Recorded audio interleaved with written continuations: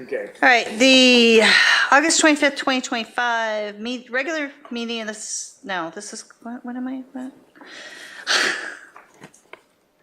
Regular meeting of the Malibu City Council is now called to order. In-person participants, if you would like to speak, please submit your request to speak form to the clerk. Remote participants, if you would like to speak, please join the Zoom webinar meeting printed on the agenda and raise your hand in Zoom when the item you wish to speak on is called. May we please have a roll call? Councilmember Conrad? Here. Councilmember Stuart? Here. Councilmember Euring? Here. Mayor Pro Tem Silverstein? Present. Mayor Riggins? Here. You have a quorum. Do we have any remote speakers? I know I have an in-person, but You're looking for speakers on the closed session item? yes, ma'am. No, we don't have any raised hands for the closed session items. Okay, so our in-person speakers, Ann Kay.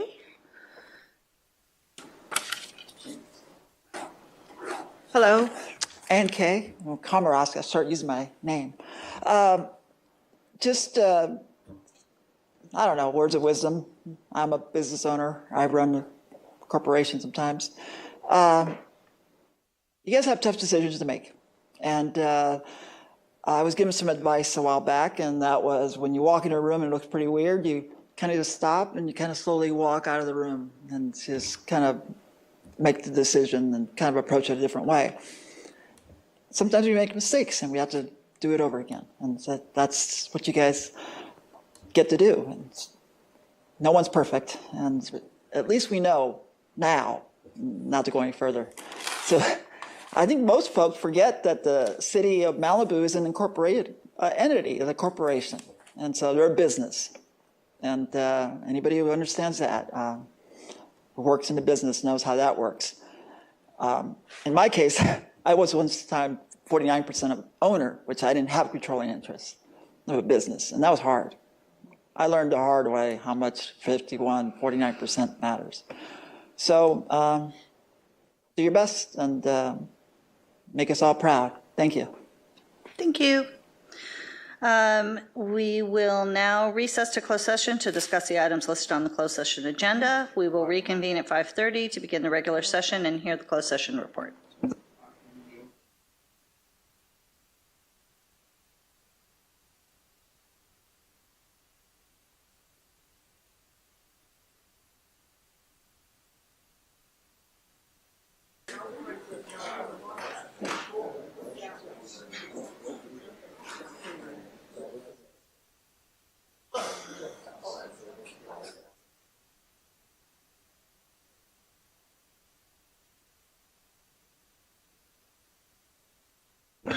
The regular meeting, the August 25th, 2025 regular meeting of the Malibu City Council is now called to order.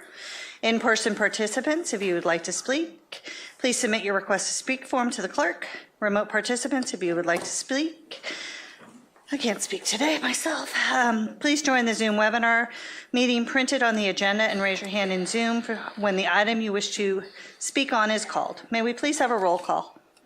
Councilmember Conrad? Here. Councilmember Stuart? Here. Councilmember Euring? Here. Mayor Pro Tem Silverstein? Present. Mayor Riggins? Here. You have a quorum. Thank you. Let's see. Kevin, will you lead us in the Pledge of Allegiance, please? Shankman. Do you observe the Pledge of Allegiance? I guess I should ask first, if you don't. I don't know it by heart. Oh, okay. Would you like me to call on someone else? Okay. Michelle, how are you? Good? Pass? Okay. I'm going to do it then. Great. I know. I thought I'd give it a chance. All right. Right hand over your heart. I pledge allegiance to the flag of the United States of America and to the republic for which it stands, one nation, under God, indivisible, with liberty and justice for all.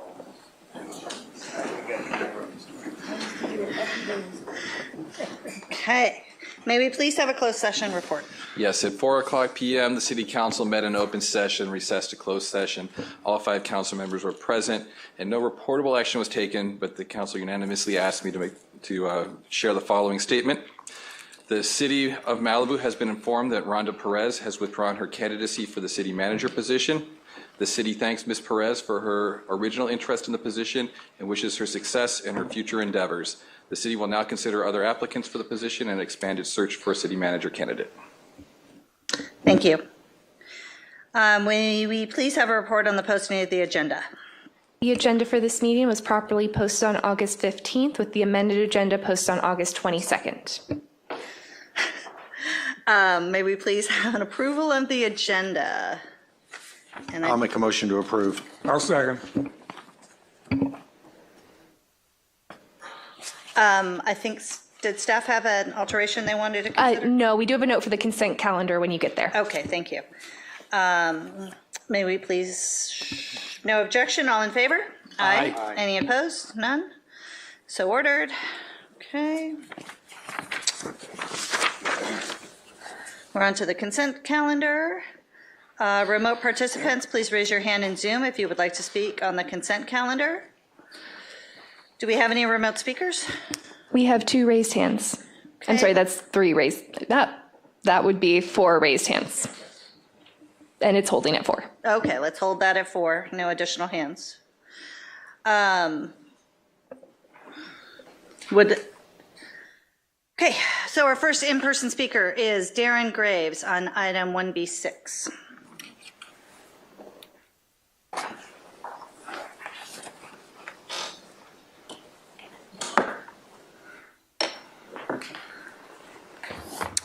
Good evening, Madam Mayor, honorable city council members.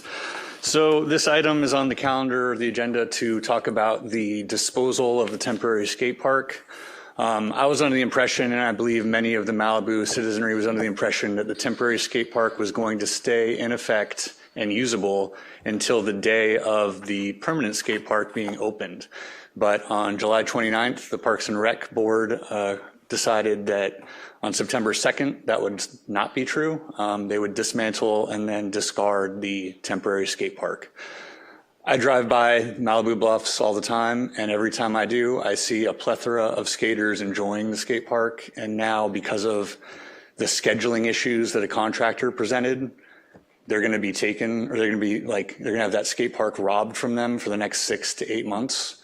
On that July 29th date, the contractor didn't even show up, but they did have somebody make the claim that they were saddled with a 3 to 4 month delay because of the temporary skate park blocking their ability to put in electric conduit for the electrical vehicle parking spaces. Well, had a contractor been there to explain a logistical plan that made it impossible to put that, 3 foot wide trench in without disturbing the temporary skate park, maybe I'd believe that lie, but it seems like a bold, outright lie.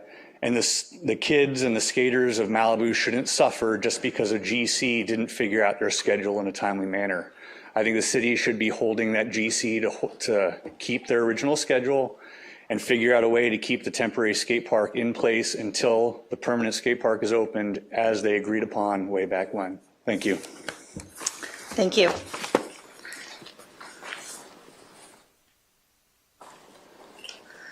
Our first online speaker? Our first speaker is Hamish Patterson. Hamish, can you hear us? Good evening, council members. Can you hear me? Yes. Okay, it's about 1B6. So I think there's a couple things going on here, and I only got 3 minutes. But the first of all is that the concept of it being a temporary skate park is a misnomer, implying that it's a disposable amenity of the city. And it was never meant to be a disposal amenity of the city. It was just meant to be temporarily placed there on site until the permanent skate park got built. And the contractor and someone down at City Hall made a decision to view the wooden skate park as garbage to be demolished at the first beginning of the project. And there lies the whole problem with this situation. And having met with the city last week and Public Works and the Parks and Recs, they finally gave us the timeline to the goal towards completion, which did eliminate a lot of the questions and makes me almost okay with removing the wooden skate park.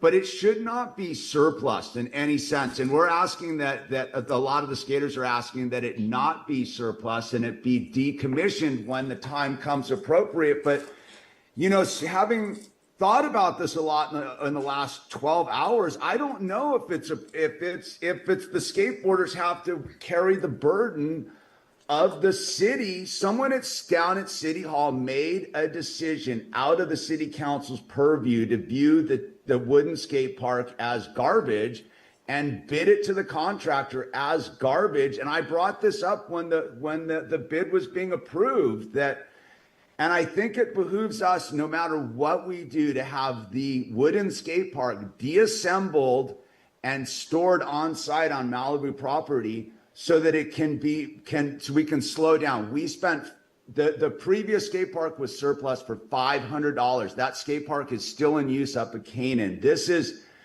bad moves all the way across, and it's due to someone down at City Hall making a decision out of the public's purview and the city council's purview, and something's not right here, and I'm caught in a rock and a hard place. I don't want to be the stick in the mud, but I don't really know what to do, and I think the skateboarding community is going to get double crossed in the long run about the rideable surface, even though the city said they would allow us to use the concrete surface as soon as possible. I have my doubts about it. As much as I want to go along with it, I'm really hesitant I'm willing to say yes, but I'm also like, this has been bad management down at City Hall. As much as I appreciate our staff, like someone made Thank you, Hamish.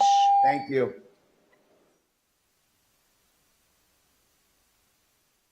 Our next speaker is Ryan. Ryan? Can you hear me now? Yes. I want to speak to the item that says Townsend Public Affairs. And this is a consultant contract for the city. And these may be fabulous contractors to the city, but they appear to be consultants to the staff. And to the extent of what is the approved use and what are the goals, and the fact that it costs a whole lot of money just to call these people on the phone is incredible. The contract, I believe, was not attached. It's an amendment to a contract, and when I went to look at the original contract, it didn't look like it was it looked like they were chosen. Maybe not in the most competitive way. So as I said, be cognizant when you just renew these things over and over. There's a huge price to pay. This is a very high-priced firm, and just remember the procedure and processes are important because the money is limited. Thank you. Thank you.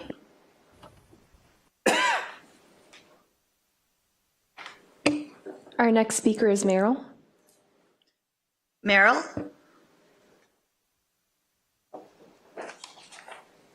Hello, can you hear me? Yes.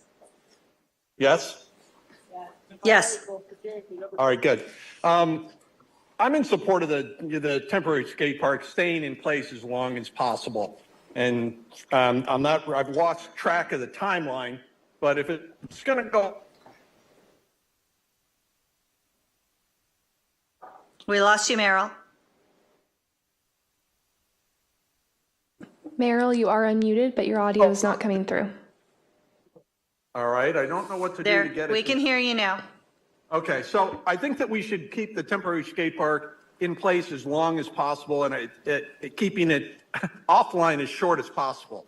Another thing, I don't know if this is the right time, Mayor Riggins, but I think that the city needs to have a number that when people observe unsafe issues, that they can call this number and it can get directed to the appropriate department. Somebody told me of an issue that was a very hazardous situation. It took me 4 weeks to get it resolved, and you know how persistent I am in emails and phone calls. So if people see fires, or if they see unsafe traffic, or if they see people parking in the wrong place, if they see things in the road, anything people observe, I think there should be sort of a hotline number that they can call and report it, and then somebody at the city can then direct it to the appropriate number. Obviously, you know, the sheriffs, if there's reckless or dangerous items like that, everybody can call the Lost Hill Sheriff Station. But other items in our city, I think there needs to be a central number which is easily findable on the city's website for people to call and report issues, and then the city can direct the appropriate person, whether it's a sheriff or Caltrans or the county, whoever it is, to correct the problem. Thank you very much for everything you're all doing right now. I'm out of state, but I'm coming back tomorrow. Thank you. Our last speaker?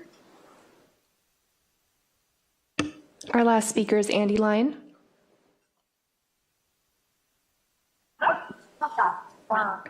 Andy, go ahead. Everybody. Can you hear me? Yes. Okay, great. Yeah, skate park issue.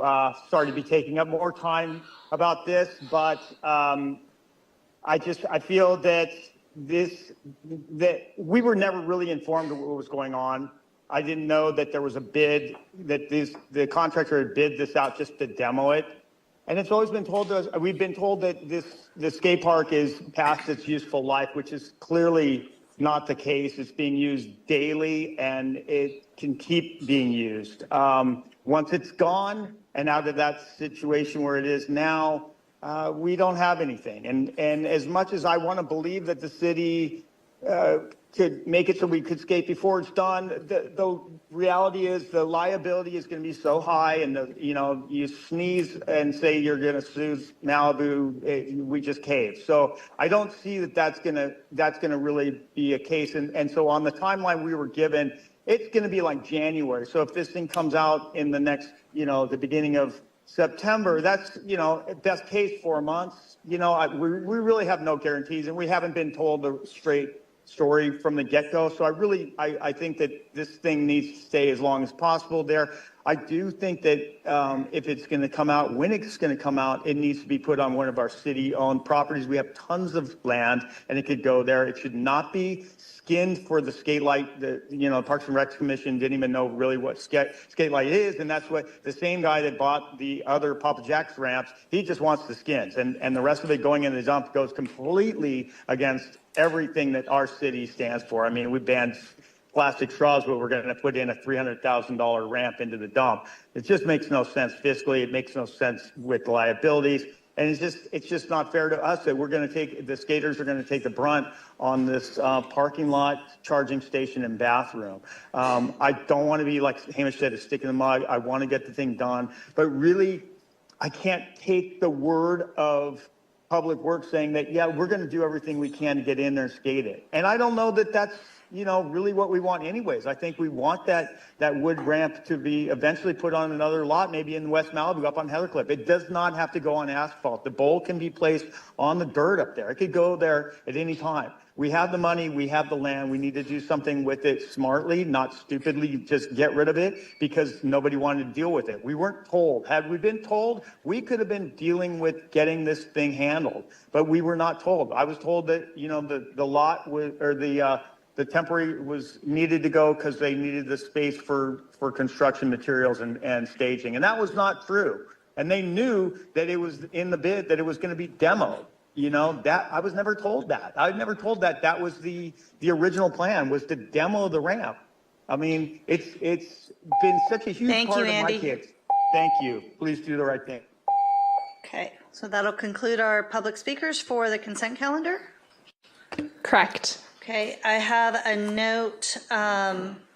Would anyone like to pull anything? Staff is requesting that we pull 1B7.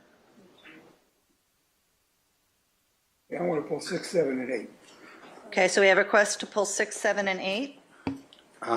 2, 5, and 6. Okay, is there anything left on the consent calendar? Yes, 1, if 3. the council could approve the balance, pulling 1B2, 1B5, 1B6, 1B7, and 1B8. I think council member. I pull 6, 1B5. It leaves 2 and 4. Thank you. I pull 4, please. And it also leaves 1, which appears only on the agenda and does not have a supporting staff report. Okay, so do I have a motion to approve items 1B1 and 1B2? I believe it's 1B1 and 1B3. I believe the council member pulled item 1B2. Councilmember Stuart? I pulled Okay. 2. 3 and 4? I pulled 4. Okay. Move to approve the consent calendar 1B1 and 1B3. Do we have a second? I'll second. All in favor? Aye. Any opposed? Okay, so the first one is 1B2. Okay, that's me. Okay, would you like a staff report? Don't need a staff report, I just have a question on one of the items. It's page 11 in the warrants. It's for, I believe, Vukovic and Sons. It's $1.8 million. Just want to know, it says it's for Big Rock. Just want to know if this is FEMA money, what the repair was. It's almost half the warrant for this month, Veto. this week. Oh, sorry.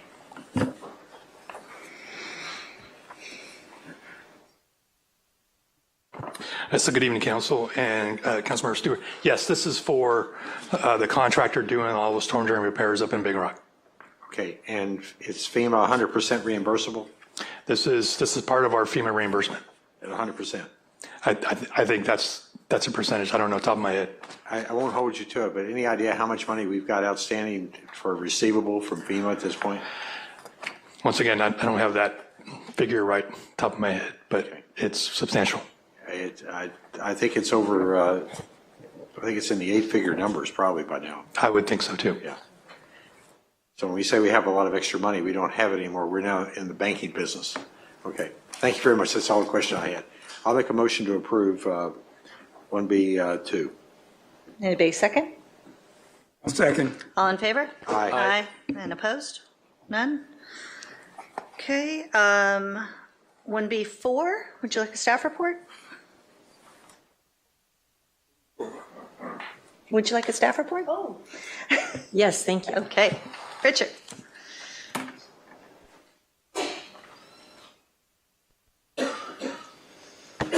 Just a minute while we load the presentation. Thank you.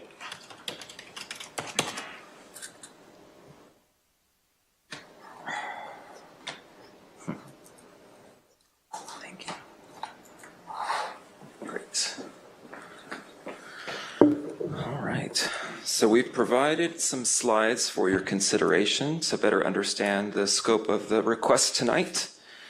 And essentially what we're proposing to do is extend the agreement that the council approved in 2023, that whereby staff went through a standard RFP process. It received 14 proposals. It selected Townsend based on its stellar track record.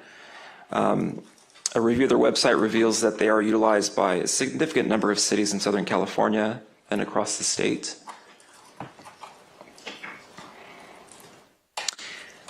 And I'm going to keep talking to fill the time. Townsend has significant expertise in a broad array of areas that we find to be particularly useful this fiscal year as we prepare to pursue numerous funding opportunities to address recovery demands. Maybe you could highlight any of the grants that they have been successful and other things that they have attempted to. Yeah, they've helped us pursue a number of grants in the past 2 years, during the first 2 years of their agreement. The total of those requests, of those pursuits, was over $4 million. They've successfully helped us receive $460,000, and there's just over $2.4 million that's pending. Those submissions were earlier this year, March, July, and August. We feel like we have a very strong chance, as they are to help us pursue funding to address dead and dying hazardous tree removal, some workshops to enhance our educational offerings, and to help us update our community wildfire protection plan. Priorities, as we've heard them voiced numerous times over the past several months. And we're back in action. There's the table that summarizes what I just described. And we have many more ideas on the horizon. The tricky part with grants is that you never know what funding will be available, especially in the federal environment that we're all working in right now. We just don't know if the previous funding opportunities that we've all counted on, pursued, are going to be available in the coming calendar year. We're certainly hoping for that because we have many programs that we see would be eligible and very successful as we pursue those competitive grant opportunities. But we just don't know. Nobody knows at this point in time. So the proposal before you is to keep the terms of the first 2 years of the agreement. The monthly and annual rate would be as they've always been the past 2 years, roughly $6,500 per month. We feel that this is a very worthwhile investment as we don't have specialized expertise in-house, nor do we have it through any of the other consultants that we have under agreement with the city to help us focus and address these specialized needs as they arise. So I'm available for any questions if the council has any. Thank you. Yeah, I'm all for grants. I was just looking at their track record, so I had a few questions about that. So the $460,000 that we got from the OTS, so Office of Traffic and Safety, so that was for DUI enforcement initiative. Does that mean that there's like actual DUI checkpoints that are happening in Malibu? That's my understanding, Susan. Do we have more detail on that? Or I guess, because for the last 2 years, that looks like the only grant that was awarded to us. I saw that we were denied for the bottle refill stations. We don't have to address that. We can wait for her. There are more DUI checkpoints. Yeah, do you want to address that part of it? Yeah. The funds received are being used for DUI checkpoints and for traffic saturation patrols currently right now. That's terrific. Yeah. So is there like a breakdown of when and where the DUIs are? Not to like tell the public, but just so that we know. I don't have the exact date for the next DUI checkpoint on hand because they need to recruit sheriff personnel to run one, and so I know they're in the middle of doing that. Mm-hmm. I don't have any other specific information on hand right now. I'm sorry. Well, that's okay. It's just good for me to know. And so I'm clear, when a grant listed as pending, does that mean we're pending the money or we're pending an answer for the funds? It means we've successfully completed an application and submitted all the required elements, and we're waiting on a decision from the funding agency. I see. And so once we get the grant money, does the council discuss how the money's spent, or is that through the city manager? The standard procedure is that we then, if successfully awarded the funds, we do present those to council, because what's typical is we have to enter into a formal agreement with the funding agency whereby we commit to the activities that we proposed in the grant application. Staff doesn't have the authority to accept those large awards, so we have to present those to council. Mm-hmm.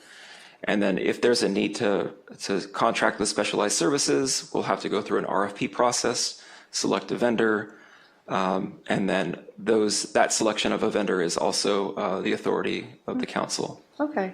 So once you guys or we all are granted a grant, we get the council receives regular reports. Like, will you let us know? That's something that is customary. I don't know what has occurred here in the past. With the fire, I know there's been several disruptions, but one of the things that we've been trying to do more recently is, as part of the biweekly city manager's update, is to provide more regular updates on funding that's been awarded, grants that we're pursuing, because those are kind of the things that typically go unseen. Yeah. When we submit letters of support for, grant pursuits, when we solicit those. Yeah. And so we want to make sure that we do a better job of communicating that level of activity from staff, so that everyone is aware of all the hard work we're doing. Yeah, that would be great. Because I know that there's been some trees that we've been removing that were damaged at Las Flores, and I wasn't sure if that was part of the grant, because you guys were pending. for the dead and dying hazardous trees. So it can't be from that. That's 2 million that's pending. That's an additional, like, that program that's removing trees is through what money that we've been doing? That's a good question. Thank you.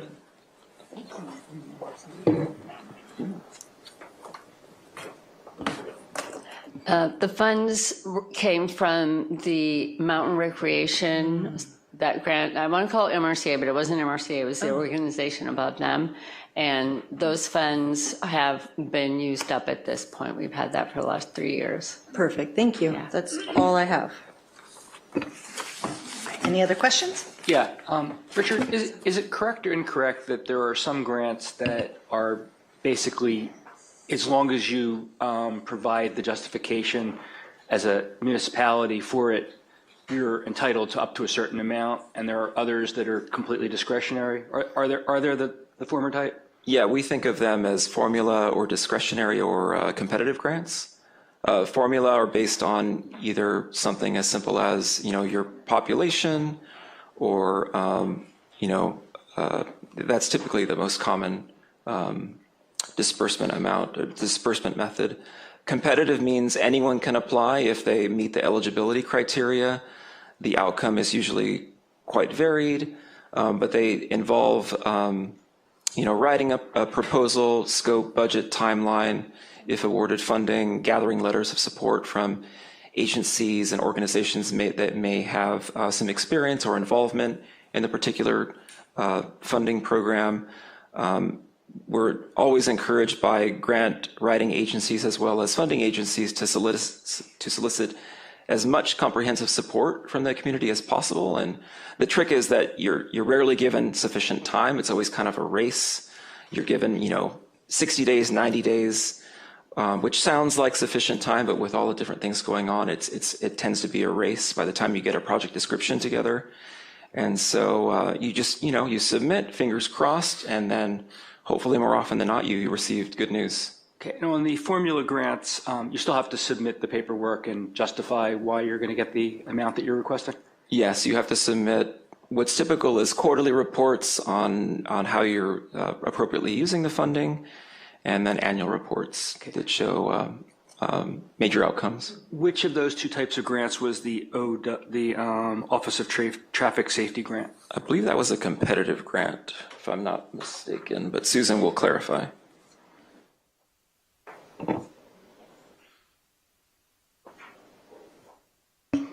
I wasn't involved with the front end of that grant, but my understanding that it was a grant that was put together specifically to help us with PCH after the Pepperdine incident. Put together at our request, or put together and then we just had the funds were put together because we've had to submit some reports since then, and they took funds from various funding streams and put it together into a grant for us to help us out. Okay, but what I'm trying to figure out is did we have to make an application to get them to do what you just described? I'm sure we did. Or did they do that and then we had to ask for that money and show how we're going to spend it? In this particular case, I don't know, because Alexis Brown was involved with that at the beginning, so I don't know how that happened in the beginning, but I inherited it afterwards, which is fine. I have many years of experience with grants, but I don't know how it originated. But usually you have to put in all the paperwork with your project. It's very similar to a competitive grant. It's just you're not competing, which is nice. Okay, the reason I asked is I had been under the impression, and I easily could have been mistaken, that that money was available almost as a matter of right, so long as we explained what we were going to use it for and that fit the purposes for which the money was made available. That particular grant, the amount was granted to us contingent on submitting an application that they were agreeable to. Right, but we weren't competing with another jurisdiction Correct. for those funds. They had Correct. been set aside for us so long as we provided the right use for them. Correct. Okay. Did the grant writer facilitate the creation of the fund or simply the allocation of it to us? I don't know. I wasn't involved with that part of it, so I don't know. I don't know that involvement. I think that's an important thing to understand, because if they did only the latter, they wouldn't have been doing very much. If they did the former, then they'd be responsible for the creation of the money. Yeah, I mean, I know I did the tail end because we finished it recently and we brought it to the council probably about a month or two ago to approve. Susan, we can lean on Alex Gibbs from Townsend to help clarify the complete history. Alex, are you available to address this question from council member? Yeah, yes, I am. Can you hear me? Yes. Thank you. Hello, council member. My name is Alex Gibbs. I am the grants director at Townsend Public Affairs. So for the Office of Traffic Safety Grant, that was in fact a competitive grant solicitation. You had to compete with all of the other cities that were applying for this.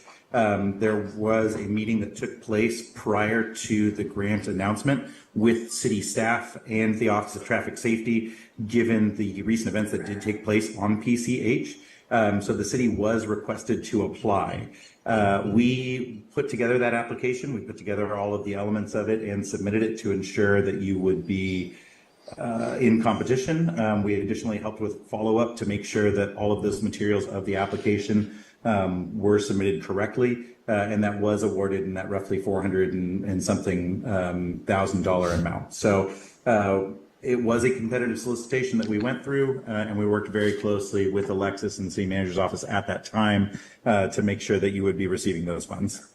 Thank you for that clarification. I appreciate that. I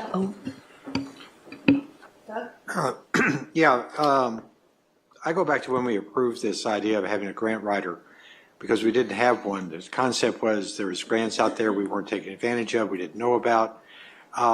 I'm not impressed by the track record so far, not so much by the lack of success, because you don't win them all, but there's not very many grants being requested. And that was not our objective on this. It was to get more grants requested and, of course, win them. So I'm okay carrying this another year, but I got to tell you, I'm not happy with the results. This is not what I expected.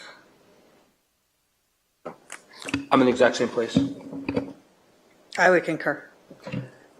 I agree. I would just like some clarity, if he's still on the line, about is there an accounting of the $460,000, how it was spent, and if we have any money left? Because I guess for 2 years that was the only grant that they got us. So I'd love to know. I just want to clarify the $460,000. how the $460,000 was spent, or how the contract amount was spent. How much the $460,000 was That spent. would be staff's. Okay. Monitor. They're the ones that have received the grant, and then they allocate it based upon. We can prepare that to fulfill that would request. be great. Yeah. Again, I'm not impressed, either, but maybe now it'll be different. There's fiscal year 26 amounts requested. There's some earmarks that were canceled due to Congress passage of a year-long continuing resolution. Can you explain that to me, please? So the community projects, or sometimes referred to as the earmarks process, has been very inconsistent over the past few years. It's fluctuated depending on which administration is in charge. But typically what it amounts to is early in the calendar year, cities are responsible for generating lists, descriptions of funding needs, and working with their grant writing lobbyist teams to essentially solicit support from their congressional representatives. And then depending upon how the budget process plays out for that calendar year, finding an opportunity to include those requests. And it just depends on the economic conditions for that calendar year, the influence of your legislators. I don't know specifically what the situation was here in Malibu the past 2 years, but I would say that in general, cities were more successful in the former administration, and they're having a harder time in the current administration. City Manager Bond? I just want you to notice that in 2025, you're seeing 3 different grants that are being applied for. One of the reasons for that is that upon arrival into this position and along with Richard, we realized grant writing was very, very important. And so we had to hunt down where the solicitations were going, and they were being fed into a department that was, going to one person, and they were not being communicated. So we revised that structure so that they are coming to the front office, and that we are basically looking at what these opportunities are and what our priorities are. And that's why you're seeing more activity, is because we had to restructure how that process was being delivered. So I just wanted to add that. So Townsend writes the grants. Who decides what grants to solicit in the first instance? We actually reviewed them with him based upon the priorities given by the council. And Richard and I will look and see what the priorities are and whether these opportunities, do they match a particular grant. And so what you see here is pending are things that we know are priorities and that they match opportunities. Right, but do you or we within the staff figure out what grants that are available make sense to seek and then ask Townsend to make the application? Or does Townsend also find grants for us and say, here's one that makes sense for you, let's, if you want to, we'll apply for this one? They send us a plethora of grants available. Okay. And then that's when we make the determination what really fits with our priorities here in the city of Malibu. Okay, so they hunt them down and then we narrow the list and then they make the applications for us and then we approve them? Yes. Okay, thank you. Any additional questions? Somebody want to make a motion? I'll make a motion to approve with the comment that given our financial position going forward for the next couple of years, we're not going to be able to pull off many of the luxury items without having grants. So this is the only way we're going to get some of the depth and breadth that we want to see in the city. So I'll make a motion to approve. Yeah, and I'll second that. And I would even be supportive of spending more money if it would increase our chances of getting more money. And I would ask that we can get updates. Thank you. Okay. We have a first and a second. All in favor? Aye. Any opposed? None? Item passes. Next item was 1B5. Who pulled that one? I think I pulled it by mistake. I thought it was, I've got to miss down here. Okay, does anybody else want 5? Yeah, I'd love 5, please. Okay, would you like a staff report? I just have questions. Okay. I don't want to belabor it too much. So Susan?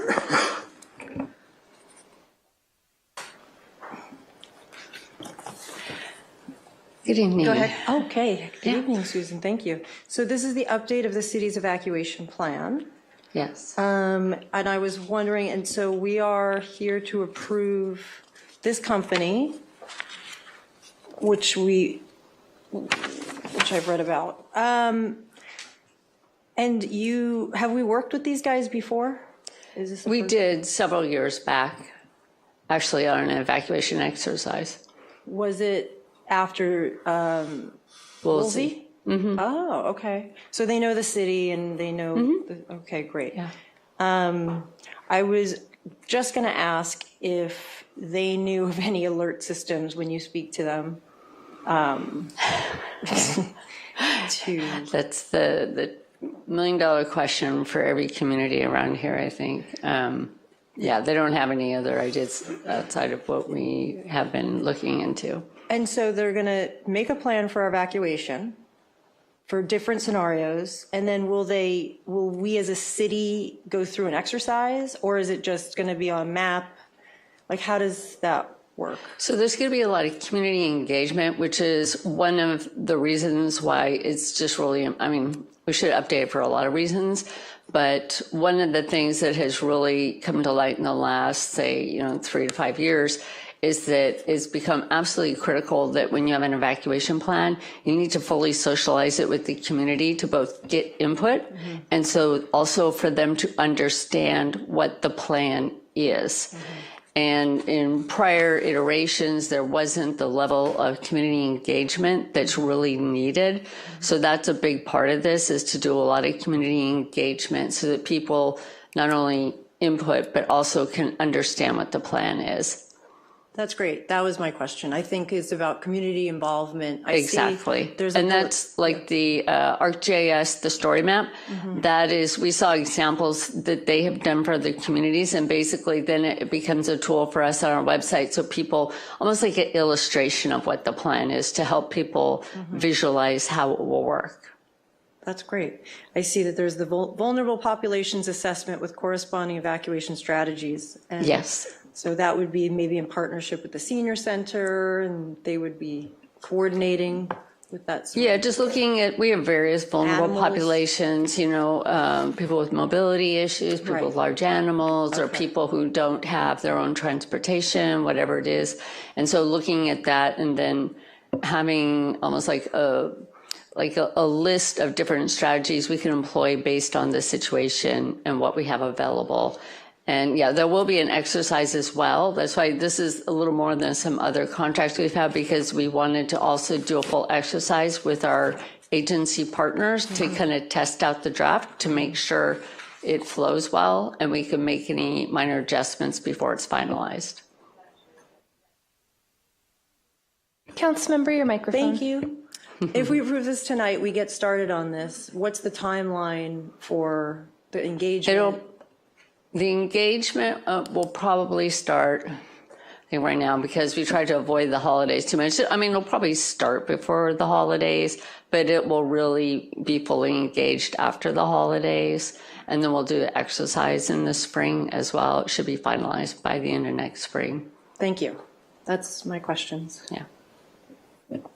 I think for me, what I wanted to, there was community outreach, but I wanted to make sure urgent care and UCLA Medical specifically were on that list, not just as a notification, but they are brought in because we did see so much medical needs, especially in the days following the fire, just making sure that we have the days after, even after the evacuation plan and such. Okay, we'll make sure that they are fully integrated in. Thank you. Yeah. Okay, anyone want to make a motion? Are there any other questions? I'll make a motion. Okay, I'll second. Great.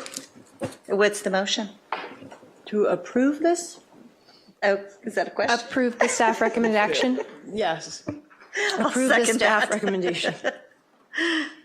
All in favor? Aye. Any opposed? None. Item carries. Item 6, 1B6. Skate park.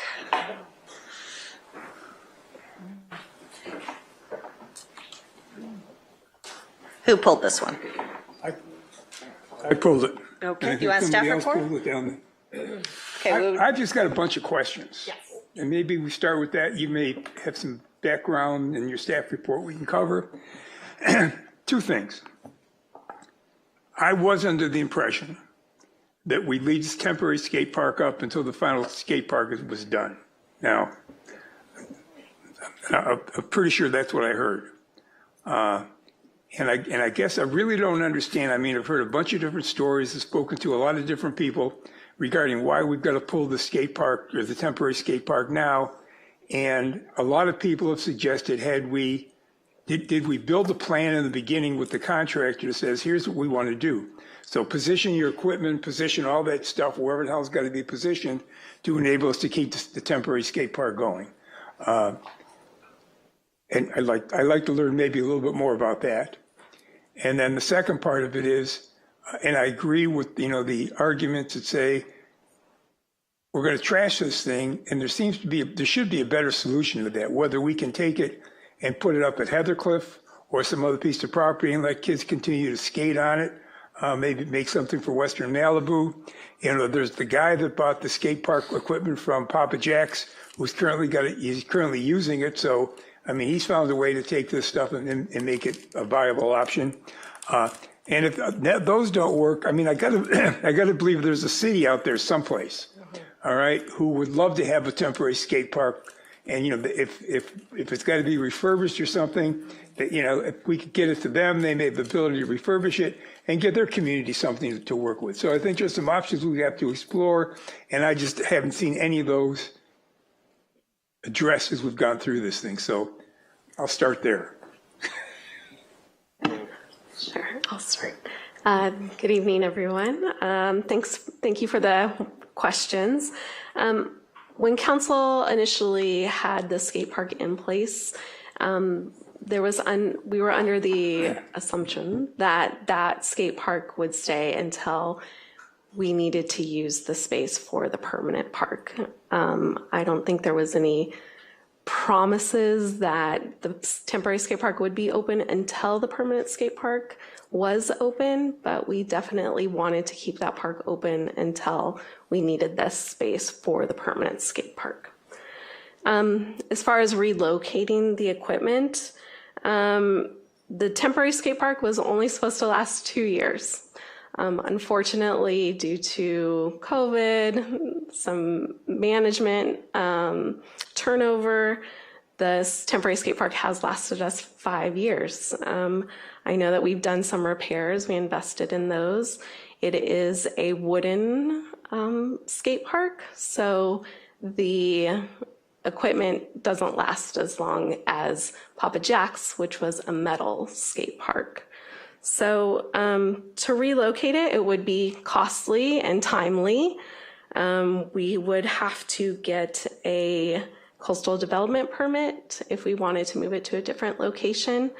Also, additional considerations would be a CEQA. We may have to go through that process and to review zoning as well. So we're putting this in front of you as a surplus item because it's the way to move forward on the permanent skate park quickly. And if the person who purchased the equipment from Papa Jack's has expressed interest in purchasing this equipment as well, and we could negotiate with that person on purchasing the equipment.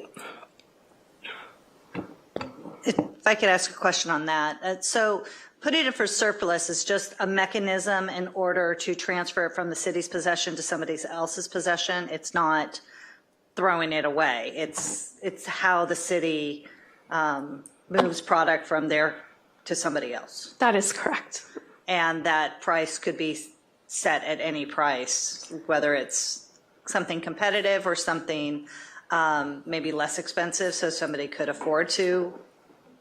Of course, we'd do a bid process, so we would sell it to the highest bidder and then take bids after that.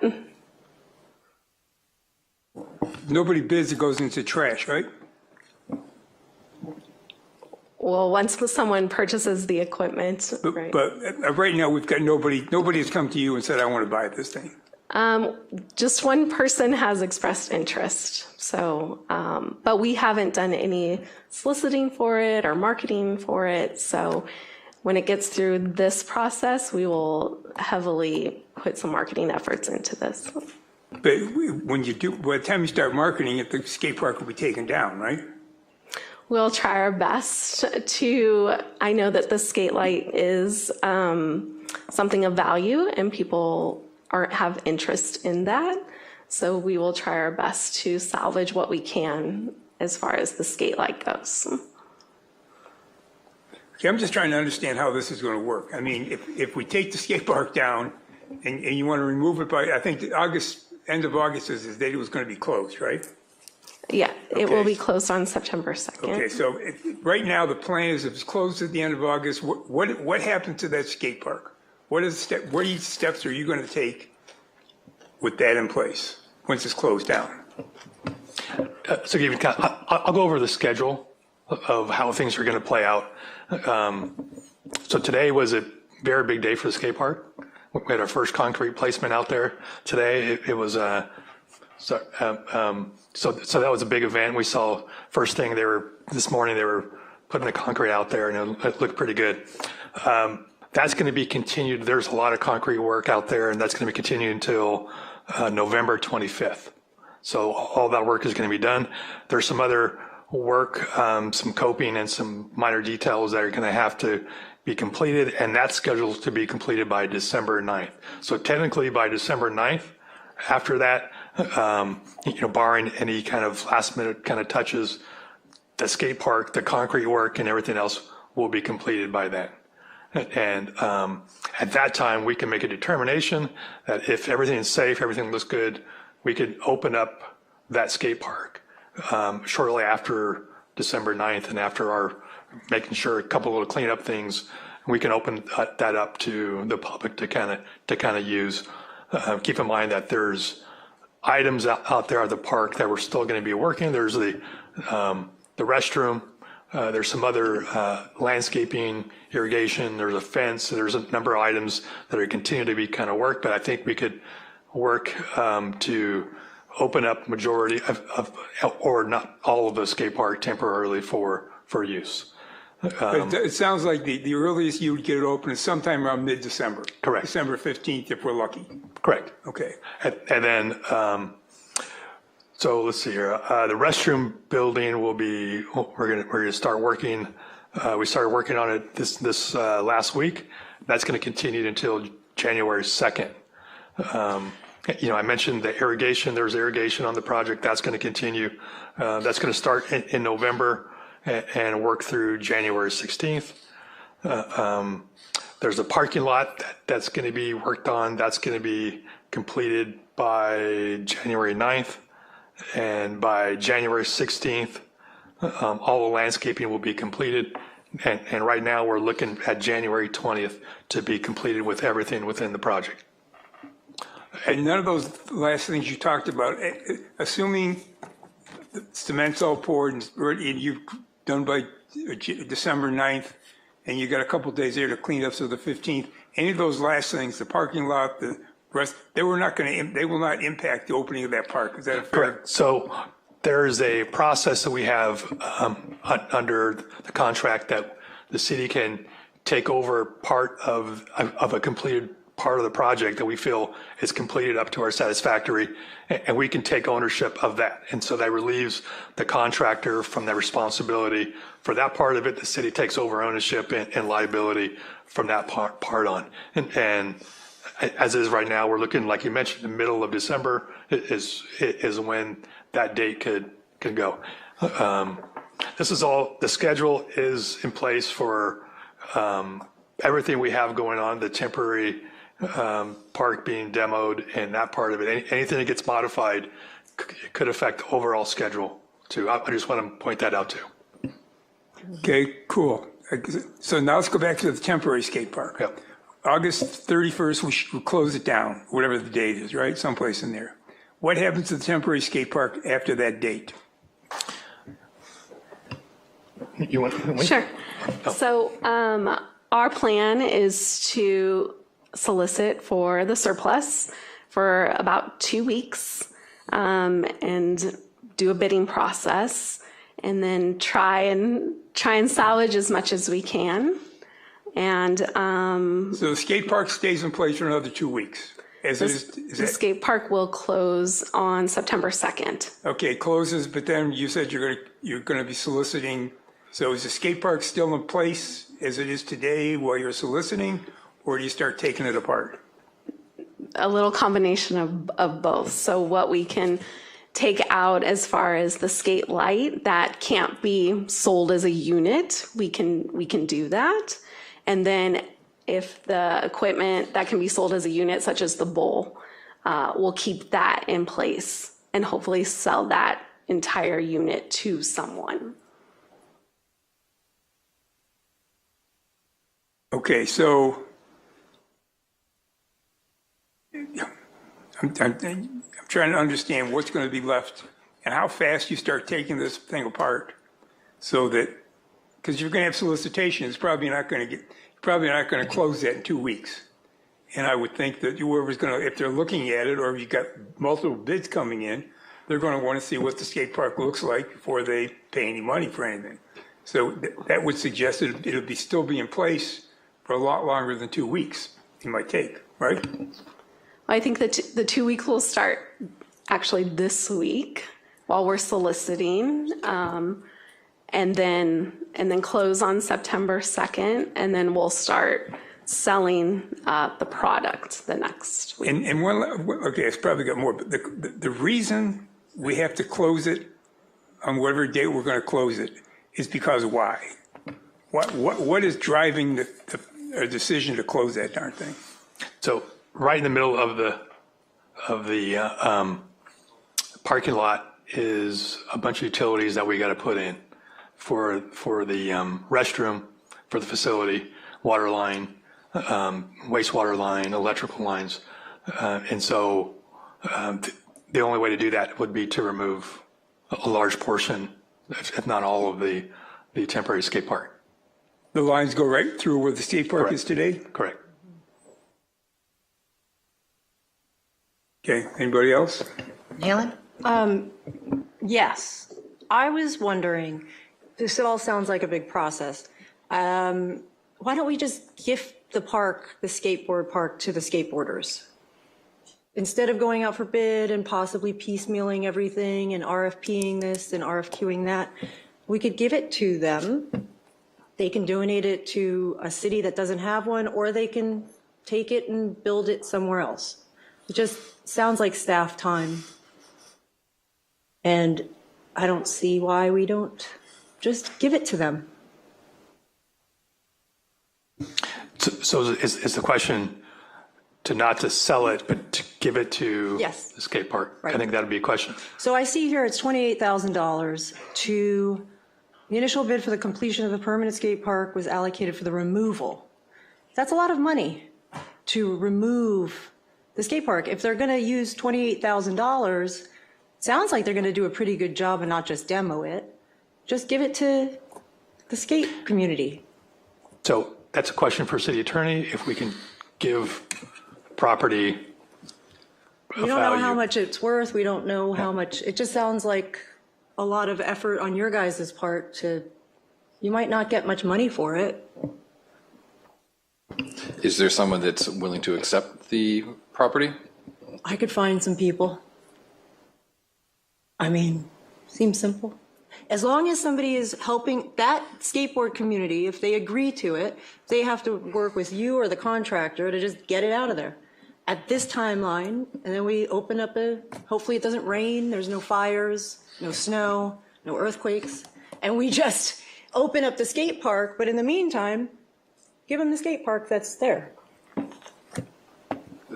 There is a process that's required by the code for disposal. If you want us to look into the options for potentially donating it, the first step is we would need to have someone that's willing to accept it and that would be able to remove it on a time frame that won't interfere with the construction, correct? Yes. Thank you. If that's the case, then I think we just get with me and we can kind of figure out the process of that. I think if we're able to do that, I think that could be a solution. We just need to kind of work to figure that out. Great, because Yeah. storing it sounds like not a good idea. Yeah, and it's we can figure it out. Once you have the name, once you know anybody, then kind of work with Kristen and I, and we can figure that out. Terrific, thank Chris? you. When did this process start of getting a permanent skate park in Malibu? Problem before 2020, so I'd say 2019. Oh, Earlier than that, I 2018. thought. doesn't it go back to Papa Jack's? Well, So 11 plus years Yeah, at least? so more than a decade. And when is it going to open? Officially, I'm going to say January 20th for the entire project. It's 5 months from now, approximately. And then with the potential of it being in the middle of December. Okay, so that's great news. This decade process is coming to an end. The end is actually in sight, even without glasses. It's right there. And we're going to open the skate park. And what we need to do to get there is close down, dismantle the temporary park, and get it out of the way, right? And the way that the contractor and the city have determined is the best way to accomplish that is to close it and then surplus it and have it gone, right? Correct. Yeah, that's the quickest way of completing the project. All right. And anything that's done different than that now risks this decade-long journey taking even longer, right?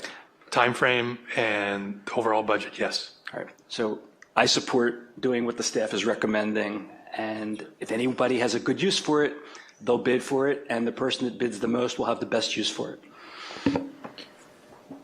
Doug? Just a couple quick questions. The $28,000 to take it down, is that to take it down with a bulldozer, or is that to take it down and put it somewhere? So that's the contractor's bid on what he put down for that work. Okay, so would it cost more or less to take it apart and take it away? That's his bid to do the work. Well, what's the work, I guess is the question. It's actually removing it and demoing it and probably getting rid of it one way or the other. Yeah. The other question I have is, why is it being shut down before it's ready to be taken away? Why can't you reuse it until the last day? That would be the last day. It's going to take some quiet time to kind of remove all of that equipment and materials so they can actually do the work. So it's going to take 2 weeks or so to take it apart? Correct. Okay. All right. I'm kind of with Bruce. Let's don't slow this puppy down. And if somebody wants to bid an amount of money to take it away, and honestly, if they'll take it away and save us $28,000, that would be a better deal. And as I think you pointed out, or Kristen, if we try to put it in Malibu, we're going to have a CDP. And that's going to take, 2 to 5 years? So, let's don't kid ourselves. It's not going up in Malibu. Yeah, and this whole conversation, it's appropriate, it's good. It's the kind of conversation that could have happened and should have happened a couple years ago, because if these things were better alternatives, they could have been part of the plan. But now we have the plan, it's in place, we're at the end of the line. It's not the time to start tinkering with the plan. Anyone have a motion? I'll move to approve staff's recommendation. I move to second. Okay, all in favor? Aye. Any opposed? I am. I might be too. Well, it's a yes or no at this point, so. I'm opposed. Okay. I'm opposed. I would like to give it to the skateboarders. Well, they can certainly put in a bid for it, so. Okay. And then they can, if they bid $1, maybe they're the only ones that do it. Okay. So it goes to the highest bidder, so. Okay. There is a process. There's another process. Do we need a roll call, or is it a 3-2 vote? No, just confirming that motion carried 3-2 with Councilmember Euring and Councilmember Conrad opposed. Correct. Okay. So we'll now move on to item 1B7. Who pulled that one? I pulled that one. Would you like a staff report? No, I have a question. Okay, let's give Richard a second.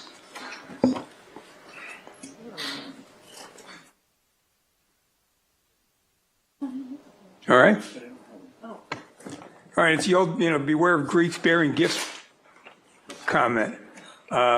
What they're going to give us these projector? What are they expecting in return? A better movie experience. I want to hear from what do they want in return for this? Thank you. I know, yeah. That's an important question, and one that we have not specifically addressed, because this is a request that came up quite suddenly, and one that, as staff, we didn't feel that we had the authority to appropriately determine. And so, after brief consultation, we decided to present it to all of you for your direction. We do know, of course, that the Malibu Film Society, which is the donating authority, they have, for many years, hosted events in this facility, and this would not in any way obligate the city for anything in the future. But right now, Scott, as he's expressed to us, wants to enhance the programming that he has scheduled for this, the coming months. He sees the current equipment as obsolete, and he's willing to cover the expense of upgrading the equipment to give a better experience to I don't have a problem with any of that. I'm just wondering, typically, like I said, beware of Greeks bearing gifts. Typically, people want something, the next item on the agenda, Southern California Edison. Going to give us $10,000, but they want something for it. As long as you can tell us it's going to be done without any obligation back, I don't have a problem. If we can, I'd like to defer to Scott. I'm told he's available online. I didn't see him in the audience, but is he online? Scott Talal, if you are online. Yeah, I am. First of all, I would be proud to be. Not that I need to change my ethnicity, but I think they're fun people. And I also want to share the fact that part of the reason why we want to improve this experience is because we have 195 people already confirmed for the show that we're going to be doing this Friday, when we have the sneak preview, an exclusive sneak preview of Big Rock Burning. We now have 244 Malibu residents signed up for the free membership. And that number is going to continue to grow as more and more people find out that in addition to this week, we also have Cheech and Chong coming for live appearance in October. So what we want out of this is very simple. We want to be able to use the bigger screen.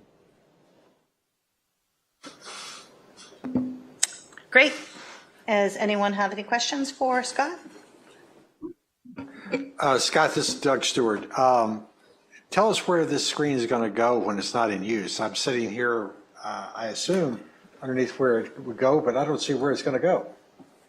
It's going to go the screen right there. It's a motorized retractable screen that will be completely pulled up out of view when it's not in use, just like the screen you have now. Unfortunately, the screen you have now does not even match the projector you have. It's the wrong format.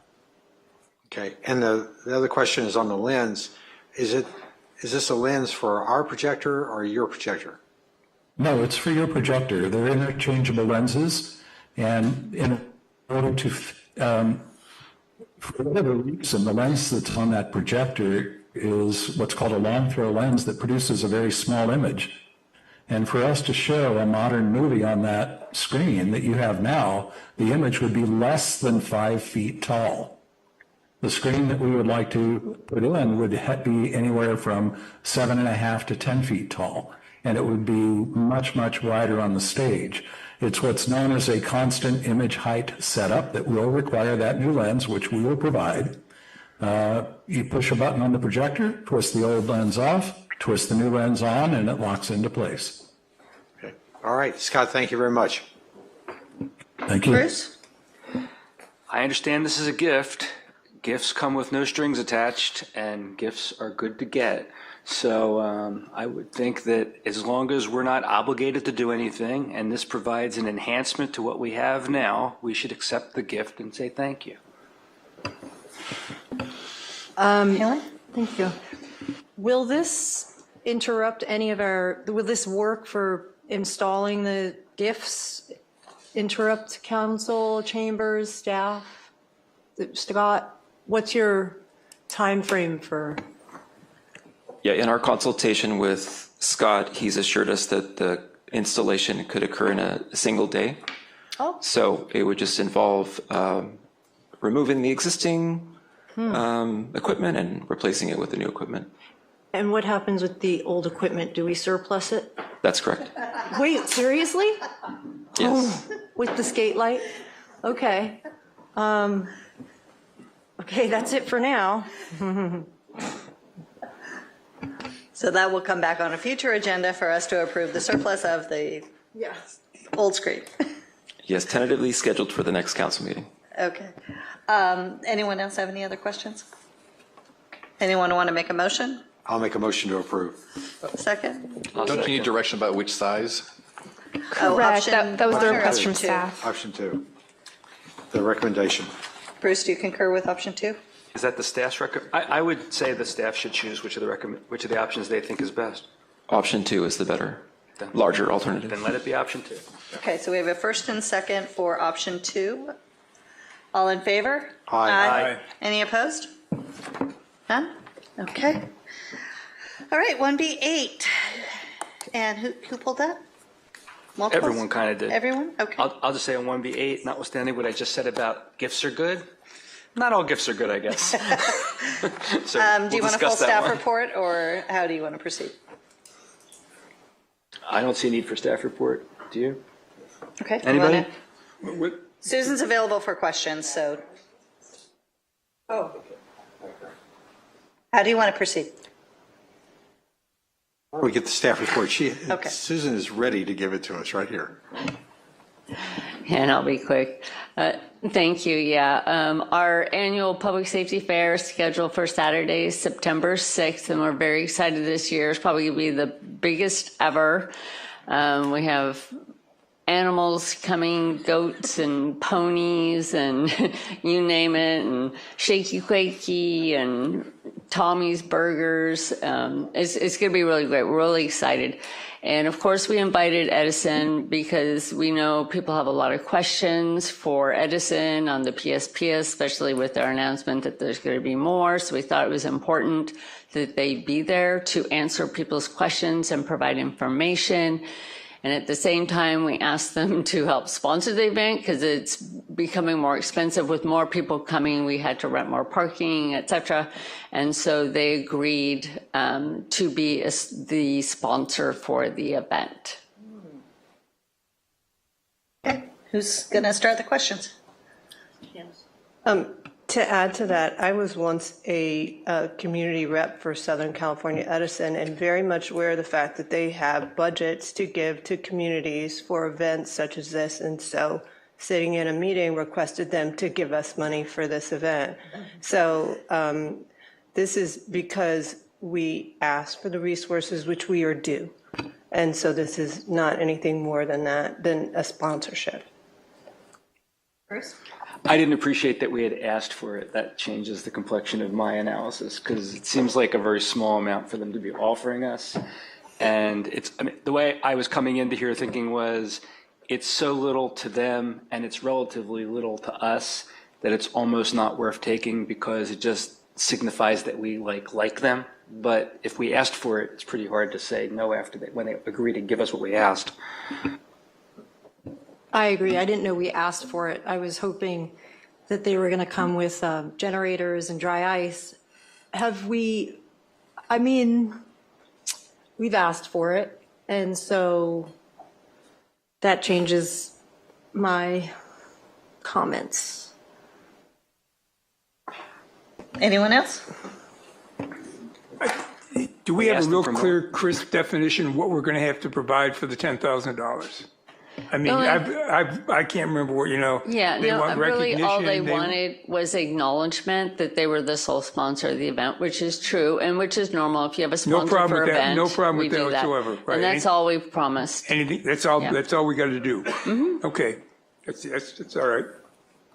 I will just say to the community, since Edison is going to be here to listen to everybody on September 6th from 11 to 5, is that correct? Correct. When you're getting your Tommy Burger, you can certainly express to Edison your pleasure on the excellent customer service they are so proud of our community. So yes, that was a little bit of spice in there. So, but I do encourage the residents to come out and talk to Edison. Tell them how you feel.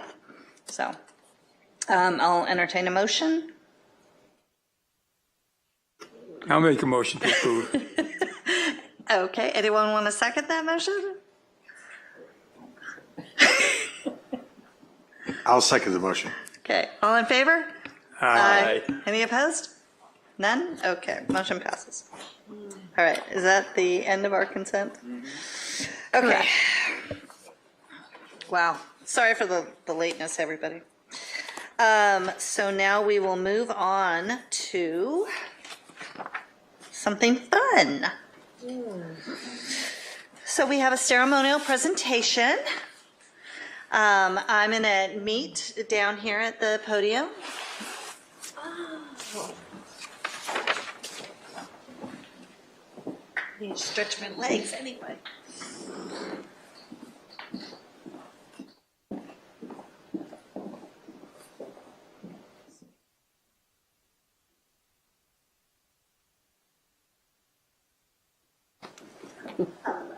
Hi. Congratulations. Thank you so much.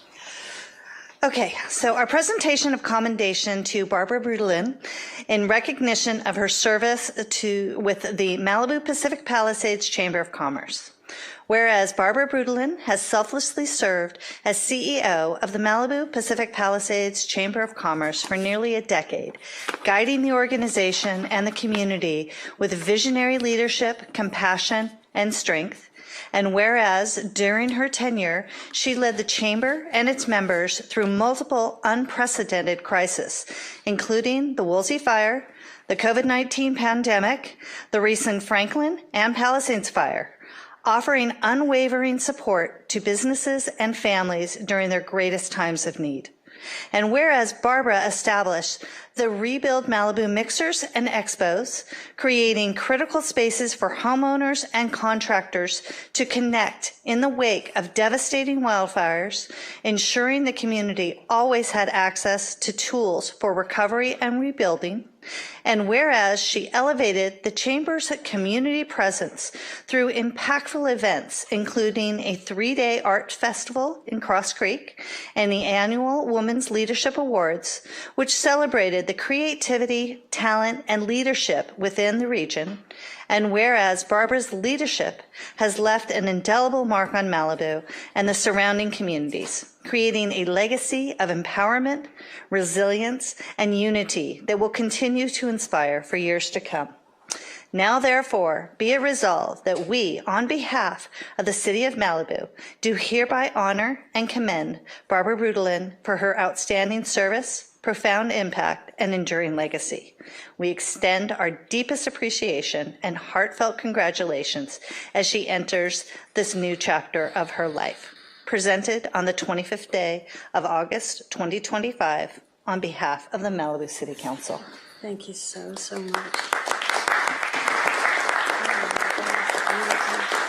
Thank you so Thank you. much. Would you like to say a few words? Oh, I'm just so honored to be part of this legendary community, the city of Malibu. And it was beyond my wildest dreams to ever think that I would be able to be the representative to work with all of you. And I want to thank you for listening to me when I was concerned about things and meeting on a Saturday and pulling everyone together, and for, where is she? For inspiring me. I'm good. Inspiring me to try to achieve things that I never thought I could by you challenging me. And we established the Rise and Thrive Fund to help businesses going forward. And I want to thank you who hit the ground and went door to door to help all the businesses. I'm just so grateful, and to the people of Malibu who are the true heroes who keep going no matter what the odds. And I just want to thank you. Thank you so much. Well, thank you. Thank you. Congratulations. Thank you. Thank you, everybody.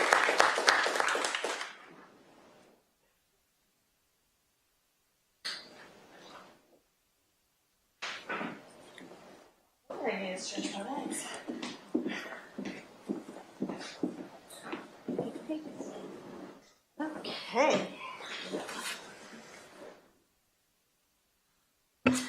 All right, now we will move on to item 2B. So item 2B, we have a presentation by our Fire Rebuild Ambassador, Abe Roy. And he will meet us at the podium and give us an update.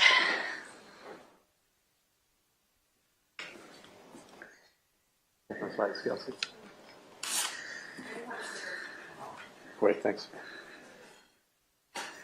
Hey, Abe, go ahead. I think she's pulling up my slides. Yay. All right, well, thanks everybody. Hi, Council. 8 months in, I'll do a little bit of a look at the macro picture, and there are some trends that we are starting to see. We'll have a discussion on those. This is a slide that you guys are all familiar with, our rebuild dashboard. The numbers are starting to tell a story. If I look at the top two numbers, which is, well, let me take a step back. So for several in the audience, just a refresher, it's a two-step process. You get planning approval, and then you get into the building phase, which is plan check. So the top two numbers on upper right side, 64 and 45, if you add those up, 109, those are the total number of planning applications. 45 of them have been approved, 64 of them under review. That number has changed a little bit. So that represents about 15% of all the homes that we lost, which is about 720. So the question that comes up is 8 months or so later, where are the other 85%? Why aren't we seeing more people come through? If you look at the pure number of people visiting the Rebuild Center, that number is actually pretty good. It's almost like 500 or so. And then the bottom number, which is the number that is in plan check, that is step 2, we have 7. Hold on to that number. We'll come back and talk about it, but I just want to go into the 85%. So we did a little bit of an analysis of what the barriers are to rebuilding. There are quite a few, and sadly there'll be some that may not ever come back and rebuild because of a number of reasons that we may or may not be able to control directly. In the top of the surveys that we looked at from all communities ravaged by fires is underinsurance, gaps in the amount of money that people actually need versus what they actually have. People are very afraid of permit complexity. That's not a Malibu specific issue, it's across the board. California laws in general are more restrictive than other states. And whereas review clocks are set, there are practical delays that happen. People are afraid of the insurance market in terms of what that's going to do after the rebuild. They spend $3 million building a house. Are they going to be able to insure it? The other note that came to us was the temporary housing costs, the rise of it, which causes people to move away and therefore having difficulty in managing the rebuild. Doug talks about this all the time. There is an emotional budget, and there is only so much that people can spend. From an emotional standpoint, there is inflation that people are worried about. And the last one is abundant misinformation. Over here in Malibu, we are at the hotbed of it all. There's been talks that you can't build on the beach anymore. That's not true. Everybody must go on caissons. That's not true. Seawalls cost $1 million, otherwise you can't. That's not true. So there's abundance of misinformation and a bunch of other factors. Now, some of these we can address, some of these we have to accept is what they are. Our city is different, no doubt. But nonetheless, there are some directional indicators that we can probably get from a comparison with Los Angeles. In particular, what I've pulled here is Pacific Palisades. So this is what, on the left side, we have a look at what's happening in Pacific Palisades, and on the right side, we have what's happening in Malibu. So, we have a bunch of unique things going on over here in Malibu. We have a coastal topography. We have a lot of customizations. We are a custom city, and there can be some differences that can be reconciled. If you look at pure percentages, the number of applications in Palisades and Malibu, we are about a 27% and a 16%. And the differences can likely be reconciled. But as we sort of go lower in the table and you look at the permits issued, that starts to, raise questions about what's happening as we go into step 2. Why are we not seeing as many go into step 2? So here's another look at step 2 itself. I'll go back. I don't know if I can go back or not, but a key difference between Malibu and Los Angeles is, whereas Malibu is a 2-step process, you get planning approval and then you go into plan check, building and safety. Los Angeles is actually a single-step process. You submit for planning and building and safety all at the same time. So when you look at the planning applications for Los Angeles, it actually includes the building and safety numbers. And that's where we're seeing a very dramatic difference between the city of LA and Malibu, 27% versus 1%. In pure percentage basis, it's a 30x difference. Now, Are our differences in Malibu, the coastal topography, et cetera, that I just mentioned, the customization, enough to warrant such a difference, or is there something else going on that we need to address? Here's another look. This data comes to us from Diane Moss, who wrote an excellent paper. I encourage everybody to take a read. She lost her home in Woolsey, and this paper got published from Berkeley Goldman School.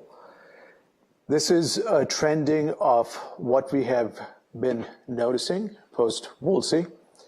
Of course, you all know total homes lost somewhere in the mid-400s, and then the trend lines indicate the total applications. That's the light blue line. If I have any critique with her paper, is she could have picked different colors and not shades of blue.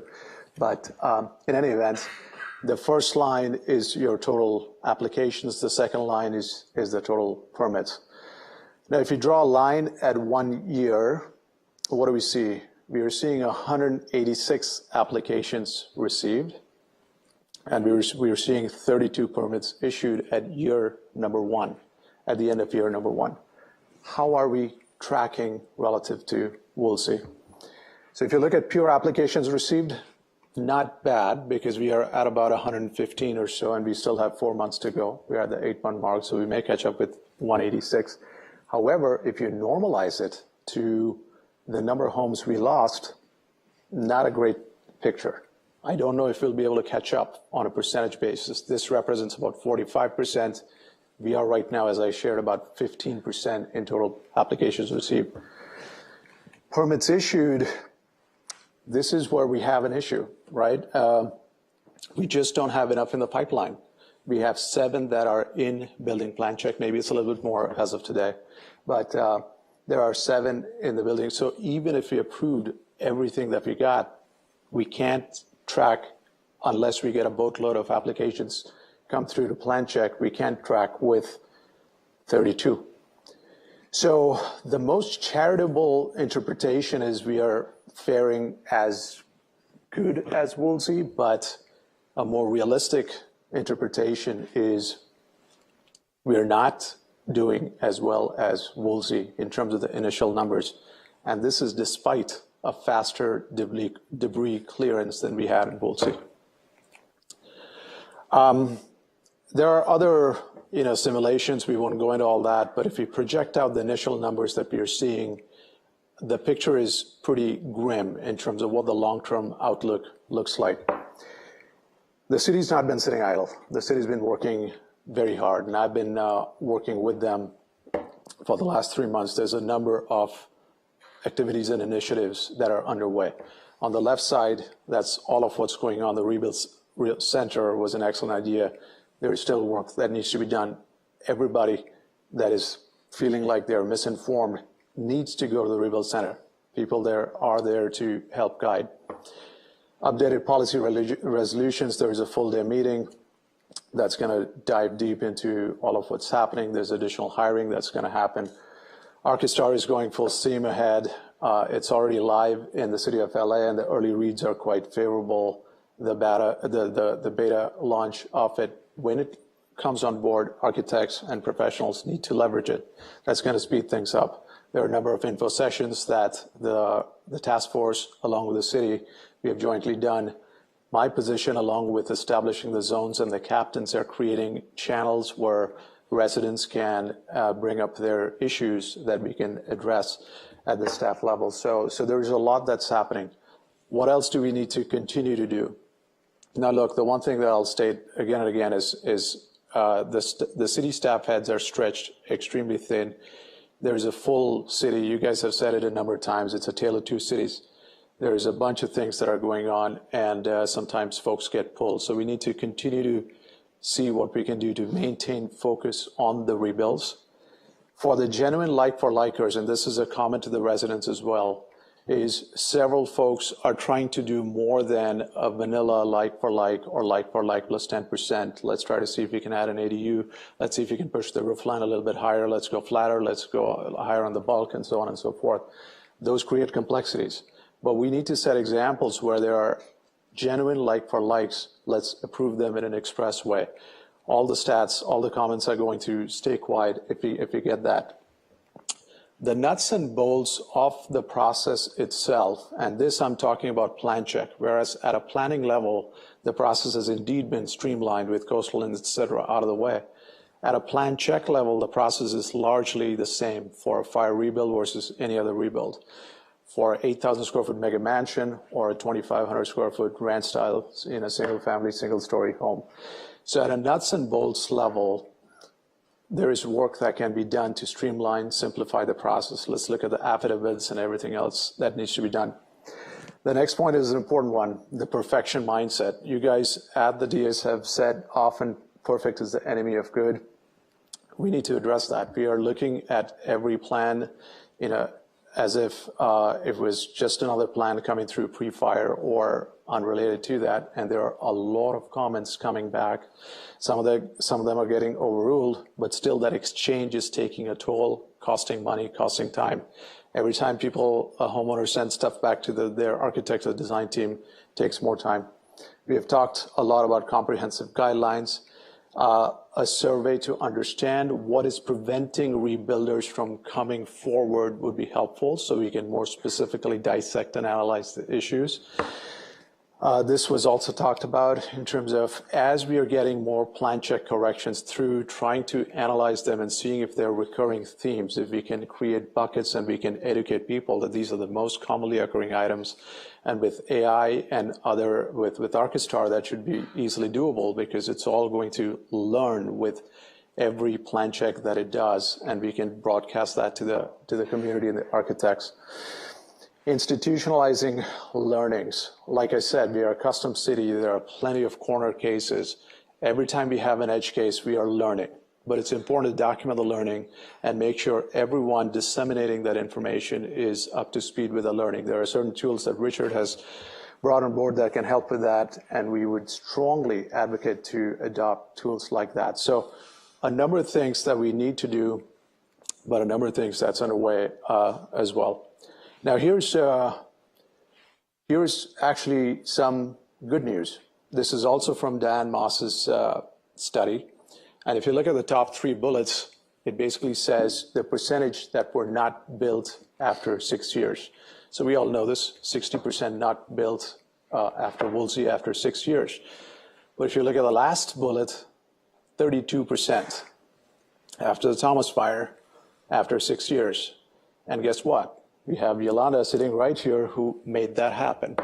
32%, which is a statistically significant difference with relative to all the other fires. So we do have the capability within staff, certainly with her on board at the helm of all of this. And there's clearly things that we can do to affect the outcome, as is evidenced through Diane's work here. So in closing, I'd say our biggest focus, in addition to all of what's going on, is to try to get people into plan check and through plan check. The process is daunting for everybody. We have set it out openly that our process is complicated by design to slow development. That's to preserve Malibu's rural character. It's not working at the moment for fire rebuilders. We have to figure out a way to uncomplicate the process and do it right now. With that, thank you. Thank you, Ed. We really appreciate it. Are there any questions or? I got a couple. Okay, go ahead. Here's what I don't understand, all right? I mean, some of the issues you brought to us, I thought were issues that you were going to try and resolve in dealing with the residents. I mean, why aren't these things coming in? You're the one talking to them, I'm not, all right? And I anticipated, at least as I understood, the process was set up was one that you were going to work with the residents. I'd, make sure they understood what the rules were so they could get their projects, done right, bring them into the city. If there were speed bumps that they hit, you would learn about those speed bumps so you could figure out how to go back to them and explain if they did something right or something wrong. And if there were things that we had to get fixed, you would bring those issues to us specifically. So we had some way to sit down and fix those issues. I mean, I listened to your presentation and I understand, the stats and look at, but I can't, I'm sitting here today. I mean, my takeaway is you want us to sleep faster so we can get more done. You want to there's something about perfection. I don't know how to deal with that. I mean, because the answer is I want to start making, I want to let people make some decisions. It doesn't have to be perfect. I don't know how, that's a slippery slope. I don't know how you deal with that, because whoever's making the decision of what's perfect or not perfect, they're going to get different decisions. And I'm going to be all over the damn board. So I'm just trying to figure out what it is. What's the actionable? What are you doing, and how is this interfacing it?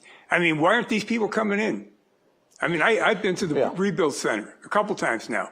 Those people are busting their chops over there.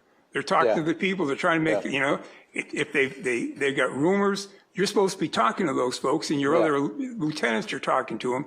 And I would assume that's a way to sort of deal with some of these rumors. I'm just trying to figure out. I mean, I hear.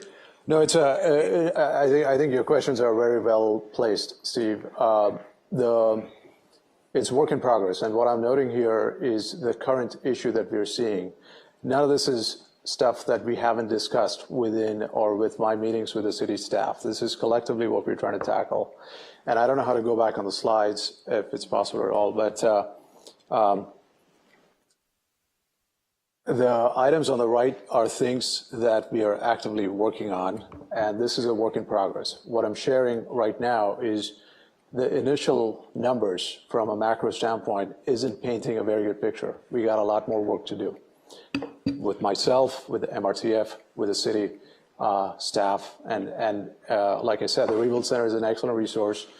We've got all the right ideas, and we've still got more to do. I'm just looking for some specifics, right? If I'm going to sit down with somebody and say, here's what we want to fix, I want to know what the hell those are, because I didn't get those from the presentation. Yeah, and let's pick on one of them. We have spoken for a while about streamlining the processes. I'm not talking about code stuff. The code stuff is the code stuff. I'm talking about the nuts and bolts, which is, okay, you got to get an affidavit here. You got to get this notarized. You got to do this. You got to do that. So you got to upload the thing. Our process is a lot more complicated that way. And we have been talking a lot about trying to get to the bottom of it. That was the point that I think a few weeks back when ULI was being brought to the fore to help with some of that. And we just haven't been able to make as much headway with specific items like that.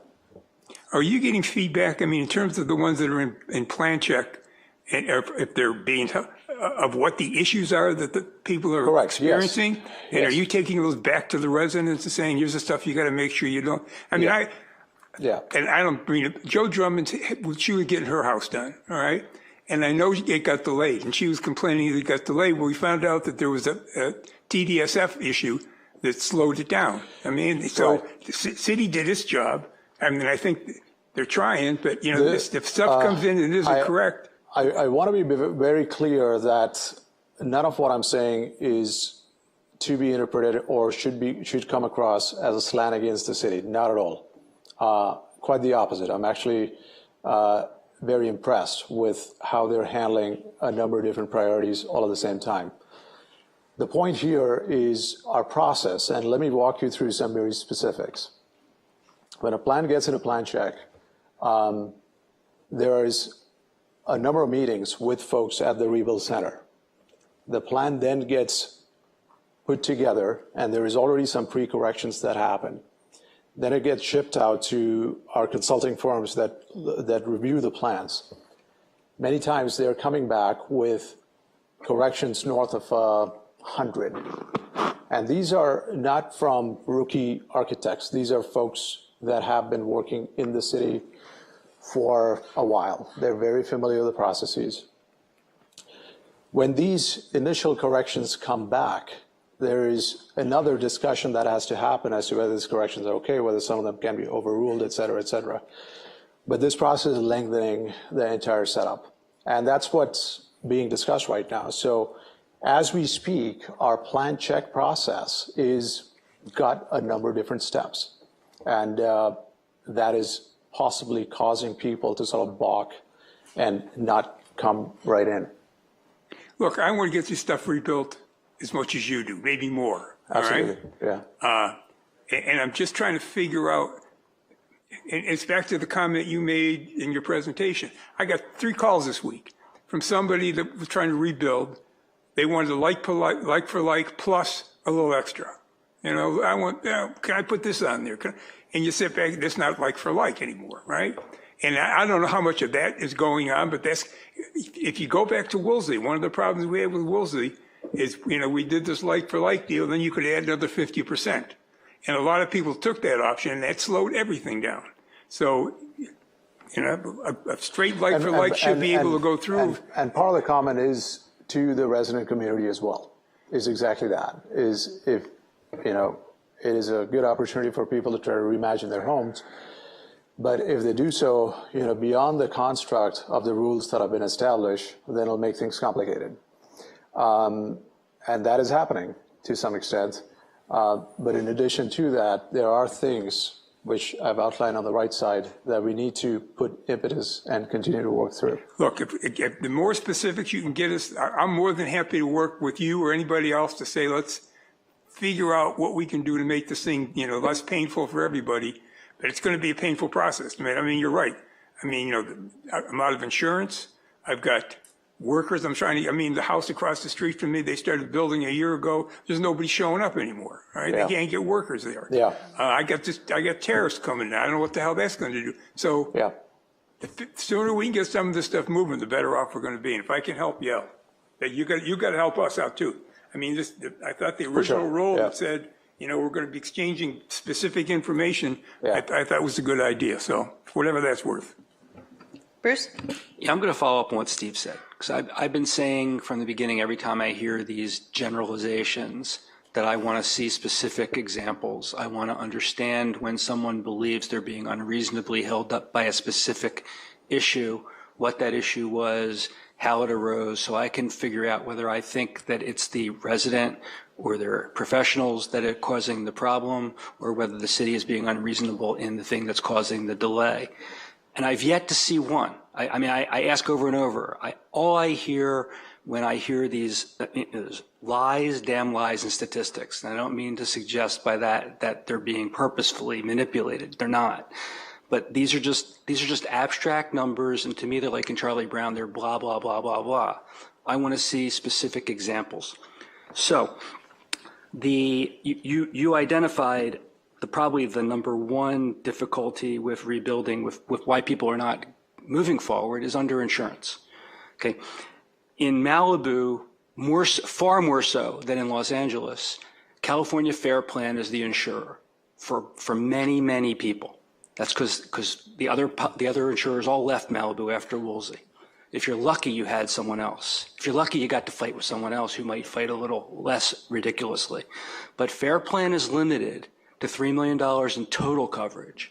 The maximum you can get from Fair Plan for a dwelling is $2.1 million. That's it. That's what you have to rebuild a house with Fair Plan.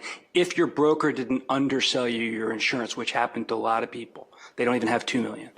The other $1 million of the $3 million Fair Plan maximum is $250,000 for alternative living. They call it fair rental value. That'll get you maybe a year or two of somewhere to live in Malibu while you're undertaking your 3 to 4 year process of rebuilding. There's $250,000 that they set aside for code upgrades. That's if and when you build, then you can tap into that money. And there's $500,000 potentially available for your content. So that's not what you're using to rebuild. Or if you are, you don't have your stuff. Okay. I doubt that the 100 and whatever number that are moving forward in Los Angeles are Fair Plan. I suspect that a vast majority of the ones that are not moving forward in Malibu are Fair Plan. That's a major distinction. And it's a specific that I'd want to understand. Maybe I'm wrong. I'm just speculating, but I do know that that's a big issue. The terrain in much of Los Angeles, even in the Palisades. I mean, the fire started in the hills, in the area that's not unlike parts of Malibu, but a large part of the Palisades that was decimated, looks like Hiroshima, was flat, and it was laid out neighborhoods. I suspect also that a number of the permits that we're being told are being issued there are for rebuilds of flat neighborhood houses. I don't know this, but those are the kinds of facts I need to know. But beyond that, I need to know exactly what are the issues. What are the specifics? Building is, and the other thing is, this perfection can't be the mindset. My understanding is, for the most part, the building and safety issues that are coming up are engineering. It's science. It's math. Well, math does demand perfection because there's only one right answer. It's not, there's not multiple choices when it comes to engineering and math. It is what it is. Unless you talk perhaps to our federal government. I don't know. They don't believe in that. Okay. Well, but you know, go ahead. Again, so I want to see, I keep saying this. Don't tell me more houses are getting rebuilt elsewhere. Don't tell me people are afraid to come forward. Tell me Joe had the following experience and this was a problem because this caused an additional 3-week delay that shouldn't have existed. And I will look at that and try to get to the bottom of, is it a problem of her professionals or is it a problem of the city? And if it's a problem of the city, I assure you, they will hear from me. They'll hear from me right here in public. And I suspect they'll hear from Steve, and I actually suspect they'll hear from all of us. But to just spout very general high-level statistics doesn't get me anywhere. And I've told you that over and over again. I've told other people to bring me the same issue. It doesn't get me anywhere. It doesn't, I don't know how to help somebody who's just telling me things are moving slower here than they are elsewhere. So those are my comments. You can respond if you wish. Let me make a couple of quick comments there. The issues, the insurance issues, they're generic across the board. Malibu may have more fair plan. Palisades has a number of people on fair plan as well. The terrain, there is a number of hillsides that Palisades has. Conversely, there are a number of homes that are sitting on fairly flat lots that are cut on hillsides in Malibu as well. So there is, granted, there is a little bit of difference. Does it have to be a 30 or 50x difference? I don't know. It seems like a lot. In terms of specifics, you guys keep asking for specifics. The issue is we'll be sitting here 7 days a week, 24 hours a day if you have to go through each one of those plans. I'll dive into the weeds of one of them. A comment comes back about adding a note to the exterior cover of a stucco that has to show 3 layers. That was a comment from a consultant and so on and so forth. It is assumed in construction that stucco will have 3 layers, a base coat, a scratch coat, and a finish coat. Do we need to dot the I and cross the T on that one or not? Now, every time a comment like that comes, and there are 104 comments like that, several of them are being reviewed by staff and they're getting overruled. Okay, cast that aside, cast this aside, and so on and so forth. So that work is happening. There is no need for me to escalate that to you, right? But the point is that that process is taking a toll. That process is adding time in the mix. Here's how it works. If you're ready with your rebuild plans, you go through planning approval, and then your team is putting together the package, your grading plan, your geo plan, your structural engineering plan. Then you have a meeting at the rebuild center with the staff. They go over it one more time, and they note what is there, what is missing, what additional needs to happen. I want the elevation on the survey. So you go back, and those are all good comments. Those are all good points. There's no dispute there. The package then, there's a link that gets sent. The package gets uploaded on the portal, and then it gets sent over to a group of consultants that, for the first time, are actually reviewing the plans. Okay. They come back with, oftentimes, frequently, there was a guy in our neighborhood building a burnt-out garage, came back with 104 comments on something like that. Has the slab, been this, that, and so on and so forth. That is my point. It's like, look, each of these can be founded. Several of them, may not directly be germane to the structural integrity or safety. Several of them are assumed.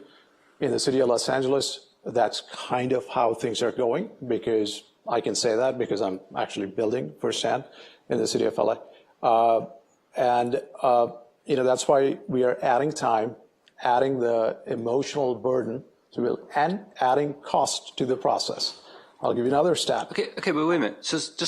So are you saying, you gave one example in all that.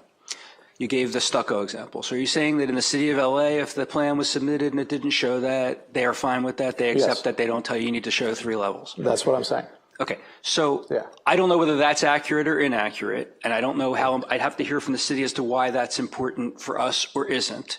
But I would think it would be beneficial every single of the first 10 or 15 or 20 that comes through, if you and the residents identify what you believe to be extraneous requests. Let's see them. Let's see every one of them, and let's go over them with the staff and figure out whether they need to be there going forward or not. We can do that, but let me give you a counter factual to that. Day after tomorrow, there's the workshop to talk about the policy updates. That workshop got put off by a month because when the workshop happened at the last week of July, out of the 16 agenda items, I think 2 were dealt with. And it was a good decision that was made. The residents cheered it. And then there was no time. There is practically no time. So you're asking to dive into the specifics, which from a practical standpoint, I just don't know how we're going to be able to accomplish We don't have to dive into them up here at a meeting. Just provide them to us so we can eyeball them and we can have discussions with the staff. I have a. I'm going to allow Councilmember Conrad. I think Bruce has made a very good point that we need to have better feedback, and we also need to know how that's disseminating into the community. So. And I would say that the rebuild ad hoc, you guys have a direct line. I think this is a great exercise for them to both do with you as much as possible, as much as needed. We are happy to dive into every plan as we go through it. And we can try that. I'm skeptical of the practicality of it because it's an enormous amount of detail. If you have to dive into every discussion on if the geo consultant is recommending 3-foot of recompaction and removal and recompaction, and the geo consultant from the city is asking for 8 feet, that's going to be a very lengthy process. What I'm trying to draw attention to is that there are a lot of asks that are being made for like fire rebuilds that are similar to any house, whether it's a small house, large house, whether wasn't even a like for like build or a fire rebuild at all. And that has been the process in Malibu. It's just that for fire rebuilds, if that continues to be the process, then we'll be left with an outcome worse than we'll see. Okay. Just one last comment. On your last slide, you had something about the building of Malibu is designed to be slow or something. If you think you're slow, take a look what's happening up in Carmel. Happening where? In Carmel. The amount of time it takes to build something in Carmel. Did you read a newspaper that one of the builders is leaving the city because he can't get anything done. So just for what it's worth. Yeah. Go ahead, Doug. I asked for 2 minutes, and first of all, let me say this. Abe, thanks very much. You've got a thankless job because every house that gets built, the architect takes credit for it. Every one that doesn't get built, everybody gets blamed. So I understand.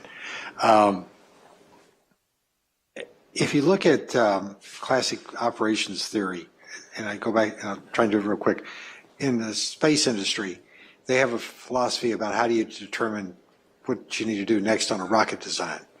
You start at 90% thrust until it blows up. You figure out what it blew up. You start at that point, you fix it, you start again, 90%, 100%, 110, 120. That's how they get these kind of numbers. And I looked at your number, the numbers we have on the dashboard, and it was actually one of the comments I had for tonight's meeting, and you covered it. Where do we have the critical log jams? And as far as insurance goes, I don't think the insurance is an issue once you get past planning. So I'm looking at that 107 or so that are in planning. Why are we only getting 7 into permit or construction approval? And I'd like to know if there isn't something in that gap between planning approval to permit application that's holding people back. And I was thinking there's probably a cluster of something in there that we could address, whether it's, don't mean to pick on the geo people, but the geology, or if it's the grading plan, or what, I don't know what it might be. But if you could give us some specificity, like we were just talking about here, of places where the clumping that takes place.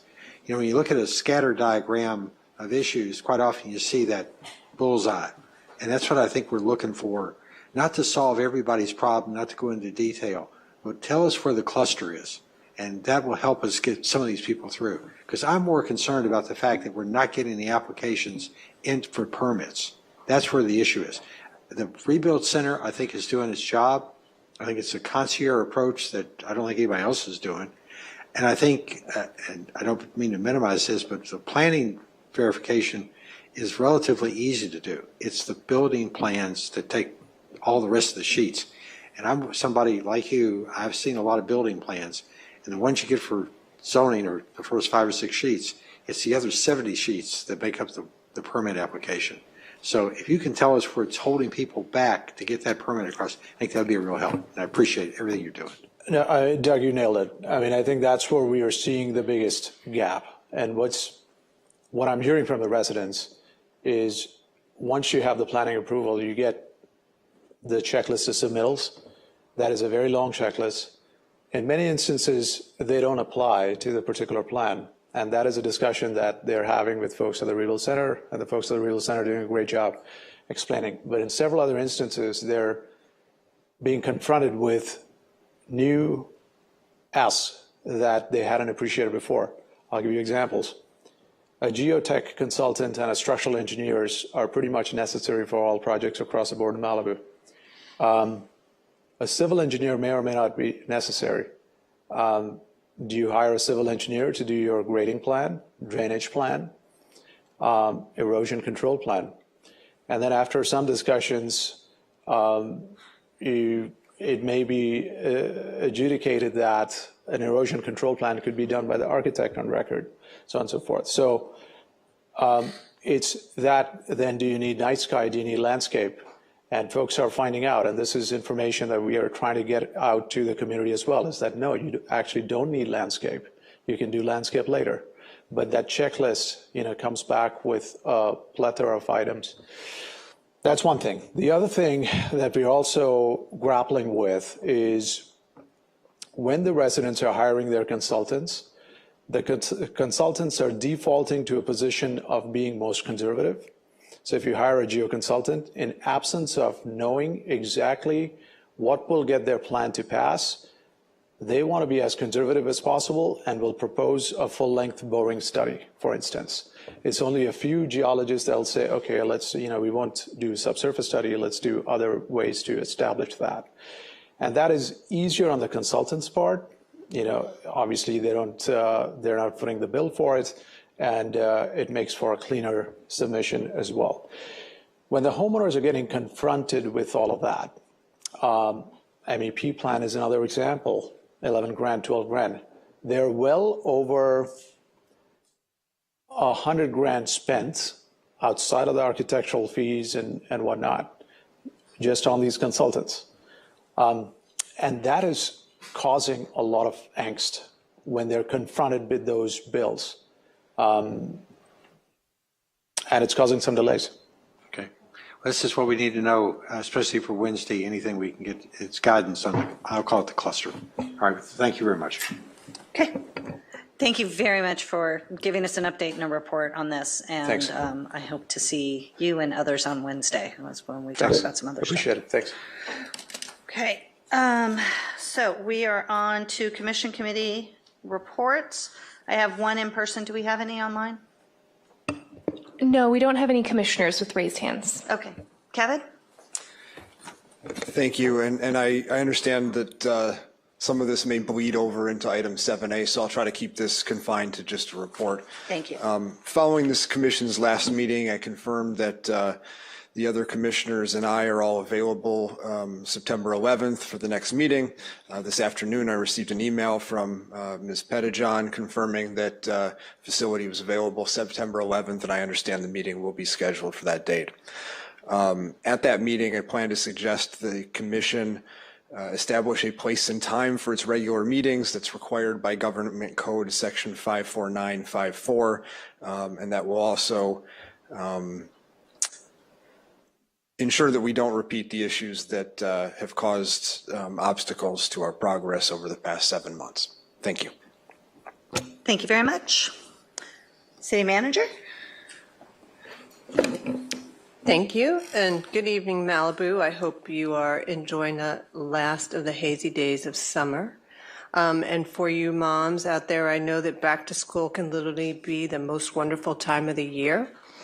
So after these school-free summers, so please enjoy. I'd like to address a point of ongoing frustration in our community, which is a continued unexpected SCE power shutoffs and PSPS events. I just want to assure you we are working with our lobbyists to coordinate with Assemblymember Irwin and State Senator Ben Allen's office to address this matter and demand more accountability from SCE on this matter. So we are fighting this. Last week, we submitted a letter of support to the CUPC, the California Public Utilities Commission, to make Malibu High School a resiliency center for emergency management services so that we have a local emergency center. But tonight, I'd like to give a big shout out to Public Works Director Rob LeBeau and the voices of the community for getting Caltrans to back off their plans to remove the stoplight at Guernsey. It's amazing what we can do when we all work together. I want to also thank the community for their voices on this issue. We will stay on top of this and provide updates to the community on this. We have some good news from our Community Development Department. Yolanda Bundy has been selected by the American Society of Civil Engineers Committee on Advancing the Profession to receive the 2025 Professional Practice Ethics and Leadership Award. This national award recognizes ethical leadership in civil engineering, honoring professionals who demonstrate integrity, public service, and a commitment to advancing the standards of the profession. Congratulations, Director Bundy. Also on the rebuild front, our Malibu rebuild team recently received its 100th single-family residence rebuild submittal 7 months after the Palisades fire. And just for comparison, we were talking about Woolsey. It took 8 months to reach this milestone after the Woolsey fire. We had great turnout at our household hazardous waste and e-waste collection event, August 16th, here at City Hall, with 72 households participating. Looking ahead, we have a coastal cleanup day at Surfrider Beach on September 20th in partnership with Heal the Bay. I encourage everyone to visit and subscribe to our environmental programs calendar at malibucity.org/calendar to stay up to date on these and other events going on. I'd also like to highlight that the temporary use permit ordinance to assist local businesses is in full swing. We have received 3 express temporary use permits, and staff will be conducting on-the-ground outreach with local businesses in the next couple of weeks to make them aware of local measures taken to assist them during this time. On the policy front, our accessory dwelling unit item was recently presented to the Planning Commission, and staff is now ready to bring it forward for Council's consideration. This item is scheduled for the October 27th, 2025 meeting.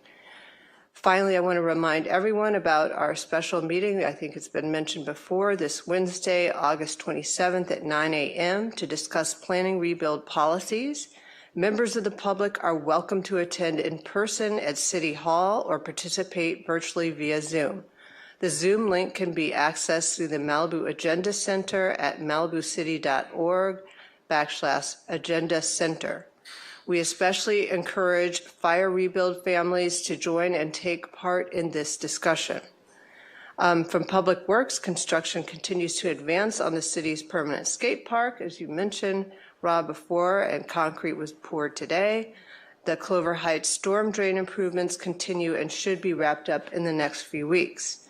From Public Safety, the city's safety preparedness fair is coming up Saturday, September the 6th. And the fair, as Susan mentioned, will offer valuable resources and information on preparing for wildfires, earthquakes, storms, and other disasters, as well as PSPS events from the SCE booth. There will be events for the children there and the kids and food trucks, rock climbing walls, and so it'll be fun for the family while also being educational. The city will soon be receiving 2 mobile sirens, high-powered speaker stations from the City of LA. the City of LA purchased 6 sirens with Homeland Security grant funds with the idea that 4 would be deployed throughout the region, and our staff requested 2 and is in the process of finalizing the agreement for these sirens, which will be brought to the City Council for acceptance. And for community services, Wednesday, August 27th at 10:30 a.m., there will be a nature walk and story time event. Meet at the Malibu Library and tour Legacy Park. It's complimentary, however, registration is required. Thursday, August 28th from 12 to 1 at the Senior Center at Malibu Hall is a senior luncheon Mediterranean escape. Enjoy a delicious Mediterranean lunch and socialize and enjoy a Greek dancing performance. RSVP is required. And then register on September the 12th, by September the 12th, for the Adult Slow Pitch Softball League.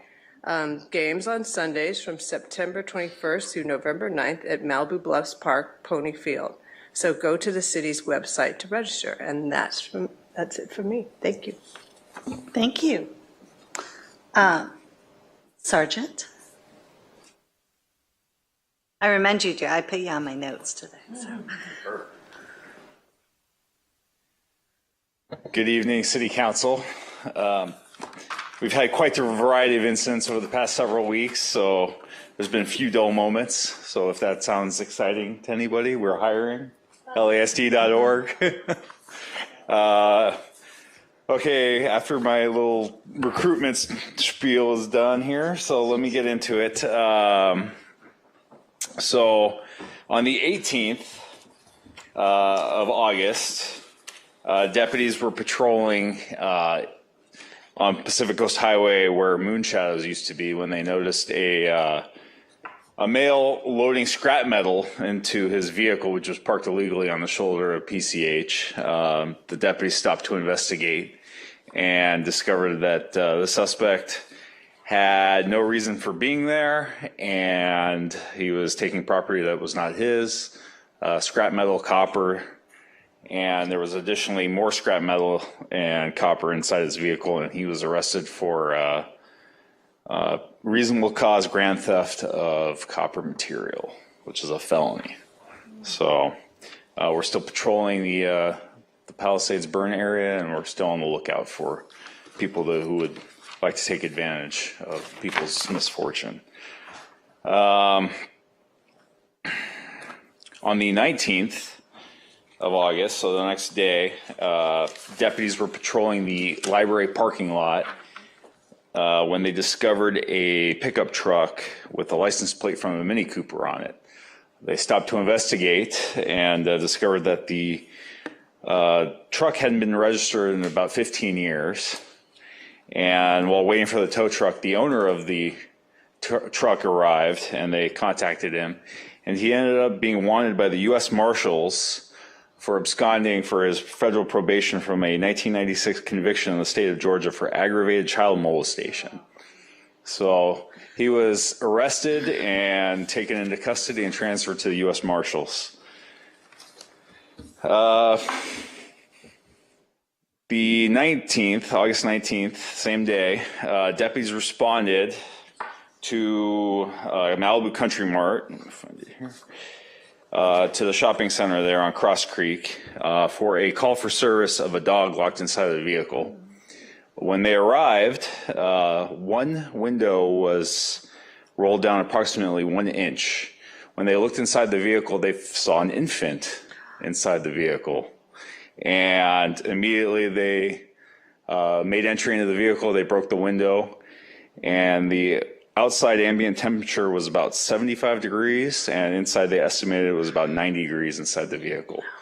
Fortunately, the infant was alive and well, and the suspect, the mother, she came back to her vehicle while the deputies were there, and in questioning her, she was gone for about 20 minutes and left her infant inside of the vehicle. So she was arrested for felony child endangerment, but the deputies were there and were able to rescue the child out of the vehicle. So thank you for the good Samaritans who called it in because they did not see the infant, they only saw the dog. So The dog's okay also? the dog's okay.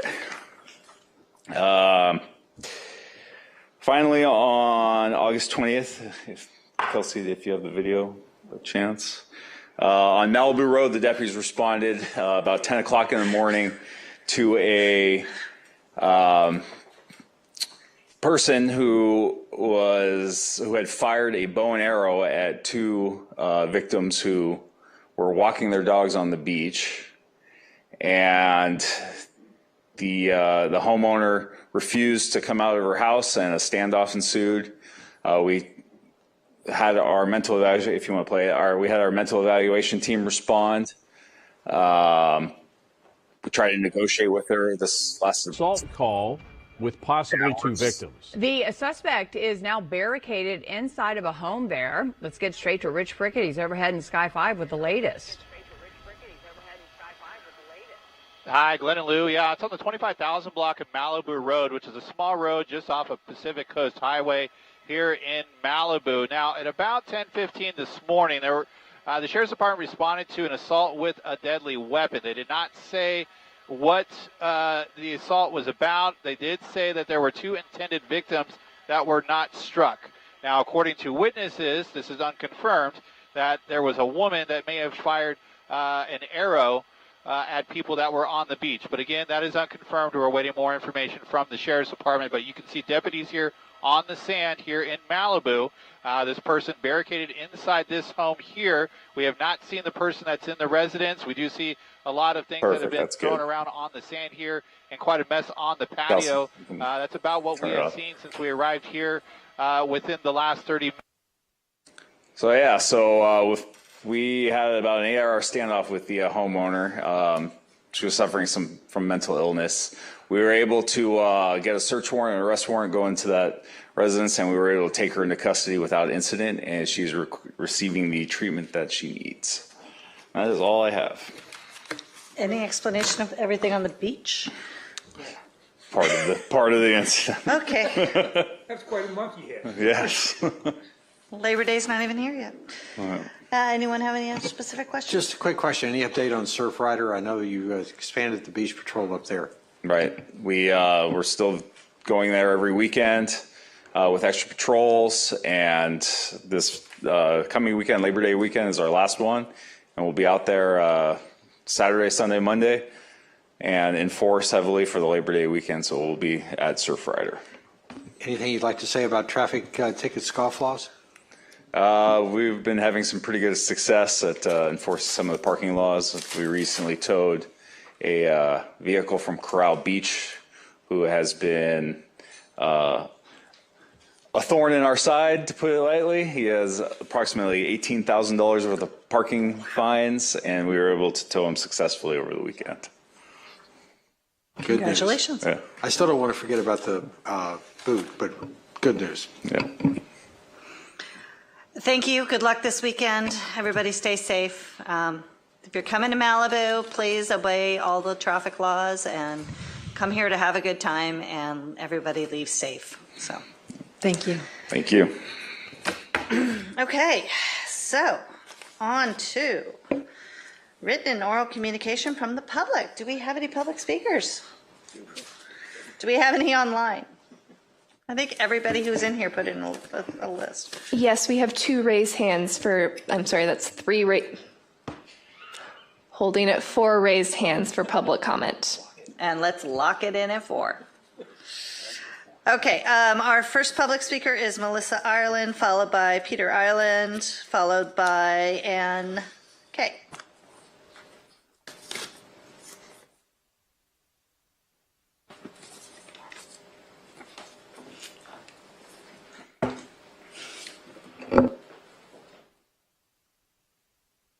Hi. Good evening, Mayor Riggins and council members. My name is Melissa Ireland, daughter of Peter Ireland. This is my service dog, Bishop, for PTSD caused by the fire rebuild permitting process. We haven't spoken publicly until now about the extreme difficulty and hardship of trying to rebuild a cherished Old Malibu property from the Woolsey fire, despite our all-out efforts to comply with the ever-shifting requirements. Planning was a breeze and a real pleasure to work with the city staff to obtain clearance. Plan check and notably geology is where we have been stuck in what feels like a torture chamber. The delays and hurdles preceded the Palisade fire, so this is nothing new. I was 35 when the Woolsey fire happened. I was getting married the following year and starting a family with my husband.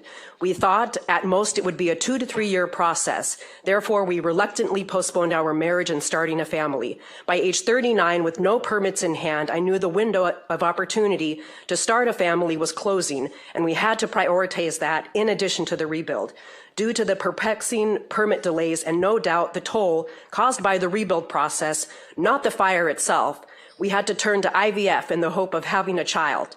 We are now into year 7 of the rebuild with 1 permit under our belt for a manufactured home. We have several more permits stuck in the quagmire plan check process. I finally got married last year, and thankfully most of my family members were still alive to attend this important milestone in my life. After enduring 6 IVF cycles, I am pregnant with my first child at age 42 with a high-risk pregnancy and still knee-deep in permit processing purgatory. I often hear that waiting on settlements and insurance funds were a big reason behind the delays of rebuilding. That is not the whole truth. Constantly changing goalposts, 4 to 6 months for reviews to be issued or questions to be answered, contradictory statements made in meetings that are not allowed to be recorded, endless review sheets, or simply no response at all. These unnecessary delays have undoubtedly been costly and caused additional financial hardship, extreme frustration, and low morale for our team of consultants.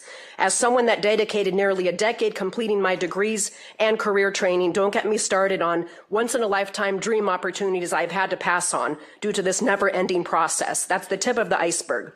We've lost crucial years of our lives being patient, polite, following the rules, and rolling a massive boulder uphill only for it to roll back down near the top and start again. What are we being punished for? All we have ever wanted is to put back exactly what we lost. I don't want to be here sharing my private life and personal business, but this has been the cruel reality of the rebuild in the city of Malibu. Now we are lost at sea among the Palisades fire victims. We continue putting one foot in front of the other day in, day out, mustering up the fortitude and praying for continued health to cross the finish line of what feels like a system set up for people to fail or give up. Thank you, Melissa. Peter?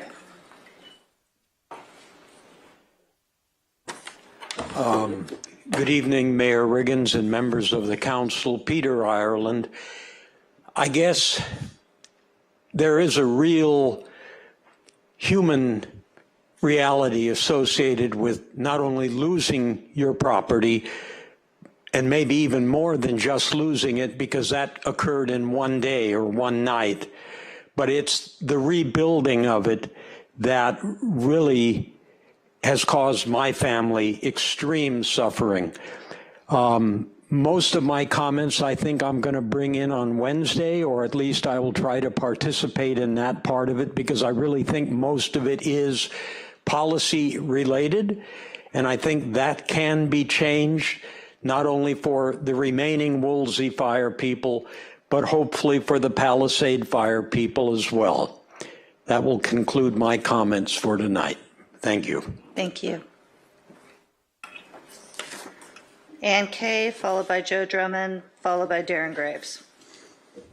Hello, Ann Komarosk. I put my name here somewhere when I put the TimeCode version up. So basically, I'm very sorry. I know there's been a lot of loss and hardship here in town and all over California. So we know. I'm here to do the work.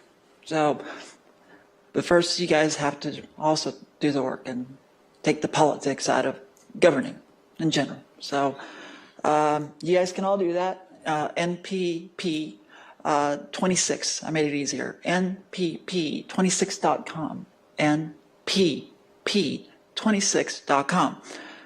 That's the way you can it's my run for governor, but you can also register when eventually we get to it. You'll be able to register as a no party preference person.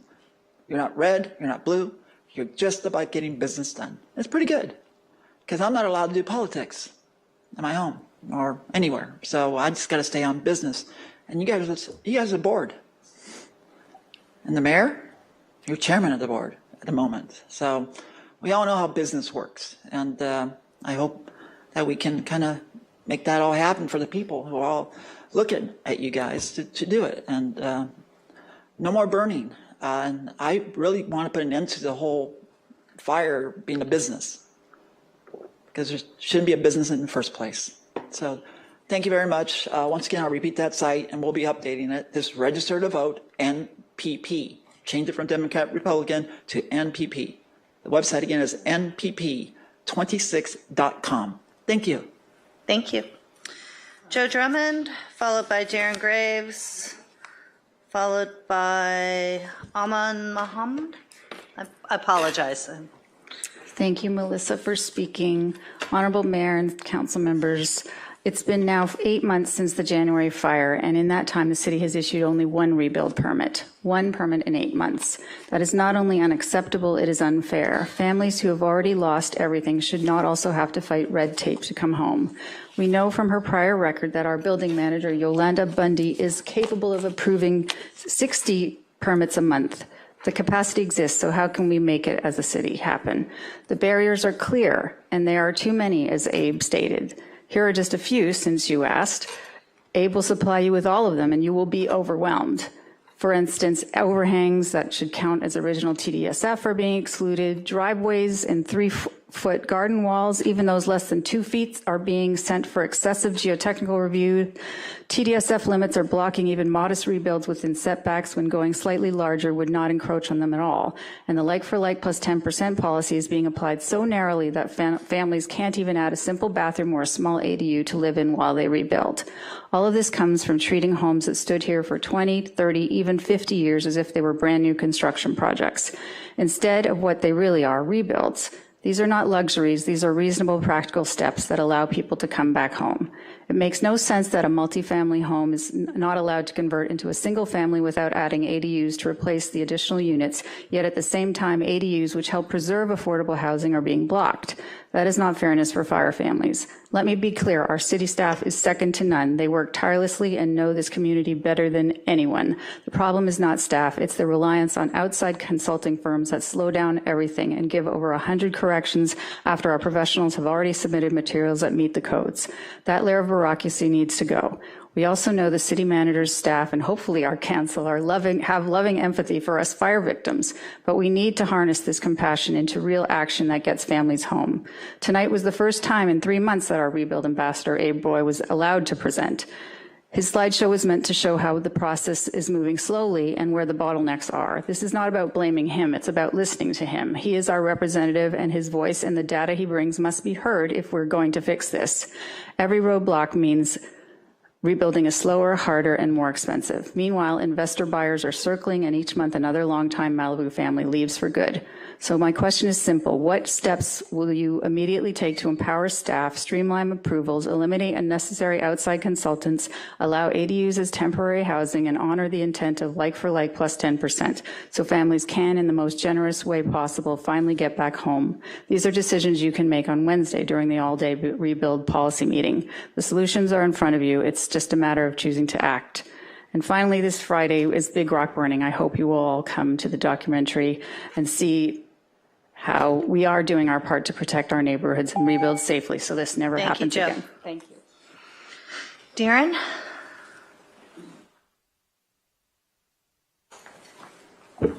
Good evening once again. The Ireland family story is very saddening. Thank you for sharing it with us. That is exactly what we're trying to avoid with the Palisades fire rebuilds. Yes, Abe's presentation was a long time coming, I think. It was very well informed and well intentioned. We as MRTF are doing our best to disseminate information to the public. Unfortunately, we have to wade through very, very deep layers of misinformation that are being fed to the public by people who don't live in Malibu. There's a lot of outside influence that picks on Malibu for some reason. I don't know why, but they are just dropping a lot of rumors into the public social media sphere, and people believe that rather than listen to us. So that is, I think, a city problem and an MRTF problem, but it's really a public relations problem. I don't know how to solve it. All I know is we can keep on trying our best to give the right information to the right people at the right time. For the bottlenecks or log jams that Doug was asking about, from planning verification to building permit application, my point of view is the city isn't creating the bottlenecks, but there is a plethora of bottlenecks tied to design team timelines. The planning verification process does not rely on a lot of engineering, but the building permit application process does. Unfortunately, Malibu does not have a good reputation in the design world because consultants end up losing money on Malibu projects. I've spoken to many of them that worked in Woolsey fire rebuilds, and they are not willing to come back to Malibu because they lost their shirts on Woolsey fire rebuilds, probably because of outside plan review consultants like True North that create problem comments simply to drive up their billings to the city. If there's a way we can put them on a leash, like give them a flat fee for every rebuild project rather than an hourly allotment for every rebuild project, they might trim back their comments. But the problem of design engineers and architects that don't want to come back to Malibu, that's going to be a long-standing problem just because of how difficult it's been to get approvals here for 20 years. There are a lot of talented architects in LA, but they're all taking easier jobs. Altadena, the Palisades, they're easier. So of course an engineer or an architect is going to choose that rather than the problems here. So we can keep on asking people to come in, but it's going to be a problem getting them to be here to help people rebuild. So I think the city council has done an amazing job. I think the Wednesday workshop will be great. Unfortunately, I can't be here, but I hope you guys have a wonderful session. Thank you. Thank you. Ahmad? Okay, I just want to verify, Mohammed is here? Yes. Okay. I see Norm, Zuma J, and is Alexandra part of yours? Yes. Okay. And could you raise your hand? Oh, are you Alexandra? No, okay. I think she's outside. Yeah, she was just here a moment ago. Okay. It counts as one of your minutes, so. Okay. Yeah, go ahead. But you might miss a minute. Okay. Good evening, Council. Appreciate the time and effort on your parts for helping with the rebuild. My personal home, just about a third of a mile from Doug's home, is 9/10 of the way done, floors and cabinets, and then I'm moving in. The survey you're about to see was very creative. It's about fuel loads, and it's going to be very educational. It's going to be informative.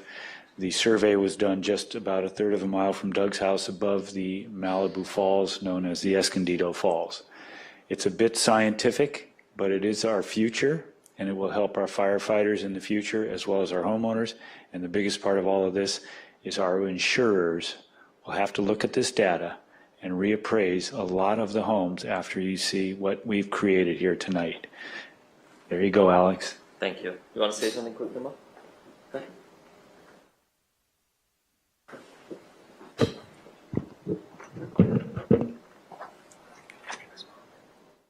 Hi, my name is Mohammed, and I want to give my time to my dad. Mayor Riggins and honorable Malibu City Council members, you can play the PowerPoint, please. Is there a clicker here?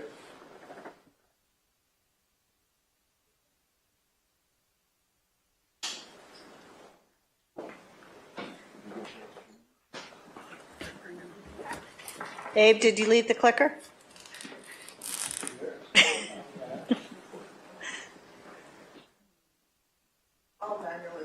Okay. All right, so my name is Ahmad Moman. My nickname during my tenure in Afghanistan with the Department of Defense is Alex. My first interaction with fire started in Afghanistan, where I spent 10 years of my life shutting down the horrible burn pits that was causing harm to our warfighters, and I successfully did that. After the Taliban takeover, I came back to the United States, and I met a person at the LA City Fire Department, Stephen Hamilton, and his problem was identifying vegetation hazards. Well, he was using binoculars. When I took a few layers deeper within what he's dealing with on the back end when he gets to the office, it's 1970s and 1990s era technology, 30 meters per pixel, fuel models and fire models that are not to date. And what does that do? I am really sorry to be here first and foremost. I wish I could be here on another occasion, but unfortunately, this city has seen the harm to that. We're not doing that anymore, and that's why I'm here today. Next slide. If you take a look at CAL FIRE's high fire hazard severity zones, that's what it looks like. That's La Habra Heights, who's one of our first implementers of our technology, Fire Marshal Jorgensen and Mayor Pespisa. If you take a look at La Habra Heights, it just recently had that huge blob of red come down. There's no granularity, and you'll see that shortly next. Next slide.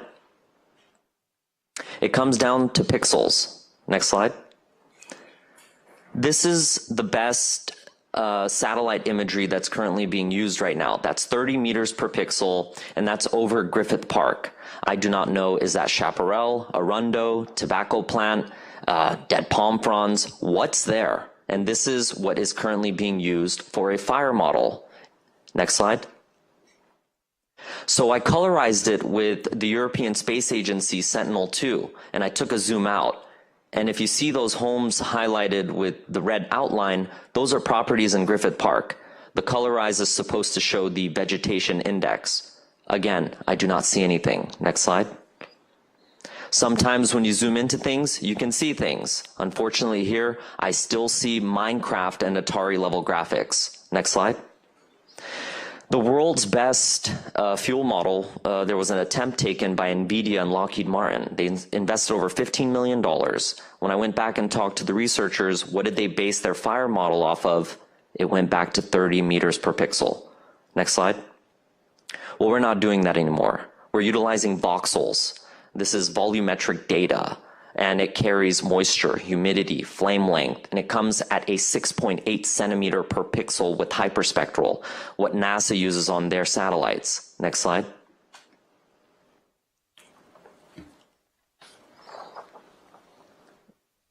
All right, I think this one we have to play. And then volume up, please.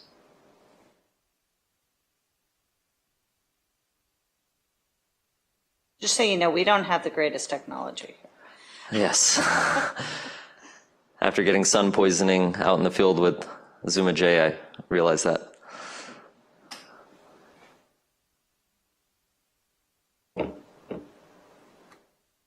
You want to go ahead and describe what it's going to say? Yeah, it should play. Okay. All right. Is there any sound? If we could go back to the beginning.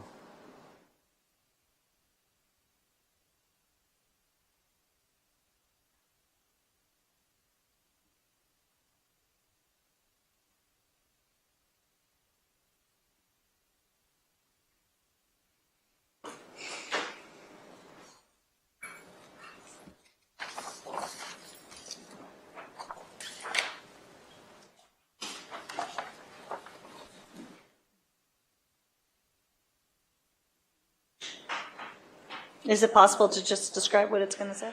Yes, I can describe it. And if it doesn't work in the next few seconds, we can just describe it. That's fine.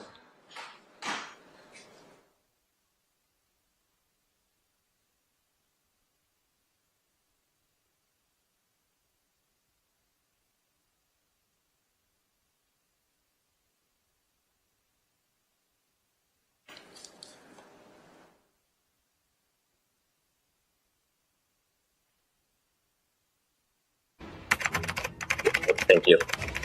What if AI understood not only text, but also current data describing the physical world. Imagine asking a query about fire risk without spending years to learn specialized GIS or CAD software. Our system looks at current vegetation, not historic. Here, for example, you'll see biomass from last week, not 3 years ago like the best available federal data. And here, our system is accounting for live fuel moisture, which changes on an hourly basis. The combinations of these layers is a fuel model, which describes fire risk in detail. The next map will show risk within each individual parcel at 900 times the resolution of the best currently available systems. But risk is not only a two-dimensional issue. Fire moves vertically even faster than horizontally. So imaging a system which can classify vegetation and buildings in 3D. That way you can look at not only the canopy, but at fire hazards underneath it. By having 3 models of fuels around each property lets you run fire scenarios and simulations to explain where specific homeowner actions are required to disrupt fire pathways to structures. That future, it starts today. Join us in building the future of fire resiliency, where AI transforms physical world data into life-saving decisions. And that platform is available now. What I would like to request from the City Council is their opinion to direct staff to provide a memorandum of understanding, providing FireScore AI access to the city's LARIAC image data subscription for a period of 1 year. This will give me image to test the product against the latest available high resolution data. Yeah. Okay. Thank you, appreciate it. Thanks. I will say, City Manager, could you provide contact information for a staff member? Absolutely. Thank you very much. Okay. Online speakers? Yes, our first speaker is Craig Hill. Craig, are you there? I am here. Can you hear me? Yes. If you can speak up just a little bit, that'd be great. Oh, well, okay. I'm yelling already. Okay. Yeah, hi. Greetings from super hot Ojai Valley. I do watch most of your meetings in the Planning Commission. Thanks for your focus on bottlenecks. Thanks for Abe's presentation. This isn't my main topic, but regarding delays, I'm one data point, but one reason we haven't made more progress is that I'm still living the disaster, still wrangling with FEMA. My debris clearance was supposedly done last week, but isn't complete, and they've managed to significantly damage my property. Multiple things going on along that level.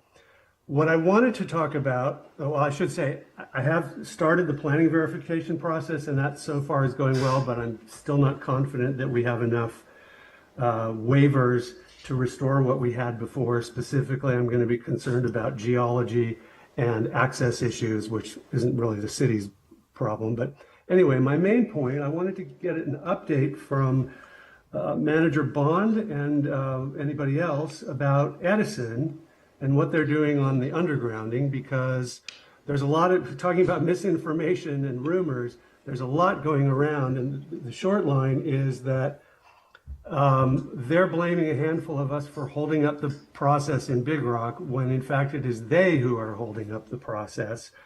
Right at the beginning of this, I pointed out to them that the proper instrument they needed was an easement, not a right of entry. And eventually they agreed with me after saying things like, yeah, well, we're making this up on the fly and we want to rush. And they finally did agree, and they finally agreed to, verbally, to the things that we need to have done. Happy to go into that in detail if anybody cares. And that was several months ago. On July 31st, I had a phone meeting with Manager Bond and Rob Dubois and Richard and Kellen, and everybody understood that, yeah, what they need to do is easement. So we've just been waiting on easement documents, any kind of draft in front of us. But they're trying to pit neighbor against neighbor and telling people obvious mistruths about what's going on.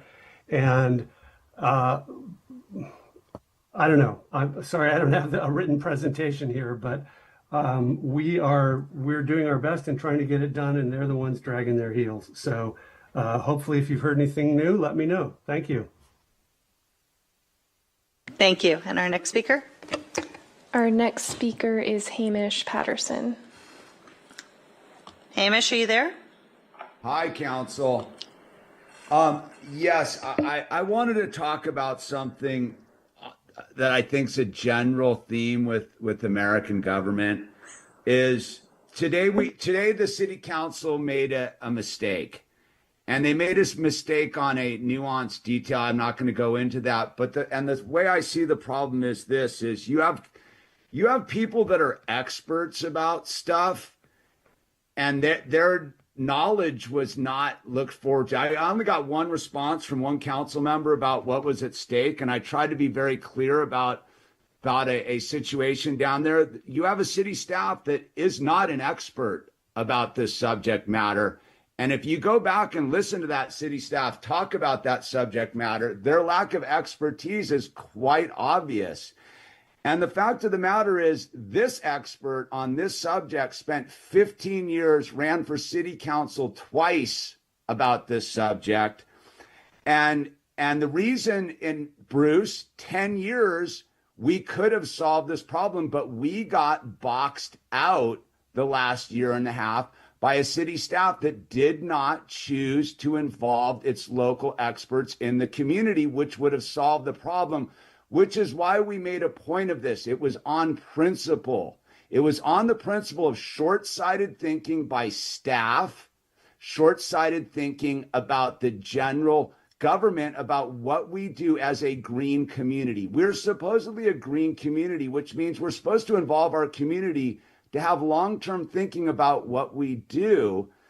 And I see this across the board, and it needs to change. You have experts in this community and city staff, not the people that are city staff. The institution of city staff does not understand how to interface with the experts in the community.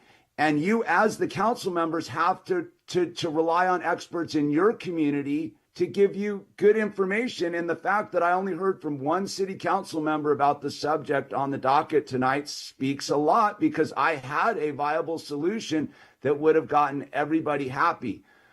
But we are making a giant mistake, and we will film the giant mistake and broadcast it out and put everybody who voted against it tonight on the mantle, and every city staff member who chose to be a non-expert in a subject to task about this, and the city manager and everybody. Because in 2 weeks from now, we're going to watch bulldozers do the most ungreen thing that Malibu can do, which is not reuse, reduce, recycle. And I do appreciate the two council members that understood that there are people in this community that are experts about a particular subject. So I just hope that moving forward, that somehow the city council gets the city staff to invoke the expertise of the community. Like I hear it, everybody in the public comments tonight, you have experts out there. Sorry. And they're begging Thank to be you. involved. Thank you. Our next speaker is Andy Lyon. Andy, are you there? Yes, I'm here, and I'm going to echo on that. Because, I mean, just what happened just now with the report from the sheriff about Malibu and Surfrider, you know, he came and gave a report on, but, you know, when he asked about Surfrider, oh, yeah, we're down there. Well, not really. It's like an open air asylum down there, mental ward.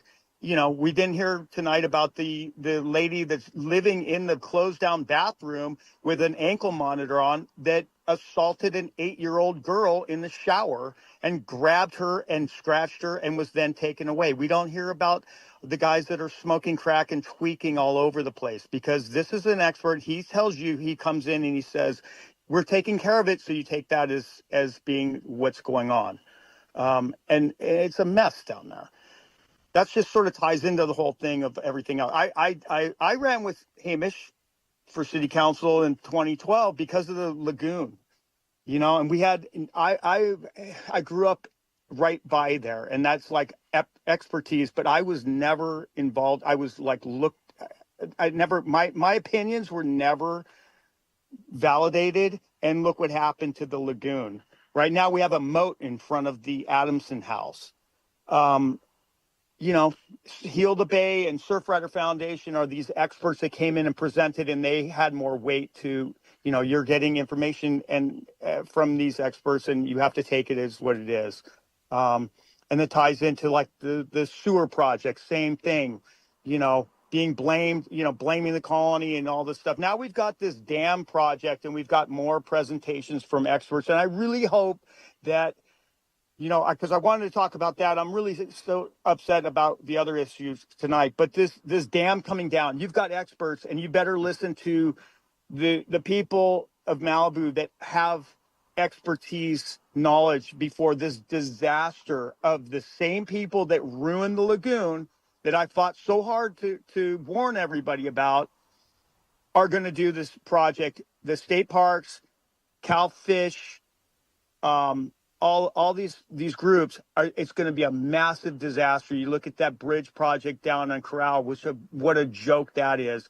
And this is going to multiply the lagoon fiasco by 1,000 times. So, like everybody said, we've got experts in this community and we should be not relying on people that don't really know and are just bringing you this stuff. And because they maybe have a degree, I spent way more time in that lagoon than anybody that was making money off that project. And same with the skate park. I was like on the skateboard team, original Malibu skateboard team, 1975. But like nobody listens. Thank you, Andy. Appreciate it. Our last speaker? Our last speaker is Ryan. Ryan, are you there? Yeah, I had 3 consecutive unmute to have to, I don't know what's going on. Okay, so I'll speak to a lot of things. I hope the staff takes note because I don't think it makes it into any of your minutes. But on the earlier items that you took at 5:30, the consent calendar still contains a whole bunch of new and somewhat controversial stuff, which I contend is not really eligible for consent because look how many things got pulled and you spent over an hour discussing them. And it's inconsistent with the open government transparency, sunshine intent of things like that famous Brown Act. So I just wanted to say, if you really do respect the residents of the community, you won't aggregate their time for all the things that you can pack on consent as one motion. So that needs to be corrected because that was an interpretational change by your city council that did that. First time in 30-something years of this city that you decided to curtail public comment on consent items. So that's one. The other is the prior assignments of former city councils were that Caltrans attend the public safety meetings quarterly. They willingly participated and consented. We need to get back on that schedule, if not more frequent now that we have all these problems. There's the crosswalk to nowhere at the old Moonshadows location, and now there's a bus stop to nowhere at the Moonshadows location, and that needs to be reassessed because we may need a crosswalk at Guernsey and a permanent signal there, and the resources, time, Caltrans time, attention, and funding needs to go where we really know it should be. This is our town. The second is California Public Utilities Commission, Safety and Enforcement Division. Before Woolsey Fire, they put a lot of stringent standards on what this PSPS was all about, and it's snowballed into something different and worse, and that should not be. The consolidated fire developer fee that we participate in with the county doesn't give us 1 cent. It doesn't benefit us at all. We need to take that in-house. That needs to be assigned and done. The 2024 agreement with the CHP, we've had changed conditions called Woolsey Fire. We might need to reallocate or even scale that back if we're going to be 25 miles an hour on the east end from now on. So please assign the Public Works Director to implement item 6 of the Civic Centerway Task Force recommendations from 22 years ago to put a reactive speed radar sign in front of the city's sewage treatment plant driveway on Civic Center Way. That should have been done decades ago. I don't know why it wasn't. The council appointed over 10 members to meet for 3 months. That was recommendation Thank number you, 6. Ryan. And I believe that concludes our, Yes, that was the final speaker. okay. So that brings us back up to council table. Steve? Yeah, I can be quick. I want to go back to the city manager's comments. You're going to have Greek dancers at the senior center. I hope you got a governor there, because I've seen some of those old folks, and it's going to brighten their day, I'm sure. Couple things. I would also like to congratulate Yolanda and Rob DeBoe. Yolanda for a reward, and Rob for the work you did getting the Guernsey signals taken care of. Thank you very, very much. I mean, I called them on the day before, and the next day before lunchtime, they had it figured out. So it was one hell of a job. Thank you very much.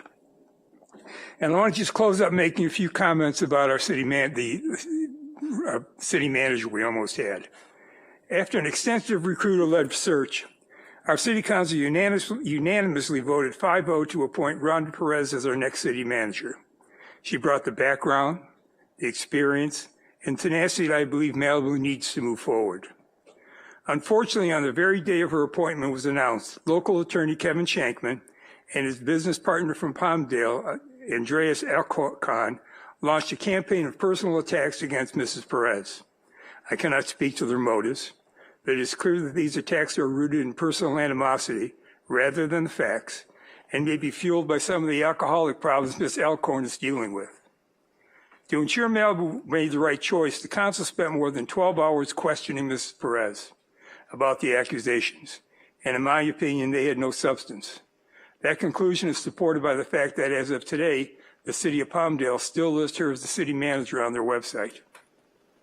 Despite this, the Malibu Times recently chose to publish an article repeating Mr. Shankman's unfounded claims. That reporting does a disservice to this community, it lowers the standard of journalism, and undermines the credibility of the paper itself. Some of that reporting makes the National Enquirer look like a legitimate newspaper. Finally, I believe we lost a real opportunity in rejecting Mrs. Perez. I want to just compliment Ambassador Bond. She has done one hell of a job in sort of helping us hold the fort together while this process is going on. That said, my priority remains clear. Malibu must have a permanent city manager capable of leading us through the serious challenges ahead. I'm committed to ensuring we have that right person in place, and I will not give up until that happens. So, Mayor, back to you. Thank you. Who would like to go next? Okay, first off, I want to start off and do another attaboy or attagirl for Yolanda. I mean, the recognition that you get on a regular basis just highlights how good you are and how a valuable asset you are to the city. Thank you very much for being here. And I know, just as you referenced tonight about what you did in Ventura, I know you're going to do it for us here as well. The Yolanda Magic, as I refer to it, or the franchise. And to Rob, yeah, I got on the phone with you as soon as that came up, and you were on top of it. And thank you very much for making it happen. It's your relationships and the city's relationships with Caltrans, the county, and so forth that we value, and you're a perfect example of that. So thank you very much for that. I'd like to ask the city manager to, at some point in the near term, let's bring back Code 4 for review. It's costing us a lot of money, and I don't mean to sound like the broken piggy bank holder here, but 2 years ago, we had a $9 million surplus on a $60 million budget. Today, we have a $6 million deficit on that same budget. It's not, and we're recovering with reserves. It's not like we don't have the money, but it doesn't last forever. So we need to watch our pennies and dimes and nickels, and we need to make sure we're getting value for our money. And I know they're doing a good job at Code 4, but we got to evaluate how valuable that is. Next thing I want to talk about, there's been some work done on Alert FM. That's something we talked about for an alerting system for in times of emergencies, whether it's an earthquake or a fire. There has been some work done already about trying to determine where the signals will be coming in. And in fact, people from Alert FM are going to be here tomorrow to talk to some of us here in the city, and I'll be part of that. So we are pushing that to see if it's workable. It's not necessarily a guaranteed process for us, but it is in use in other states, Alabama, Louisiana, and Butte County, California, very effectively. Lastly, I want to echo part of what Councilmember Urian said. And she came to us as a well-experienced city government employee with over 20 years experience in the field with positions as assistant city manager, economic development director, and parks and recreation leadership roles. Right out of central casting to be our next city manager. And I'm very disappointed that she has withdrawn this evening from being considered for the position. I would say that a very aggressive campaign was waged to smear her reputation. It's exactly the opposite of the American ideals of innocent until proven guilty, and there should be an opportunity for all the facts to be heard. With that, I'll turn it back to you, Madam Mayor. Thank you. Helen or Bruce? I'll go. Okay. All right. I echo everybody. Great job with the Guernsey light. Doug, did you mean covered 6? I'll talk about it. You did? Okay. I agree. I would like to see covered 6. That's okay. Code 4 is a security system that we're using in one of my companies. So, yeah, sorry about that. Covered 6. No Sorry. problem. I wanted to clarify. I'm interested in that too. I'm very interested in Alert FM. I wanted to give the skaters the equipment to have because they are the experts and I agree with them. I am working right now to try to bring horses back to Malibu, which means using the Malibu Equestrian Facility, the park. I am leaning on the experts, which are, you know, old-time Malibu residents, maybe bring back the shrimp show, Trancas, ropers, maybe a rodeo. So I do agree with Hamish. We could lean on our experts in the community more often. I have a meeting with them this coming Thursday. If anybody is interested in the horses of Malibu, please reach out to me. Let's see. Hey, did I hear that the high school is going to be an EOC possibly, city manager? No? Was I imagining? A resiliency center. Is it possible if you could tell me what that entails? Well, with a resiliency center, we're talking about for events, for charging events and things for PSPSs that go on so they can go there for the community to have some place local to go to. So you guys are working on that? Yes. Oh, fantastic. Yeah. Okay, great. I'd love to hear more about that. Guernsey took up a lot of my week, but that hopefully will turn out to be a success for the residents. We could use a little bit of a victory here. I also wanted to manage my own expectations about the meeting on Wednesday. Is this a good time to ask if it's like going to be more of a workshop or up here where we're up here? The brief overview, and the director can speak to it more if you have questions. It's more of a hybrid of a few different formats we've tried. We're planning to have the council on the dais so that we have good audio quality for the hybrid component so that we can serve both of those audiences. And then we are going, instead of speaker slips and truly structured public comment, we're going to open mics for each policy we're discussing. So staff plans to present the policy, open it for the public comments, then close that item so we can get council's final direction and then repeat that for the next policy. And then we can straw poll or straw, okay, great. We can. Yes, the idea is to get the council's direction. Likely we'll bring the policies back for final adoption at a future meeting so we can have clean documents for you to approve, but we want to get the direction we need out of this meeting. Yes, thank you. We definitely have to do that. I also would like to take the council's temperature on bringing back the homelessness task force. Because while I was at the equestrian center, I was harassed and chased out by a woman who I learned lives there. But I also learned that she's always there and visitors don't feel comfortable going there. And I hear a lot of what Mr. Soderlund says, and I think getting prepared for fire season, to be proactive, I think we need to reestablish a resident-based homeless task force that is not a Brown Act body, does not require staff time. Is that something that I need to get you guys to sign off on, or do I just do that on my own, like I've done with horses and ferries and all sorts of fun things. I know with this particular individual, they approached her, they Yeah. offered her housing, et cetera, and she turned it down. So I know that they are dealing with that person right now, and that they're continuing to try to get treatment for her. If not, then other actions will be taken. But, our homelessness situation, I know that the safety director, Duenas, and her team has done an excellent job of actually reducing the number of homeless, and Luis is doing a really fantastic job on that. So I'd be curious what you're envisioning for this task force. Sure. Yeah, I think with fire season, there's still a lot of encampments that I see. It's just a matter of feeling safe. I do know that Duenas and Luis do a great job. They do. But maybe we could be doing more. They can't remove that woman. So when I have my meeting on Wednesday, we're going to go through this again.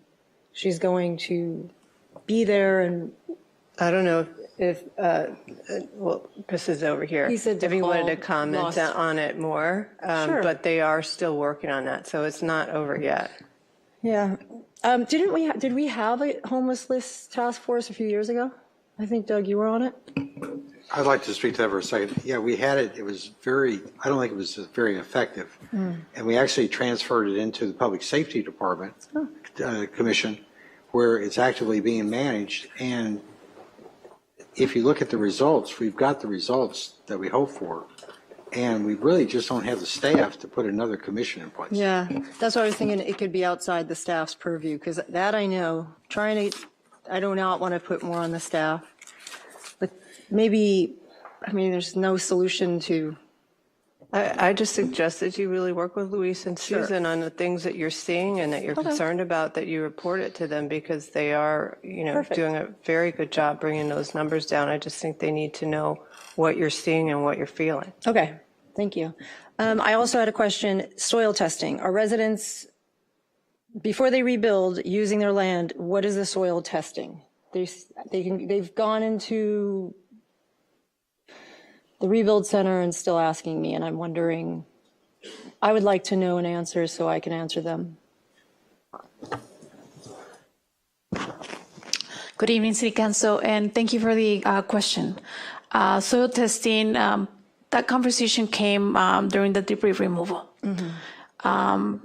During the Woolsey fire, the state of California, Cal OES, assisted the city with the debris removal. At that time, the standards for debris removal was soil testing. During the Palisades fire, it was a regional event, and the federal government gracefully came and helped us out.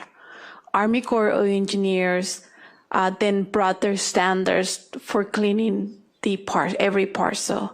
During that conversation, there was a stating that the federal government didn't think soil testing was necessary.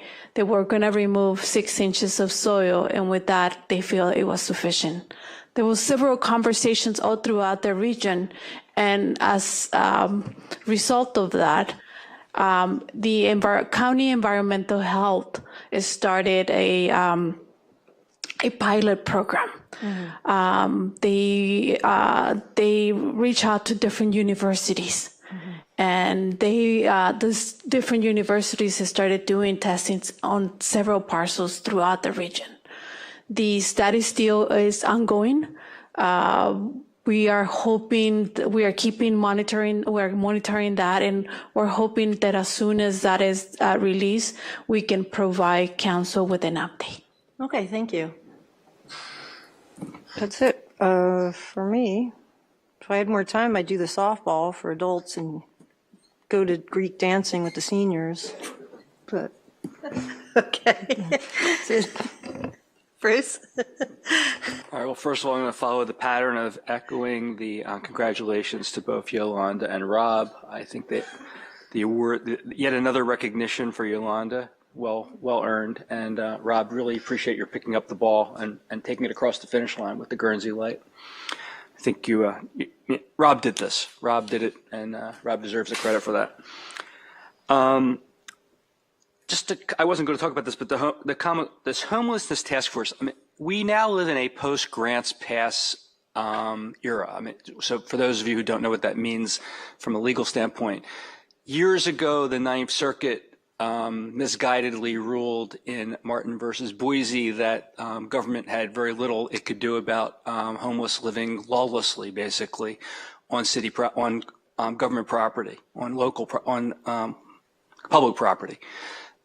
It took many years, and finally, in a case called Grants Pass, when the Ninth Circuit even further expanded upon that ruling, the U.S. Supreme Court said nonsense. The government has every right to deal with this. So the homelessness task force was formed, actually at my behest, because we had what was called a homelessness task force. There was a group of private citizens who were in association with the staff dealing with homelessness in Malibu. And what they were doing was they were enabling the homeless in Malibu. They were actually doing things that were causing more homeless people to come to Malibu because they were being given things in Malibu that they weren't necessarily getting elsewhere. And it was causing our population to increase. The city task force was created to take that authority away from those individuals and put it into a city organization where the members of that commission were responsive to the residents, responsive to the residents in general, not just to a small handful.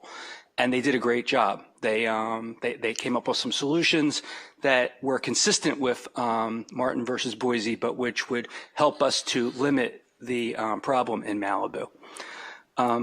Once that was done, there was no longer a need for it. I would argue that there's even less a need today, because today the law has been settled by the U.S. Supreme Court. And what we really need to be doing now, look, I have empathy for people who are living unhoused in Malibu and elsewhere, but I have responsibility to the residents who are being harassed and caused all kinds of difficulties by people who are living lawlessly on public property. So now it's in the hands of the authorities, and I think our city council actually needs to take a look again at our no camping ordinance. No camping is a euphemism basically for you can't live on the city streets. We need to take a harder look at that because we had weakened it in light of Martin versus Boise to keep it constitutional, at least in the Ninth Circuit. And now that it doesn't need to be, we need to go back to where it was before, if not make it more strict. I was going to talk tonight about the Fernandez lawsuit to give people an update on what's going on there, but we've already taken a lot of time and we still haven't gotten to our main agenda, so I'll talk about that perhaps the next meeting. Back to you, Marianne. Thank you. Okay, I'm going to be really quick too. Yolanda, you just continue to amaze, so thank you very much. Appreciate that. I'm going to expand on Rob because not only am I thank you for the Guernsey, but I was lucky enough to attend the Public Works conference in Chicago last week where he and Nadia and our consultants from Kimley Horn did a presentation on our PCH signal synchronization project. And it really just highlighted the great work that our city is doing to improve safety on Pacific Coast Highway and the innovative and new technologies that they're utilizing in order to do that. So I'm very excited for that project. It was very well received and very well attended as one of the conference items. So thank you very much for that. Kristen, hang in there. You know, Parks and Rec is always, the fun place. So looking forward to all the exciting things coming up for everybody. I don't want to leave you out there. The homelessness task force, that was kind of wrapped into the Public Safety Commission. So if residents have issues or problems, I encourage you to attend those meetings and talk with those commissioners. And I had the pleasure of delivering 2 C of Os to 2 Woolsey rebuilds today, which was really excited. Completely different homes. They both built, one built in the original footprint, changed it a little bit, but they got their C of O today. The other one did modular construction. It was really exciting to see just the difference that different people chose to go forward on that. And I wanted to ask that we adjourn our meeting in the memory of Toshi from Zuma Sushi. He passed away on May 19th. And for anybody who lived in the community on the west side and went to Zuma Sushi for years and years, he was one of the sushi chefs that was just a great, great person, and everybody admired and enjoyed his sushi skills and just his personality. And his family is here. So to his wife and his daughter, I, express my condolences to the loss of your dear sweet man in your life. So, and that's all I have. I will ask before we go on to the next thing if we can take a short 10-minute break. And then we will come back and complete the rest of our agenda. Thank you. We can only stand up here.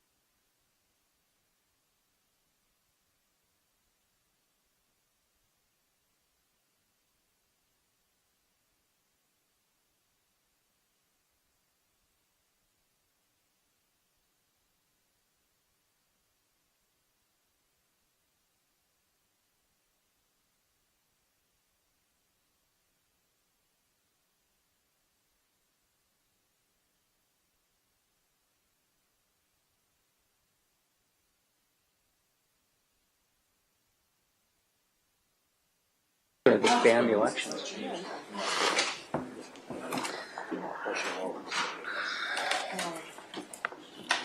He's a crazy man. Okay, we're back, and we are on item 5A. We have a staff report. Yes, thank you, Mayor, members of the council. Here we're just doing some quick amendments to our temporary use permit and sign permit ordinance we adopted last month. So quick little background, on July 14, 2025, the City Council adopted Ordinance 526U, the urgency ordinance which is in effect, and then introduced on first reading the follow-up Ordinance 526 to amend the Malibu Municipal Code for businesses that were impacted by the fire. Upon the second reading at the August 11th meeting, the council directed staff to come back with some additional changes, and that's what we're here to do tonight. Those changes were really asked for by a shopping center representative, and the staff with the city attorney adapted those requests into the code here. So the text in black is the original language that was approved, and then the red language shown here is what has been requested to be added. And so as we made our events that they must be open to the general public, they just asked that the requirement does not apply to tenant opening events, private gatherings for friends and family of the business only, and similar events hosted by the business or shopping center for the sole purpose of promoting goods and services. That was added in Section H. And following that, Section 2 is instead of, it's the same amount of events that would have been permitted in the original ordinance, 48 over the course of the year, but they just asked for more flexibility, and instead of being limited to 4 events per month, they asked to be limited to 8 events per month, one-day events. And the request was originally for the businesses not in a shopping center to be limited to a total of 20 events, but we just figured that to round it off and make to be an even 2 one-day events per business per month, 2 times 12 is 24, so that just seemed more appropriate here. So our recommendation is to, after the city attorney reads the title of the ordinance, introduce on first reading Ordinance 526 and approve the zone text amendment to amend the Malibu Municipal Code for standards and procedures related to temporary use permits and sign permits. And then 2, direct staff to schedule a second reading for the final adoption of Ordinance 526 for the September 8th, 2025 meeting. That ends my presentation. Thank you. Do we have any public comment? No, we don't have any speaker slips or raised hands for this item. Okay, so that'll close public comment. Who wants to start? Bruce? I'd like to propose one further change to this.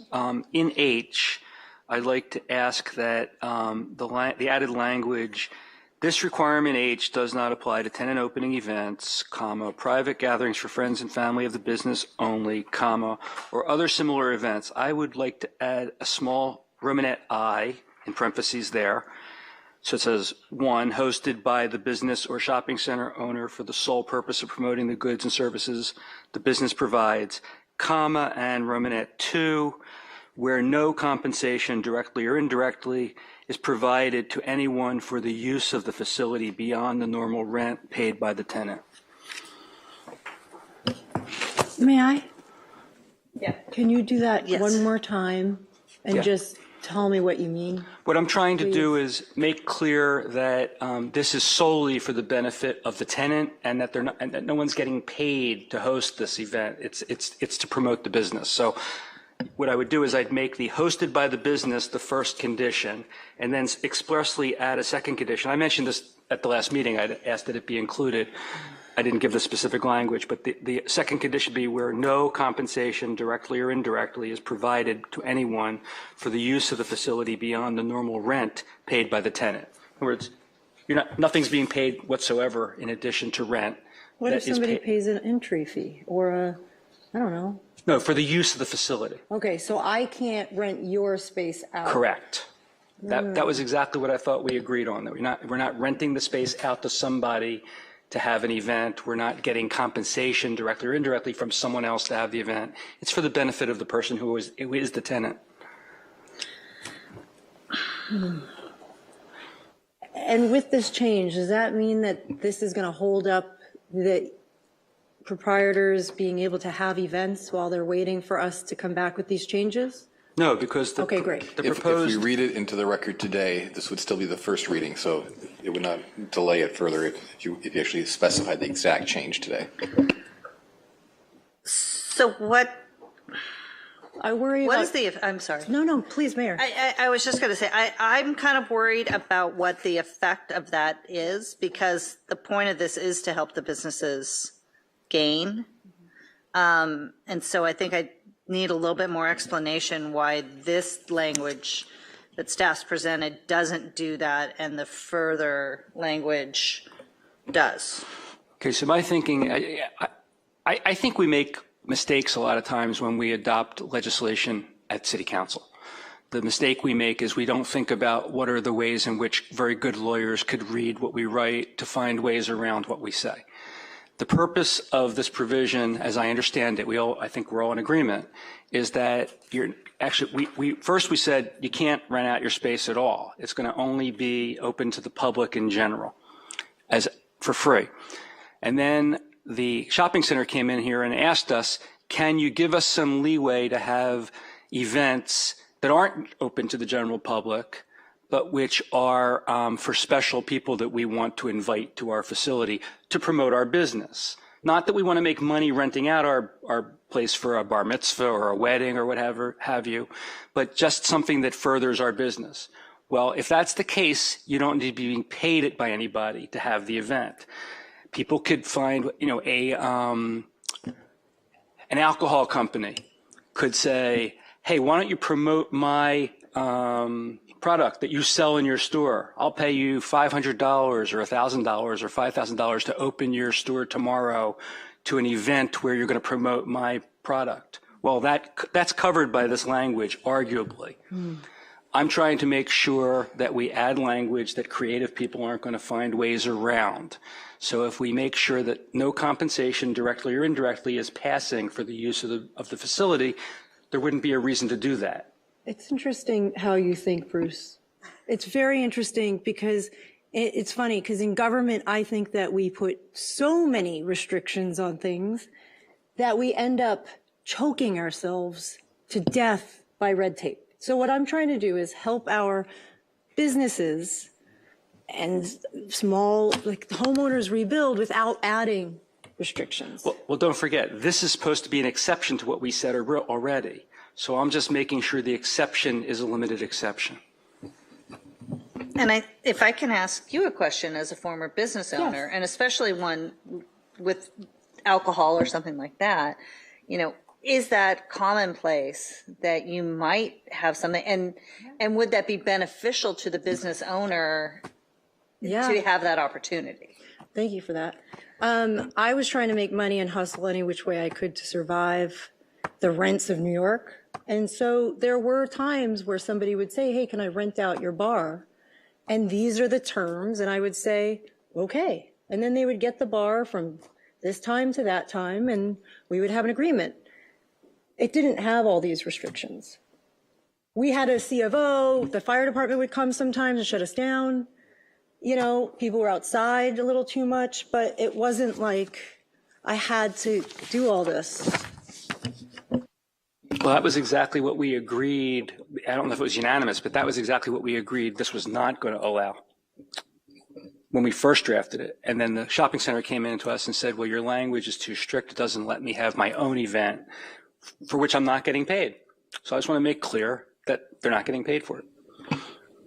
If I could throw in a comment, I think Bruce's example about the alcohol issue, I know in our winery business, while we don't pay to promote in places, we do have instances where other people will promote and put us, for $500, we'll promote your product, we'll promote your bar and our product. So you're getting compensation. So you're starting to slip over that slippery slope. And I'm with Halen on this. We're not talking about Los Angeles here, we're talking about local stores and businesses. Yeah, somebody may beat the system, a couple of times, but it's not the end of the world. And it actually starts raising more questions in my mind about what you can and can't do. And if I get paid for, putting up banners or something to promote the product in the restaurant, have I violated this provision? Because now I'm being paid for it. So I think we're going maybe a bridge too far, and I'm comfortable with the language that's here. I understand why you want to do it, but I don't think it's really going to be an issue. So let's don't try and squash a bug that isn't there. Do you have any other comments? Nope. Okay. Do you have any additional comments? No. Steve? Nope. Doug? Okay. I don't either. Are we ready for a vote? Somebody want to make a motion? I'll make a motion to approve as recommended by the staff. Okay. Anybody want a second? I'll second it. Okay. Trevor, do we vote? Do you read first? What do you? That would be to introduce on first reading ordinance number 526, an ordinance of the City of Malibu approving zone text amendment number 25-002 to amend Title 17 of the Malibu Municipal Code to modify standards and procedures to stimulate economic recovery for local businesses as a result of impacts from the 2025 Palisades fire, including modification to the provisions related to temporary use permits and sign permits, and finding the amendments are exempt from the California Environmental Quality Act. Okay. All in favor? Aye. Any opposed? Opposed. Okay. Great. Item 6A. It's been following me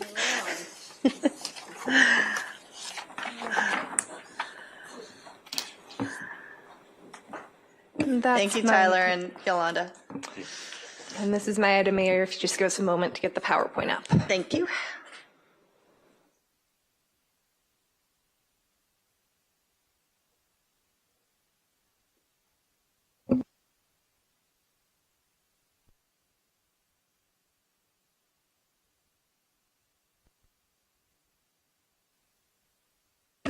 Okay, good evening, Mayor and City Council. Tonight items, we are bringing forward a more comprehensive discussion item for the council to discuss its meeting time and format and the rules of procedure and decorum.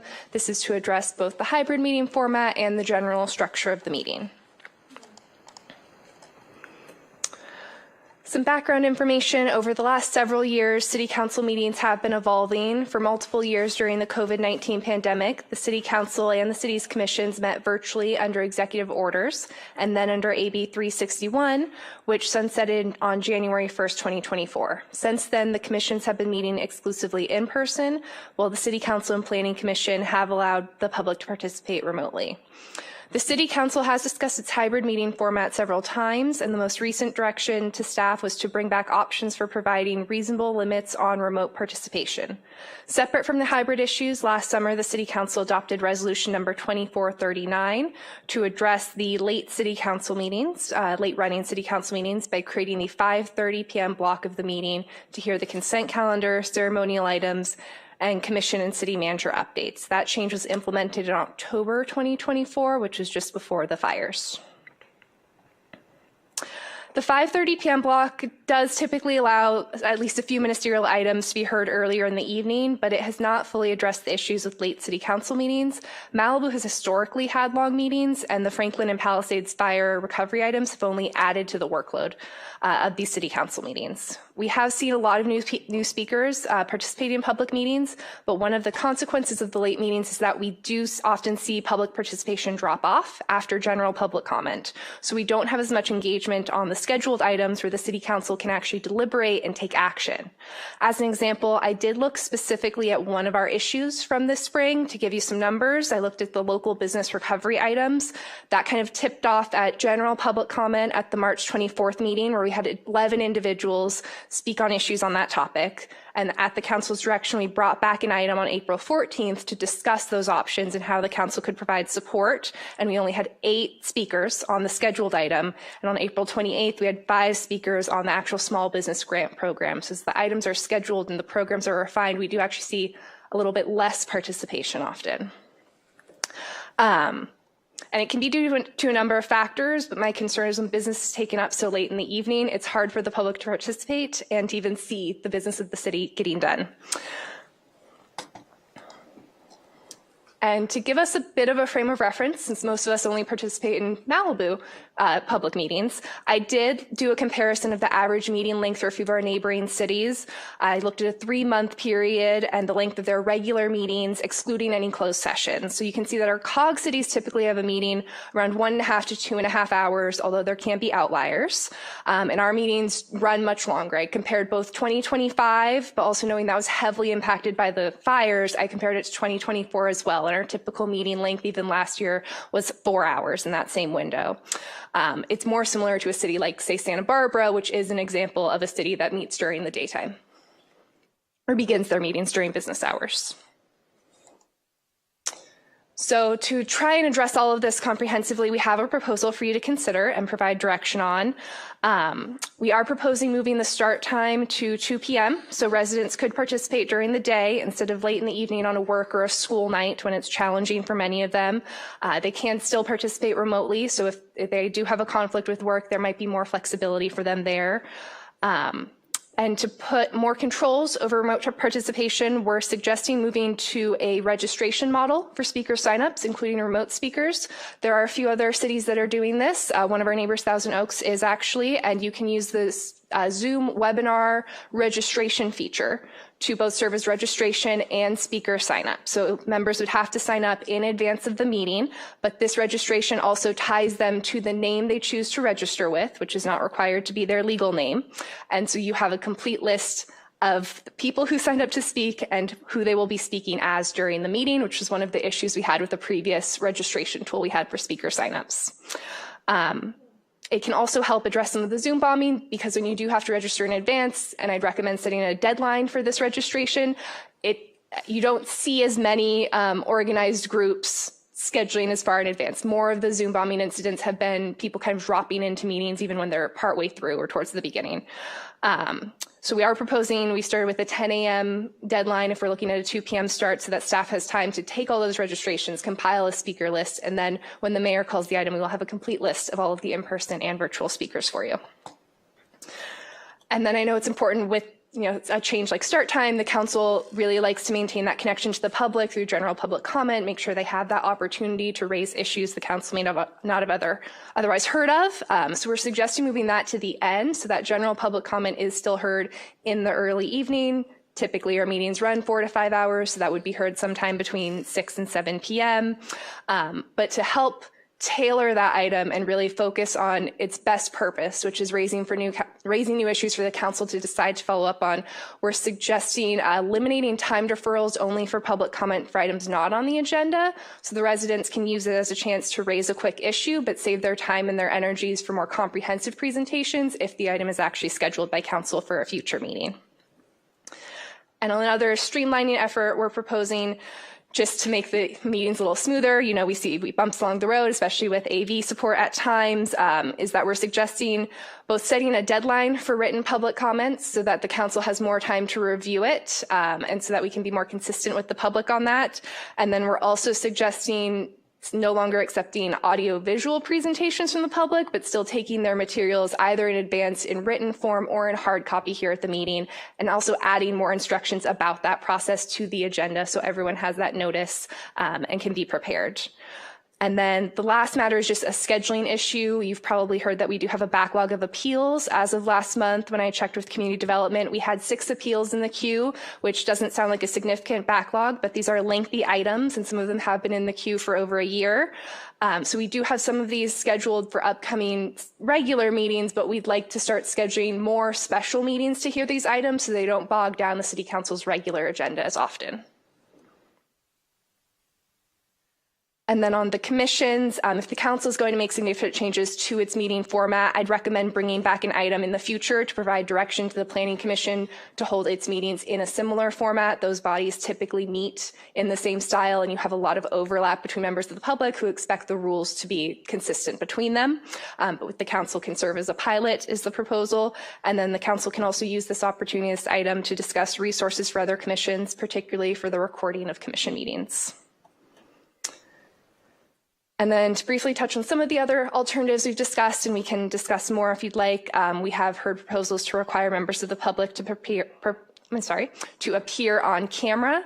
There are some logistical challenges with this option. Enabling video options does add lag time to the time each speaker is called. It's a technical matter of what permissions they have to be granted in that moment and how quickly they can acknowledge them.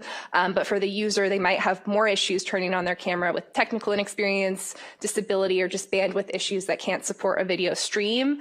Most importantly, though, members of the public do have a right to anonymous speech at public meetings, and requiring on-camera participation may infringe on that.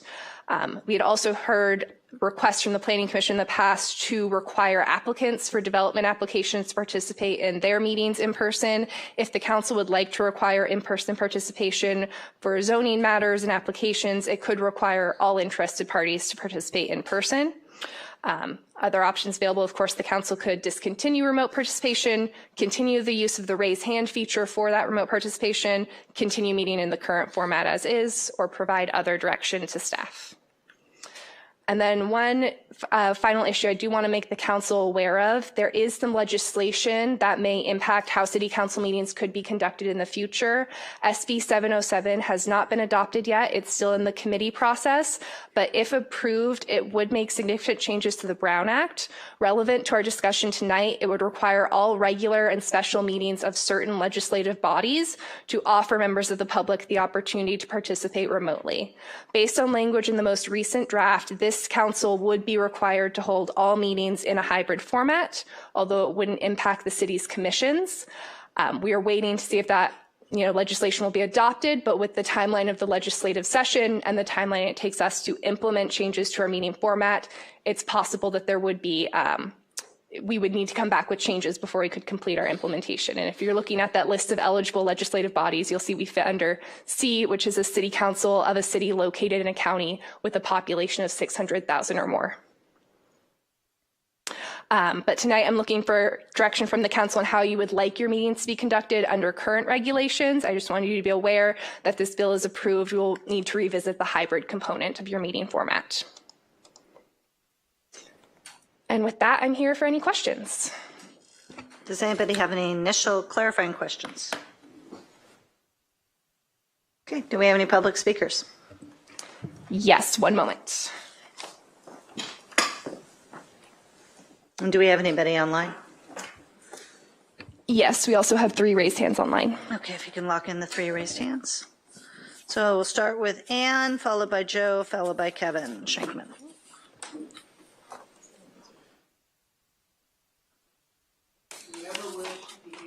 Oh, could you hit the button, please, somebody?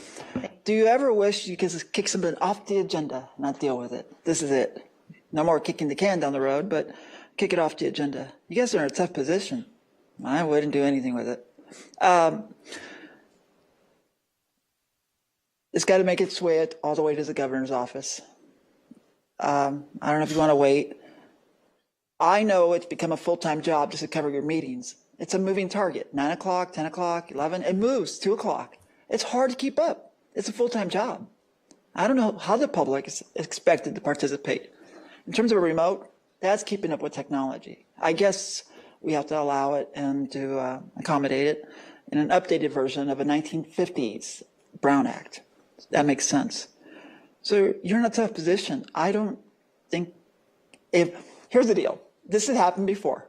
Where a city council moved the public comments to the end of the meeting so they can then lop it off. And then there was no public comments and technically, realistically, they were always at the beginning of the meeting. So if there was anybody left, it means the council wasn't doing their job.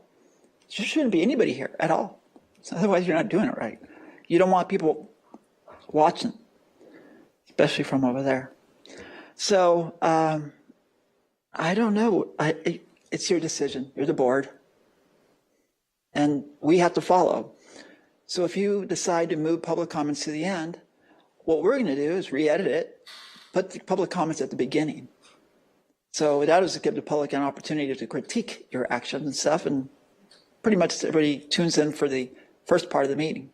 That's what we do. That's what we'll do.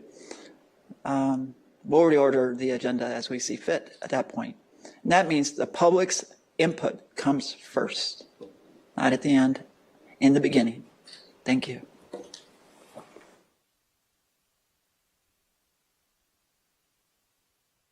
So just to clarify on that's your private video that you're doing. The city's video will stay as the live meeting occurs. And so if they want the actual presentation, they will go to the city website for that. Joe, go ahead.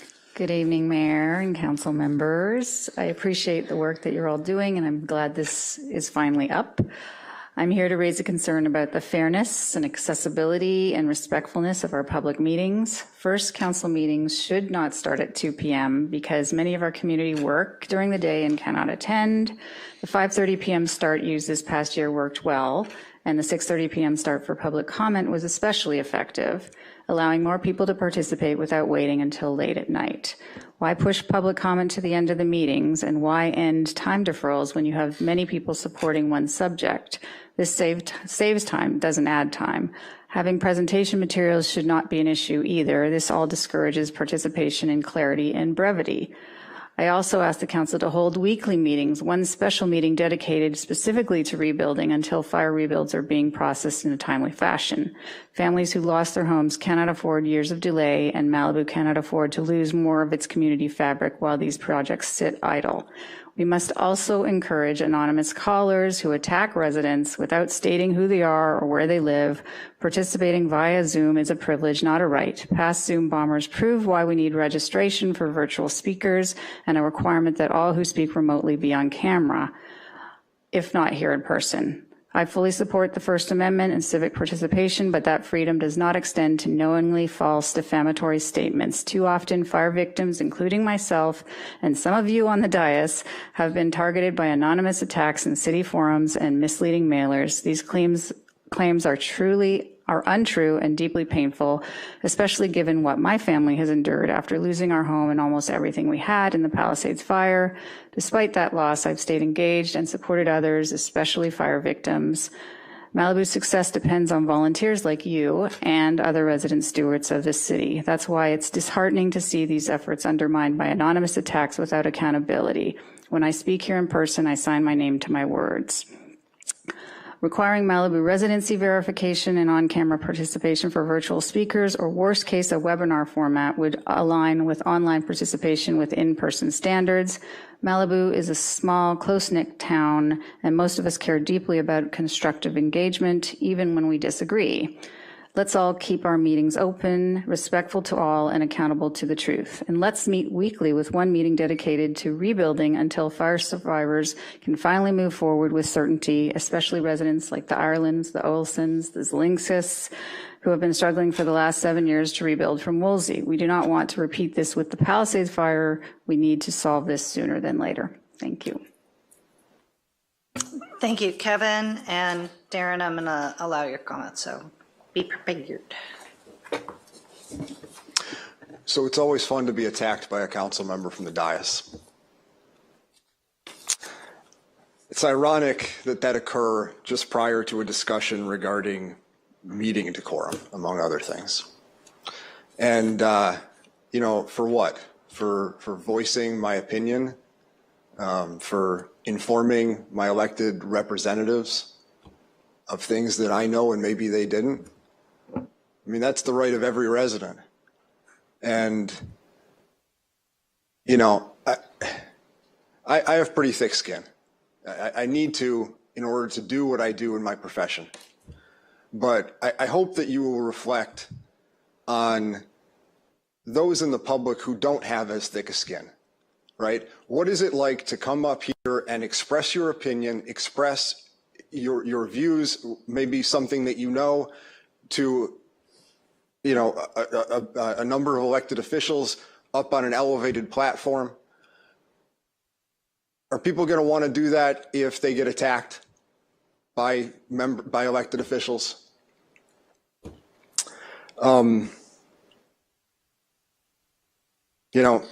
Rather than air the details of what occurred and what didn't, I'll just try to take the high road and quote Ron Burgundy and stay classy, Steve. And maybe Maybe learn to pronounce Spanish surnames. This is California. Thank you. Darren?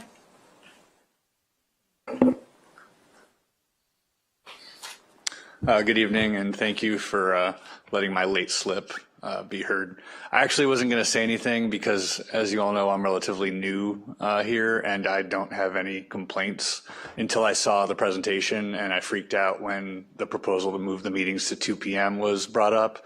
I couldn't be here if the meetings were at 2 p.m., so I never would have met any of you. And I probably would not have been able to call in, and I would have just let the city do its best without my input. And you would have done a good job, but I might have suffered because of it. So please keep the meetings in their current time slot if possible. Maybe move the special, I guess, planning commission zoning meetings to a different meeting. That'd be great, because yes, that is a huge time suck on your, task list, which is never ending. So I think all the rebuilds would appreciate it if you could do that. And then finally, regarding the Zoom registration, I think that would be a good idea. It would prevent people from making crazy accusations without being responsible for making those accusations. And I don't think anybody should have to suffer that. So yeah, please keep the time slots in the evening. Thank you. Thank you. That concludes our in-person. There were 3 hands? Is that right? Correct. We have 3 hands. The first speaker is Ryan. Ryan, are you there? Yeah, and now I got 2 pop-ups to unmute this time. Well, I wanted to start off with... My apologies. I accidentally muted the speaker. I'm so sorry. Ryan, please unmute again. Give me my time back. Yes, timer has not started. You will have 3 minutes. So when Reva was a accounting person with the city, I was on the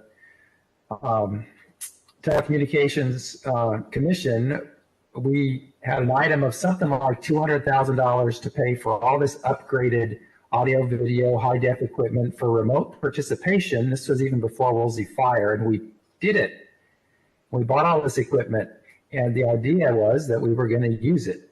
Well, so much for government promises, but I viewed this in totality as an attack on residents of this city. It's the 2 p.m. thing, forget it. Anybody who works during the day, and you would shortchange all of the public because you'd have department heads sitting in this meeting from 2 until 5 p.m. and they'd be inaccessible to their own staff and for the public on an as-needed basis for the work that they're actually hired to do during business hours. So that doesn't work either, and it's just non-traditional. I would request you have no voted on items before 6 p.m. period. That would include your little everything you can put on consent as well.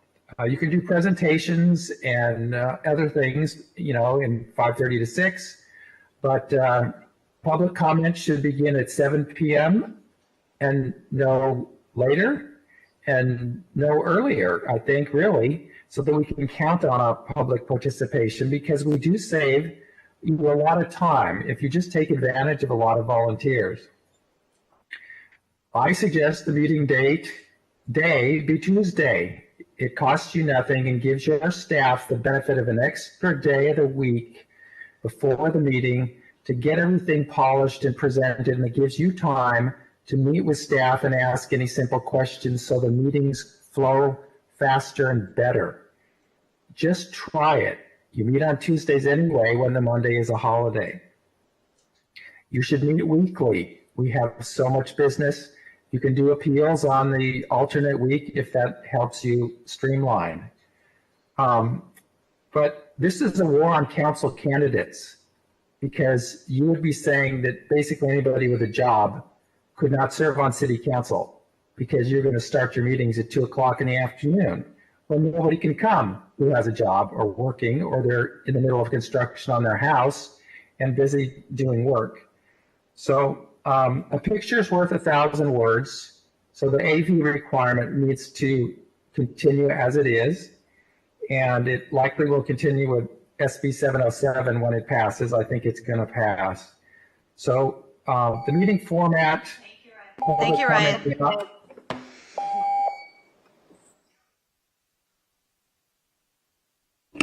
Our next speaker is Danny.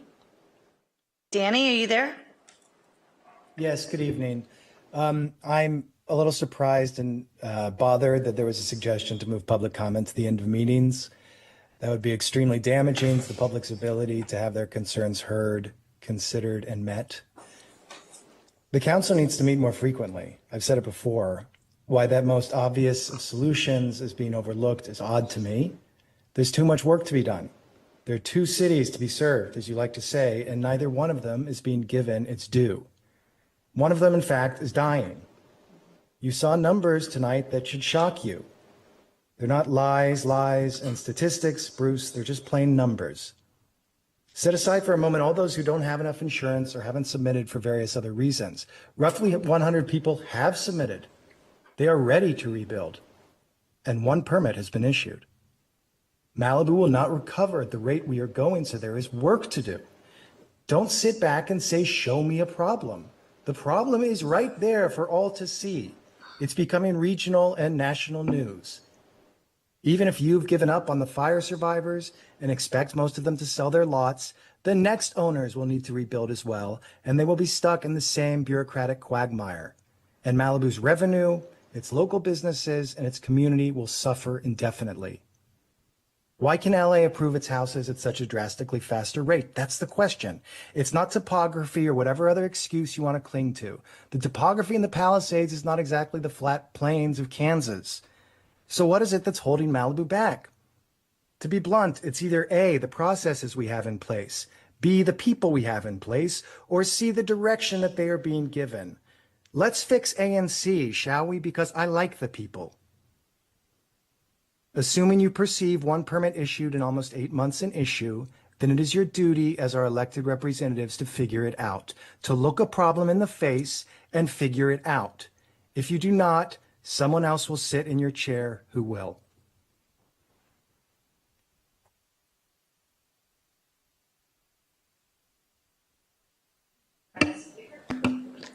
Our next speaker is Salwa. Salwa, are you there?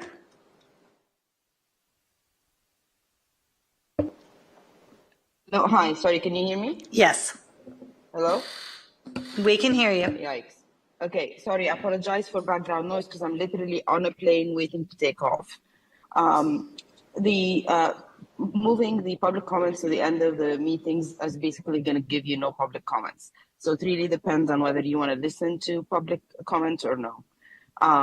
Also, I do agree with everyone else. We do need more frequent meetings.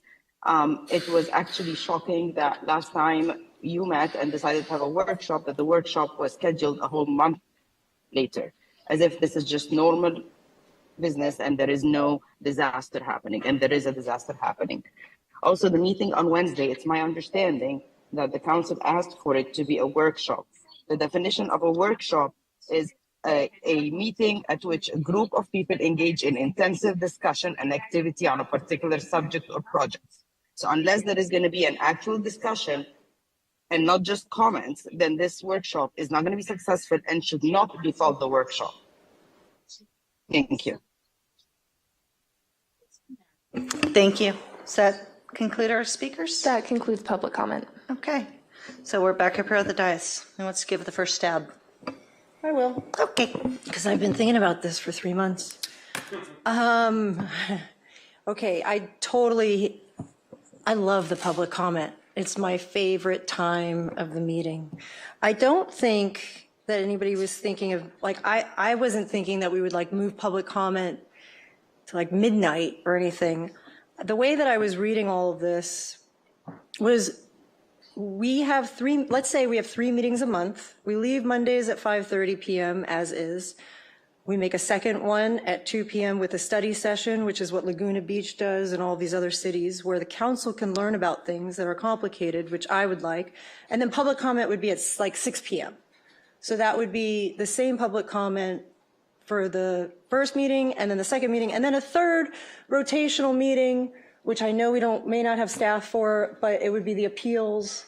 And if we don't have appeal, it would be a rebuild meeting. So we would have flexibility on that. This is just an idea.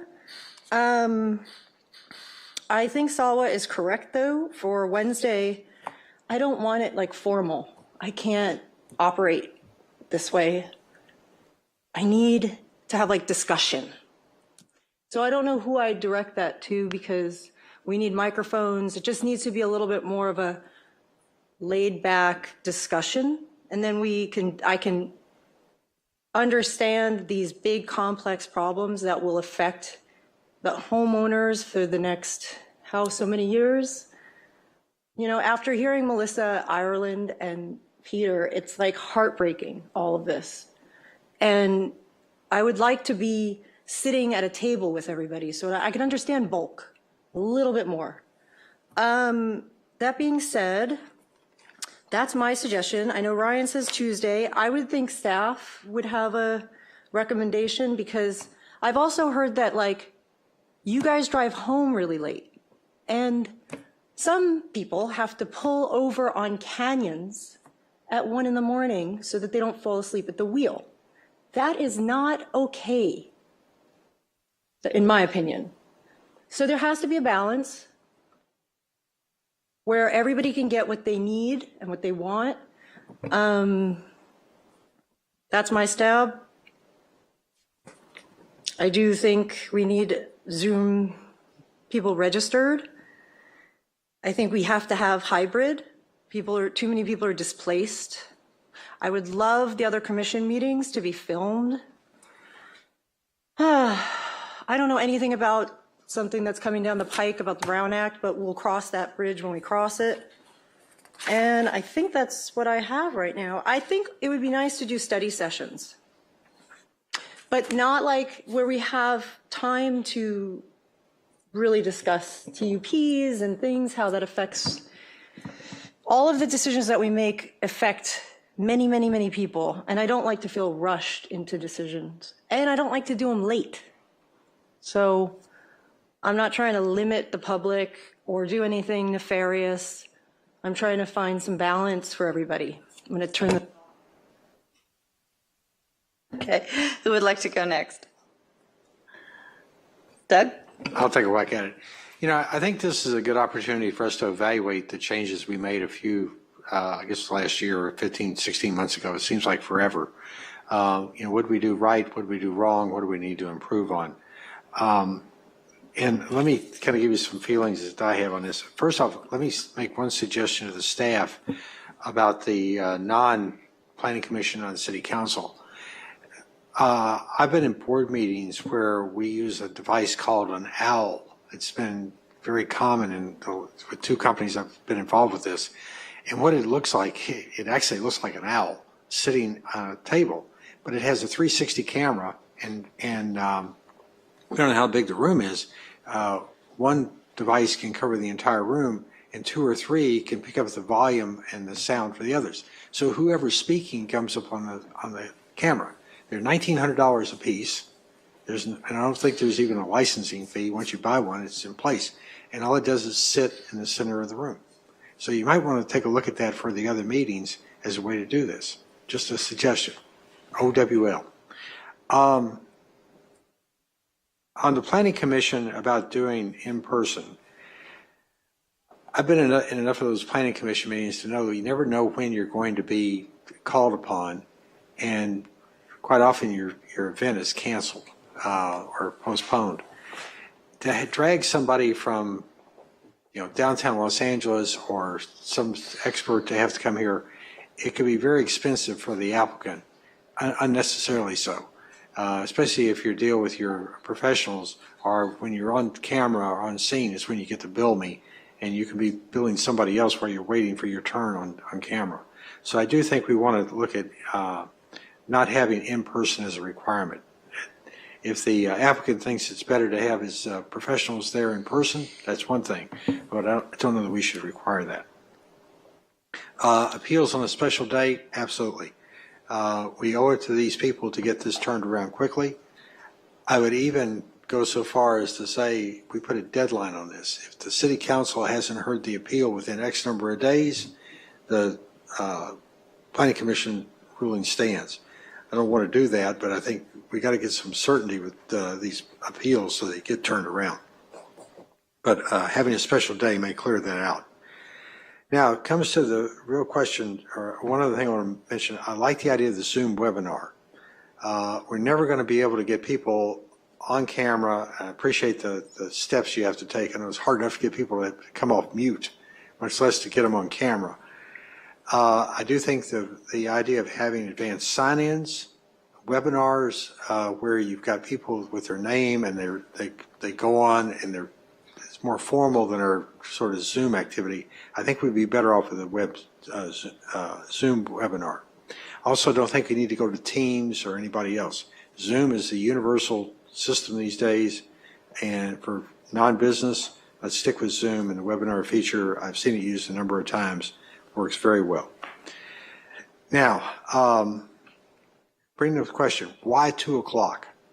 And I think everybody here is able to manage their time. We're either unemployed, semi-retired, or whatever. We can manage it, but it's going to preclude people who are trying to make a living during the day to be here at 2 o'clock. And you think about closed session, you might be here at noon. So can you really give up a half a day to be here during your business hours? So why 2? Maybe if we take another step and say instead of 5:30 start, maybe a 3:30 start. I do think we want to keep the consent calendar where it is. That lets a lot of our staff people get in and out.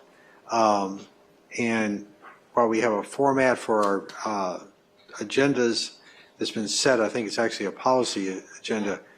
I prefer that the city manager and the mayor have more latitude about the order they put things in, so that we don't necessarily have to have everything in this fixed order, and put some of the things that could be resolved more quickly or keep staff late, put earlier in the evening. So I would recommend we change the agenda schedule around at the direction or co-direction of the mayor and city manager. Now, as far as public comments, it's a non-starter for me to put them at the end. I do think we need to have them later in the meeting. We get a lot of things out of the way with that public comments, and we need to let people have their moment in the sun. It's a real time killer when it comes to trying to get through the agenda. I don't know how we do that. This is a town that wants to have their 3 minutes. I do think the idea of sharing minutes on public comments, on general comments, is probably an appropriate thing to avoid. I think some of the presentations that have been made in the public comments, it's the general comments, presentations that are video stories and so forth,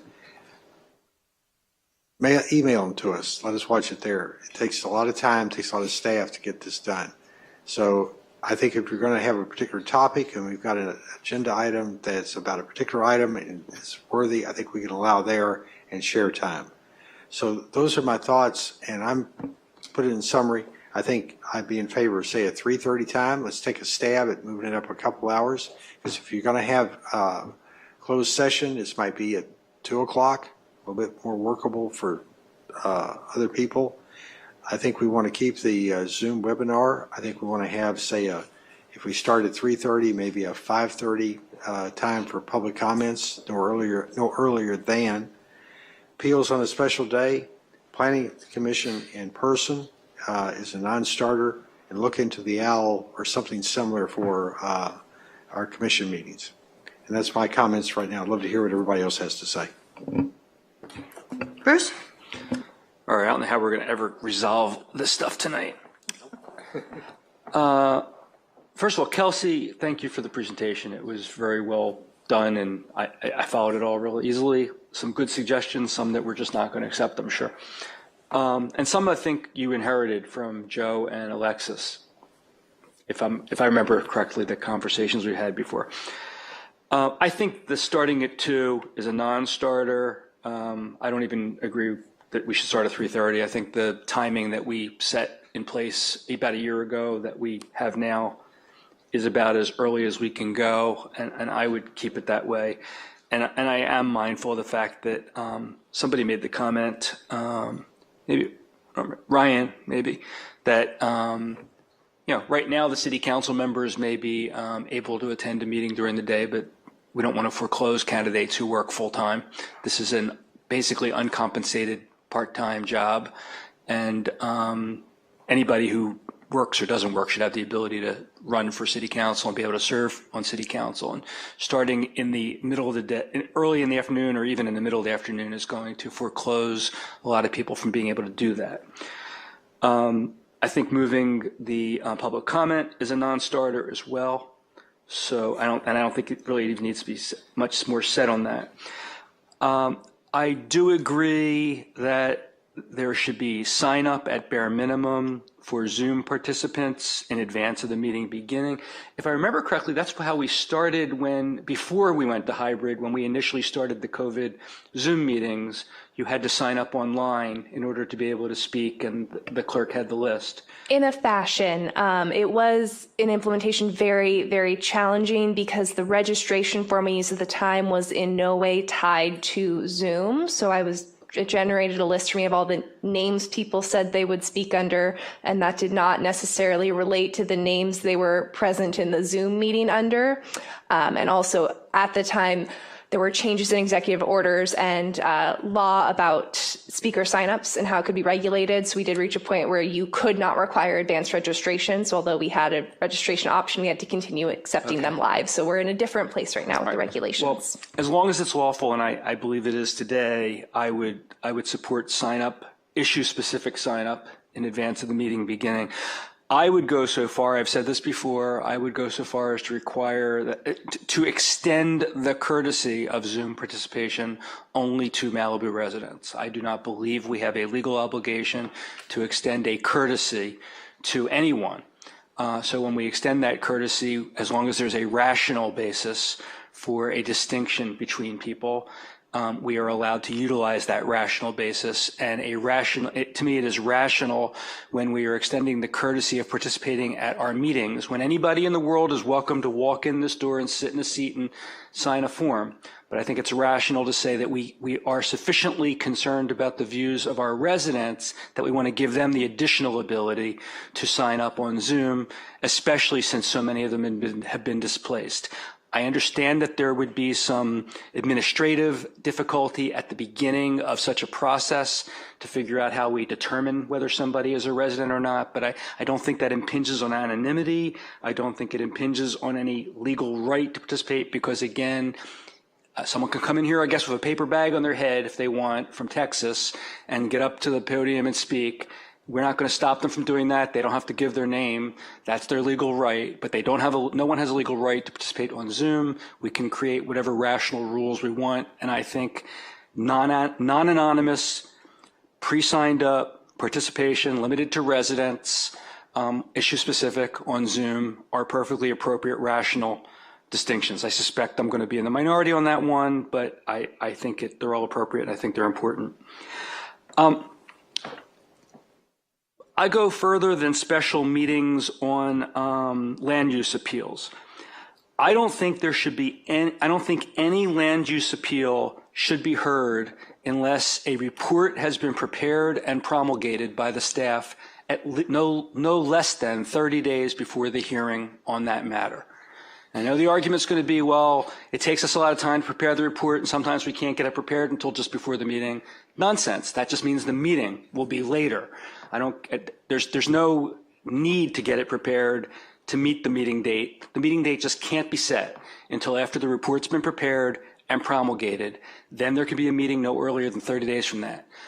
The parties also it would be incumbent upon the parties, to the extent they have comments on the staff's report, both the applicant as well as the opposition, to submit their written comments, including any PowerPoints they want to give to the city council, at least 10 business days before the hearing. That way, 10 days before the hearing, or actually 14 days because it's 10 business days, we'll have the opportunity to read everything that's going to be submitted by the city and the parties pertaining to that appeal. Public gets to submit their stuff until a day or two before the meeting, I suppose. But the parties always say, well, we can't prepare our papers because we don't get the report until late. we end up getting sometimes a report Wednesday or Thursday before the meeting. We then get the party submissions the day of the meeting. That's not a good way to handle a quasi-judicial matter. So I would propose that for land use appeals, the appeal doesn't even get set for a hearing until after the report has been published, no earlier than 30 days from that report, and that the parties have to provide their written submissions no later than 10 business days before the hearing, and then we can proceed. And I think the Planning Commission would benefit from that as well. I know they complain all the time about being dumped with hundreds of pages to read days before the meeting, and they're also working part-time, uncompensated. I personally would favor disposing of the Pledge of Allegiance. You all know I don't stand for it. I have a long litany of explanation I could provide for why we shouldn't continue to have it as part of our city council meetings. Many other cities have disposed of it, but I suspect I won't get a majority for that either, so I'm just flagging that, and I won't get into all the details. Those are my comments. Steve? Yeah. One more. I'm sorry. One more. I think that we should amend the way in which the agenda is prepared so that the mayor and mayor pro tem have input before the agenda is published and have a veto right on items as well as a right to submit items. And I don't say that because Mary Ann's the mayor and I'm the mayor pro tem right now. Obviously, that will change over time. Okay.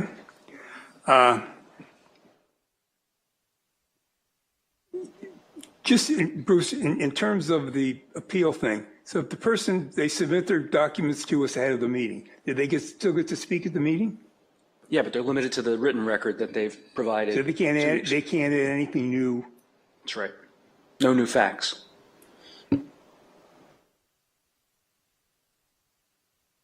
Okay.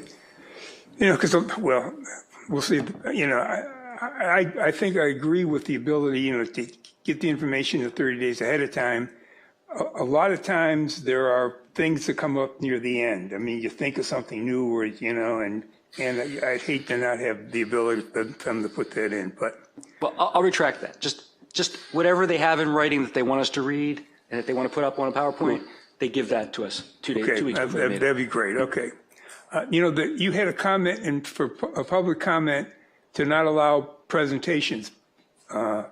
Is there a reason for that? I mean, is it because it takes so long for the staff to prepare those, or do you think it's a result of slowing down the meeting when it's?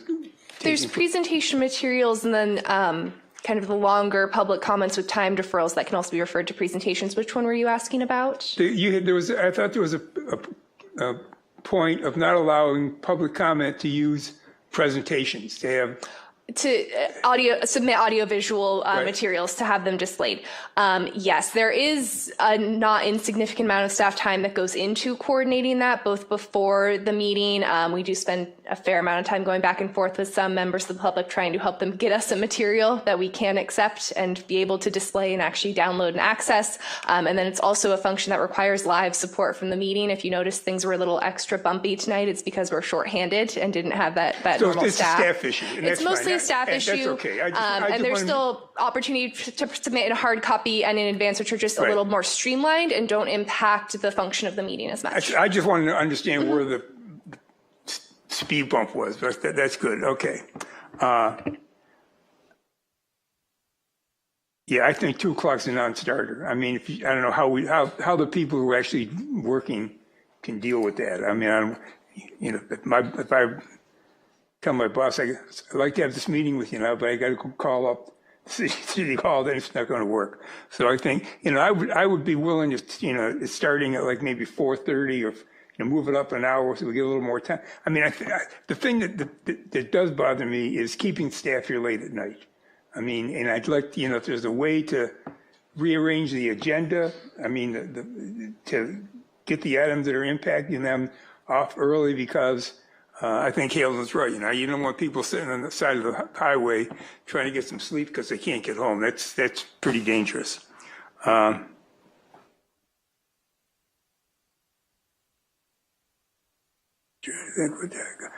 Having people sign up their names ahead of time, okay?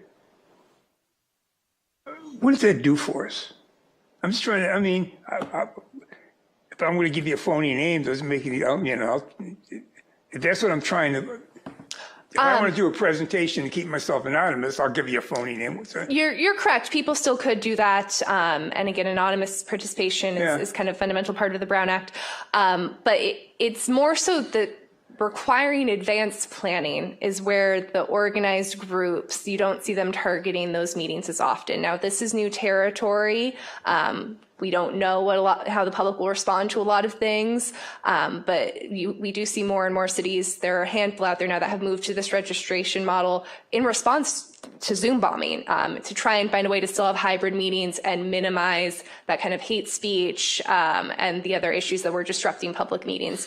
So we've had a couple different groups come to our meetings before, I'm sure, as you remember, and being someone looking at the Zoom participation and seeing how it spikes and drops off.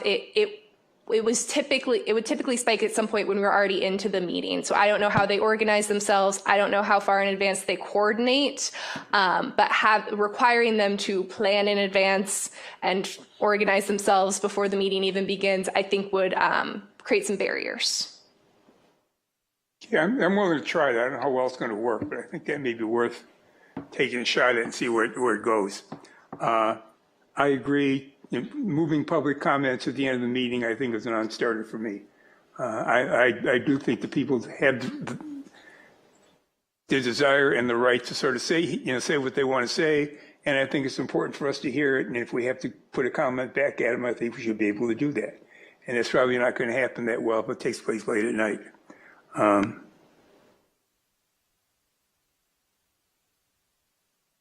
That's pretty much, look. I think moving, 2 o'clock doesn't work, 4:30, I'd be willing to try a couple of meetings at that point, and let's just see what happens. I mean, does it get us out of here earlier? Does it make it easy for the staff? None of this stuff is in cement, so if it doesn't work, we can always tweak it later on. But, if we can try some of these things and see if they help us out, I'm more than happy to do that.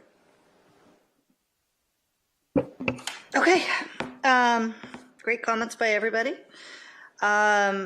Yeah, I think let's do an incremental would be my suggestion. I'd say 4:30,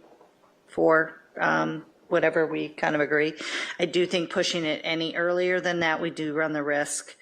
But then again, as other people get elected, as you said, they can always make proposals to change the meeting times. I think if we look at the public comment, if we were to have gone with the 2 o'clock suggestion, public comment then would have probably occurred at 5:36, 6:30. So that would have been a little bit more reasonable of a time for having that available to people. So I'm with let's move it maybe an hour earlier, see how that works out, if that does help on the back end at getting staff members out a little bit earlier in the evening. It does allow a little bit more participation while they're still technically on the clock instead of into overtime or flex time. I do like the idea of the other meetings with an owl. I think that's something, because I don't think that we're actually looking to have remote participation for those commissions other than Planning Commission, but just a recording, because I did find it really helpful to be able to, when they were on Zoom, to be able to go back and watch those meetings and hear the comments and things like that. So it's a simple recording of the meeting only, not any kind of interaction for the public. Quick question, the owl, does it make the meeting live so people can watch it? Yeah, well. If it can do that, I mean, look, in the board meetings that we have where we've used owls, everybody's around the country. So it's a live conversation. It's like a Zoom meeting, but you could put it on YouTube just as easily. I just think the ability, whether they record it, giving people the opportunity to, public safety is like one of the most important groups. Everybody should have a chance to see what the hell is going on during that session. So, I mean, if we could do something like that, I'm sorry, Miriam, but I agree with you. I welcome the comments, because I think it is something, I think our community would be very interested in making sure that we have that record kept, And as I said, I find it very valuable, so I'm sure there's others that find it valuable. And if we can make sure that it's just a simple setup, the recording secretary can just place the item there, plug it in, and forget about it, and then unplug it at the end of the meeting. It should be something that's a very simple subject to, or item to do. Let's see, where we are. The zoning matters. I see merit in the 30 days and the items, the 10 to 14 days, however you're counting the calendar. But with Doug's, I agree. If we don't have it in a reasonable amount of time, there should be a de facto approval. You know, if we can't get it on the schedule and we can't hear it, we're not being responsible in getting these matters resolved one way or the other, whichever way it's going to go. Is there something that we can do to speed up the scheduling of them, that they have to be heard within 30 to 60 days of the appeal, just to make sure that we're trying to deal with these things in a timely manner? Because we've got 6, and they have been waiting out there, some of them for over a year. One of them's a single-family home that's a quasi-Woolsey rebuild, you know? So it's not fair that that person has been waiting all that time. And I think that we have a responsibility to hear things in a timely manner. So I would be in favor of the staff report being out 30 days in advance, and any materials by either the appellant or the applicant in that 10-day advance business. But I want to see it also coupled with having that meeting scheduled early, as fast as possible, and not a year. So let's see.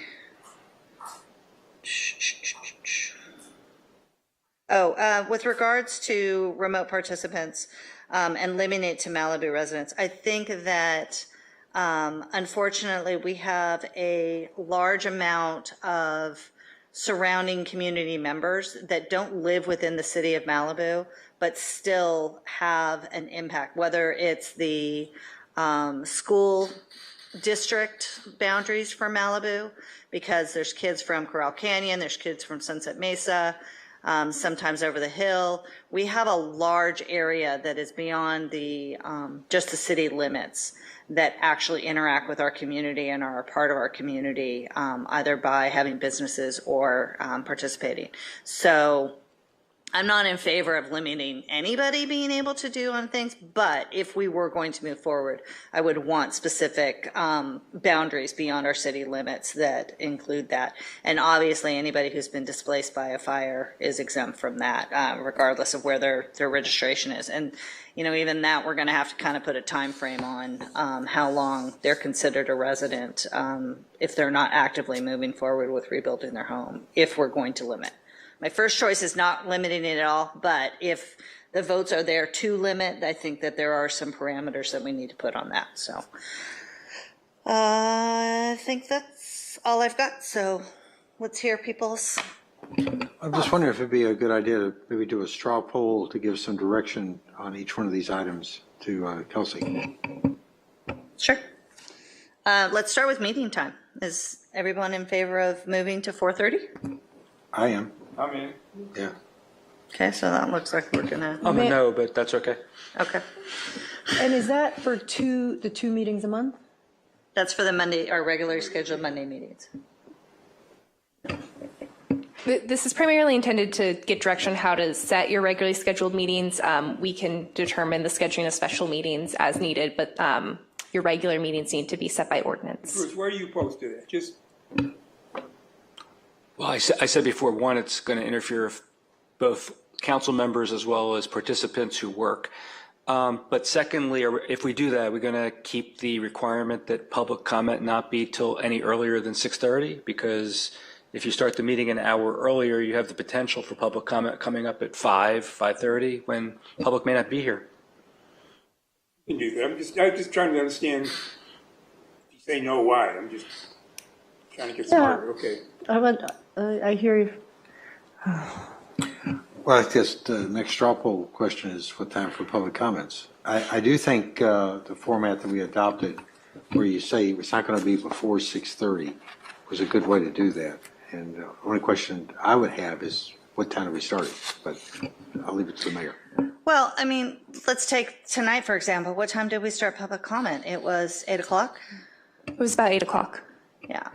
So it's not supposed to be heard till after 6:30, and we didn't even get close to even having it at 6:30. So, and I mean, I think the vast majority, I can only recall one meeting where we actually had to wait, maybe 2 meetings that we had to wait for public comment because we were too fast. There may have been a couple, especially when we first adopted the format. What also might be helpful for the council to consider and let us know if you have a position on it is that the way the agenda is currently structured, it's not just public comment that can't be heard until 6:30, it's all following items. So we can deal with that a couple different ways. If it's only important for the council to hold public comment at a time certain, we could notice it for just that item. I've also heard, at least from some members of the council, that they'd like more flexibility in how we order the agenda. The council can also change the sections we have. We could schedule some discussion items before general public comment. We'd want to discuss more about what would be appropriate in each section. But if the council is trying to hold business other than public comment after 6:30, that would be important to know. If you're just trying to hold public comment, there's a lot of other ways we can work the agenda.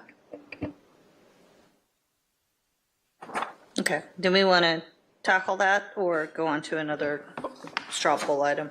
My suggestion is that if the council is indicating that the meeting should begin at 4:30, then the agenda should provide, it should be the same order that we currently have, except that it should state explicitly that if the public comment item comes along before 6:30, it will not be heard until 6:30, and you'll just move on to the next item that's on the agenda until such time as 6:30 hits. Yeah, I'm in favor of that. I think the one thing that we want to anchor are public comments at a reasonable time, and 6:30 seems to be the reasonable time. I agree with that. I'm just contemplating it practically.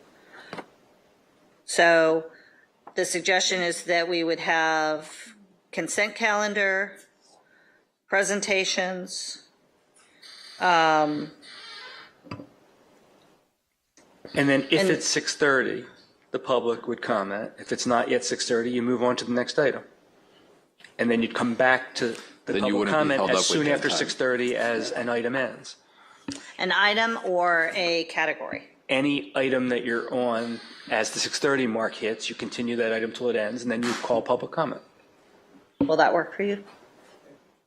Yes, we could do that. We'll play around with the notice. Yeah. One point of clarification. That won't be a problem. Do you want to hold the section written and oral communications to 6:30 to keep those items together? Or would you want the flexibility to have council member reports and city manager reports before general public comment? I don't think you can have council member comments before you hear from the public. Yeah, I agree. I just wanted to clarify that so we would know what we're noticing. Yeah, I would agree on that. We're quite often responsive to what the public said, and I think we owe the public a mode of conversation for what they brought to our attention. Okay, and so this is for both Monday meetings. We're not thinking about changing one for a different time where we have more ceremonial things heavy in a different meeting. Let's say it's a Wednesday, and is that just too complex? So we do some things on one meeting, always public comment, always. I'm not talking about that. I'm just talking about if there's, and not appeals, because we're going to maybe do a special meeting. But we can do like Barbara's certificate in a different meeting, the second meeting a month. Is that? I just think we're too small to be that sophisticated. We got 5-hour meetings. Like, I hear you. I don't know why how do we get out from under 5-hour meetings? Well, quite often it's because we talk a lot. Oh, okay, I'll mute. I would like to hear what it is that you feel we're lacking and that you would like more of. Yeah.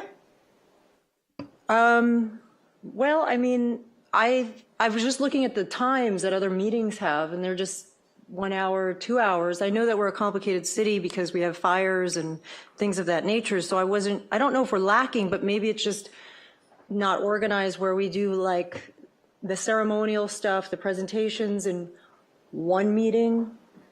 We organize it just differently, always with public comment. We just kind of stagger some of this stuff with a third meeting held for appeals and a workshop, if possible. Councilmember Conrad, are you trying to pull out the ceremonial presentation items specifically, or are you more so trying to look at different ways to schedule business more consistently for the first meeting of the month versus the second? Yeah, I think what I'm looking for is sometimes we get really big agendas and then things get pushed off, which is natural. It would be, I don't know, a different way of organizing the two meetings. So it's not to not overcomplicate your life. It's the same format, except one is maybe more ceremonial, where we have those presentations from people, or instead of doing it, like last time we had Chief Drew Smith here, he could be those could be the second meeting of the month. So we have one a month. The second regular meeting of the month, are you envisioning other business being conducted after the ceremonial presentation items? Yeah. Yeah. Just council meetings with reorganization so that some of the fluffy fun stuff can go into one separate meeting.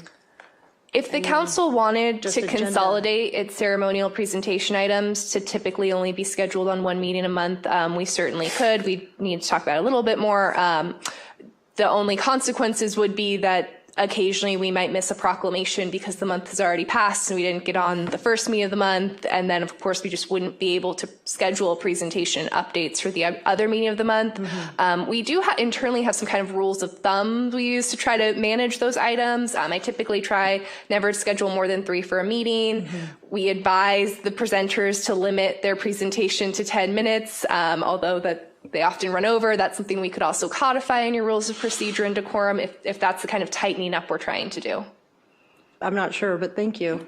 I'm not pretending this is simple. This is all complex. The amount of times I've like researched something and then it's been pushed and pushed and pushed, I can't remember what I researched. I'm trying to also avoid that, especially with appeals, which is maybe we do the one meeting, we got the 2 meetings, and then 1 extra meeting. Yeah, Bruce. Well, I think it's a good idea to limit the ceremonial presentations to one of the 2 meetings a month. I like that. In fact, and I also think it's a good idea to explicitly limit the amount of time for those presentations. Sometimes they do go on for a long time. I would go so far, and I may be in the minority on this, but I actually question why we need to do them at city council meetings.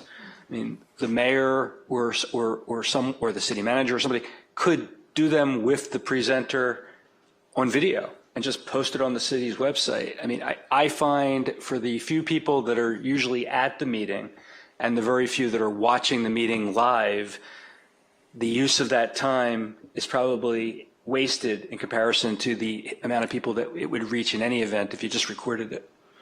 So I don't know if I'm the only one that feels that way, but I find that when we're doing those presentations, they take us away from doing business.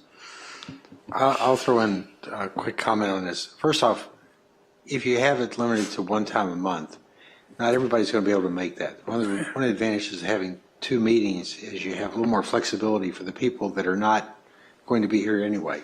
The city staff is here, but a lot of the visitors may not be here. The other thing is, the reason why we give these proclamations and presentations is because it's to make them feel special. It's a special moment. If we can't do it in front of the city council, then we have to ask ourselves, why do we even have these? I really think this is a special occasion. It needs to be treated as such. It's like in the military when you get a service award or something. Everybody in your unit or your group is there. That's what this is for. So I'd recommend we keep the same format for that. Yeah, I was thinking more of the presentations than the proclamations. The ones where somebody gets up and shows a video and talks for 10 minutes or gives us a report on things for 10 minutes or more. You know, you had the presentation from Drew Smith, okay? which it was very informative, and I think there were questions when we got to the end, and you don't want to lose that. I mean, that made us all, I think, made us all smarter. So. And Drew's not always available to meet our schedule, and people like Drew. Yeah, so I would say if we're moving up the meeting to 4:30, I think we're going to allow ourselves the time in order to have those, still be able to keep the community involved in that. I agree with Doug. I think it is something that is special, and people feel honored by that. And I think that's an important thing that we continue. So let's see if we're knocking any of those out. Can we just draw a vote on the signups? The Zooms? Okay. Yeah, I'm in for that. Register in advance? Yeah. Yeah, I am too. For Zoom? Is that with an address, no address? Are we restricting people? I need more specifics. Let's start off with just sign up and Okay. figure out if we are Yes. in for anything else. Sign up. Well, when you think about a Zoom webinar, you have to sign up for those. Mm-hmm. And yeah, that just, you don't get in unless you sign up. I think we agreed to that. Okay, cool. Okay, all right. Trevor, is there, I mean, I understand the point about the Brown Act allows people to walk into a meeting and participate anonymously, although, again, unless you put a paper bag over your head or something, you're really not anonymous because you're standing there. When we're extending the courtesy of Zoom, can we require them to provide their true name and maybe even an address? I think it would be potentially problematic. I wouldn't recommend doing it. There's a lot of protections for anonymous speech, and it also could be due process rights depending on what the particular item is. I think you would be likely to draw a challenge from a number of groups if we did try to put a program through that was requiring verification of who people are in order to participate in the virtual portion. I think that we have, by and large, other than a few isolated times, we've been relatively lucky in not really. I know that there have been times when it has been aggressive and there have been issues and problems, but for the most part, we're getting our residents doing that. So unless we see an uptick, I think we just stick with having people sign up, do the registration, see how that goes, see if that gets anybody excited to do some stuff, and we'll see if there's any consequences for that. So far we've got 4:30, not to hear general public comment before 6:30, keep the presentations and proclamations and other ceremonial items, require remote participants to register in advance. So materials from the public. Do we want to put a deadline? Well, staff report on on zoning map, on land use appeals. 30 days before the hearing is scheduled? Yeah, I'd like to try that, see what that gets us. I agree. The 30 days in advance, give us a chance to look at it. Yeah, I think 10 days in advance for participants' responses. Right. And then what about public comments or public? Friday before the meeting. Friday before. Yeah, and honestly, I think that needs to go also to our meetings that we have. Well, I'm going to change my mind in mid-sentence here. When we change the agenda for a public meeting, people have to have time to respond. If they can't respond 3 days in advance because we didn't have the agenda. I'm just talking about land use. I know. Appeals. Okay, I'm with you. I'm with you on that. So the direction is publish report 30 days in advance. Any written submission from the applicant or the appellant would be due 10 days. Including the PowerPoint they plan to show during their argument. Okay, including the PowerPoint, and then you're saying any other written comments need to be submitted. You're basically saying 3 days in advance of the meeting. Yeah. It could make an issue with the PowerPoint, because if there's public comment that comes in about the item of them being able to respond to it, if they have a graphic or they want to be able to do it, prevents them from doing that. It's up to the council. I don't think there's a requirement that they let them talk. They'll abuse it. And Mayor, if I could also just clarify, we were saying Friday before the meeting for the written comments, but if we're having the land use items on special meetings, they may not be on Mondays. That's why I'm saying 3 days. So if we're going for about 3 days, if we can adjust that a little bit based on weekends, Most likely we'd have special meetings on Wednesdays just because that's when scheduling and room is available. But we can be a little flexible with that. 3 days, but then not to land on a weekend and just advance farther backwards, right? The Friday before? So if 3 days in advance would fall on a Sunday or a Saturday, it would rewind and you would need to submit anything on Friday so staff could receive it. Is that what you want, or do you want to move it the other way? I think 3 calendar days is fine, given modern technology. Even if it lands on a weekend? Yeah. Does the council expect to have the materials distributed to them over the weekend? Before Monday? Yeah, because I mean, if they come in. We have a couple of issues with that. First is just staff being available, but then they're, okay. No, thank you.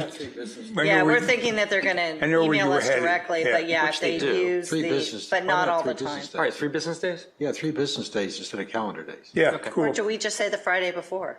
Whatever day it lands on, it has to be in by the Friday before. We're going to have a special meeting on Thursday. Anyway.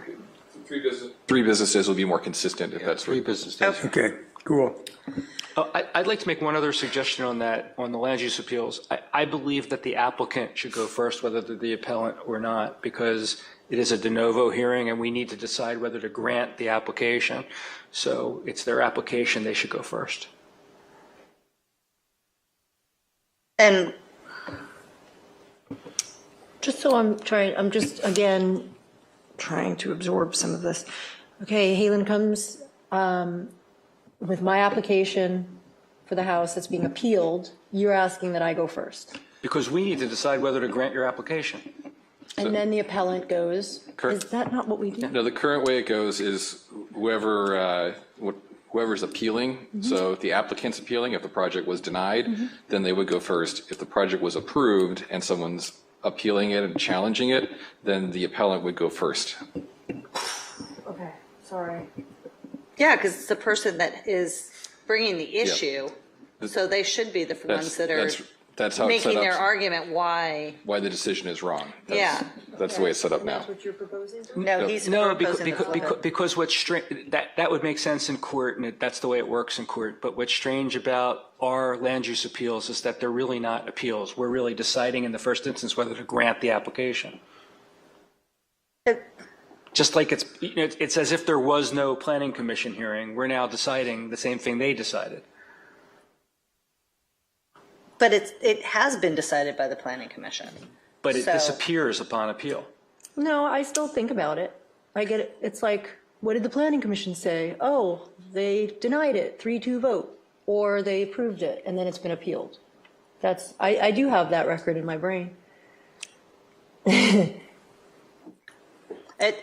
let's do a straw poll. Not going to get traction on it. Do we have a majority to change the way that we've been doing it currently? I like the way we're doing it now. I like it too. I'm good. Okay. Leaving it. Okay. All right. Go back to one thing about people sending in correspondence and so forth. We get inundated quite often on the day of the meeting, and there's no chance to review it. I mean, if I leave the office at 2 o'clock and stuff's coming in until 5:30 or so, I can't read it. Make it 3 days, 3 business days. 3 business days. Unless the agenda's been amended. It will also depend.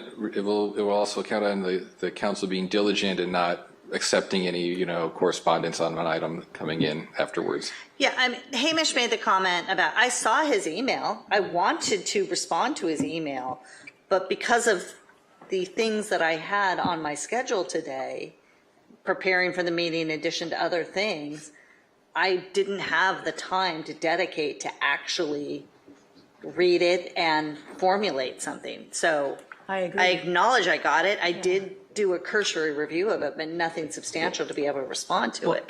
And so I think it's difficult on the day of to be able to. Because with respect to a quasi-judicial matter, it's important that the record be closed sufficiently in advance of the hearing for us to be able to contemplate what's been submitted.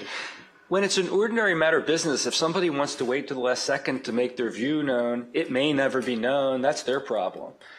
We're not responsible for making sure we see everything that comes in at 4 o'clock in the afternoon. But I believe in an appeal, people should be responsible to have to get us the material sufficiently advanced so that we don't overlook it. So I don't think I think it's overkill to worry about a deadline for normal matters, just quasi-judicial matters. Yeah, I understand the conflict there, and the amended agenda items just throws more complexity into it. But for as long as everybody realizes that, when you shoot something to my email at 1 o'clock on a council day, it's probably not going to get read. Yeah. I was walking up to closed session reading that last email going, skate park, oh my goodness. So if they send it, then we read it. If it's short, other residents send well in advance, I read it, I respond.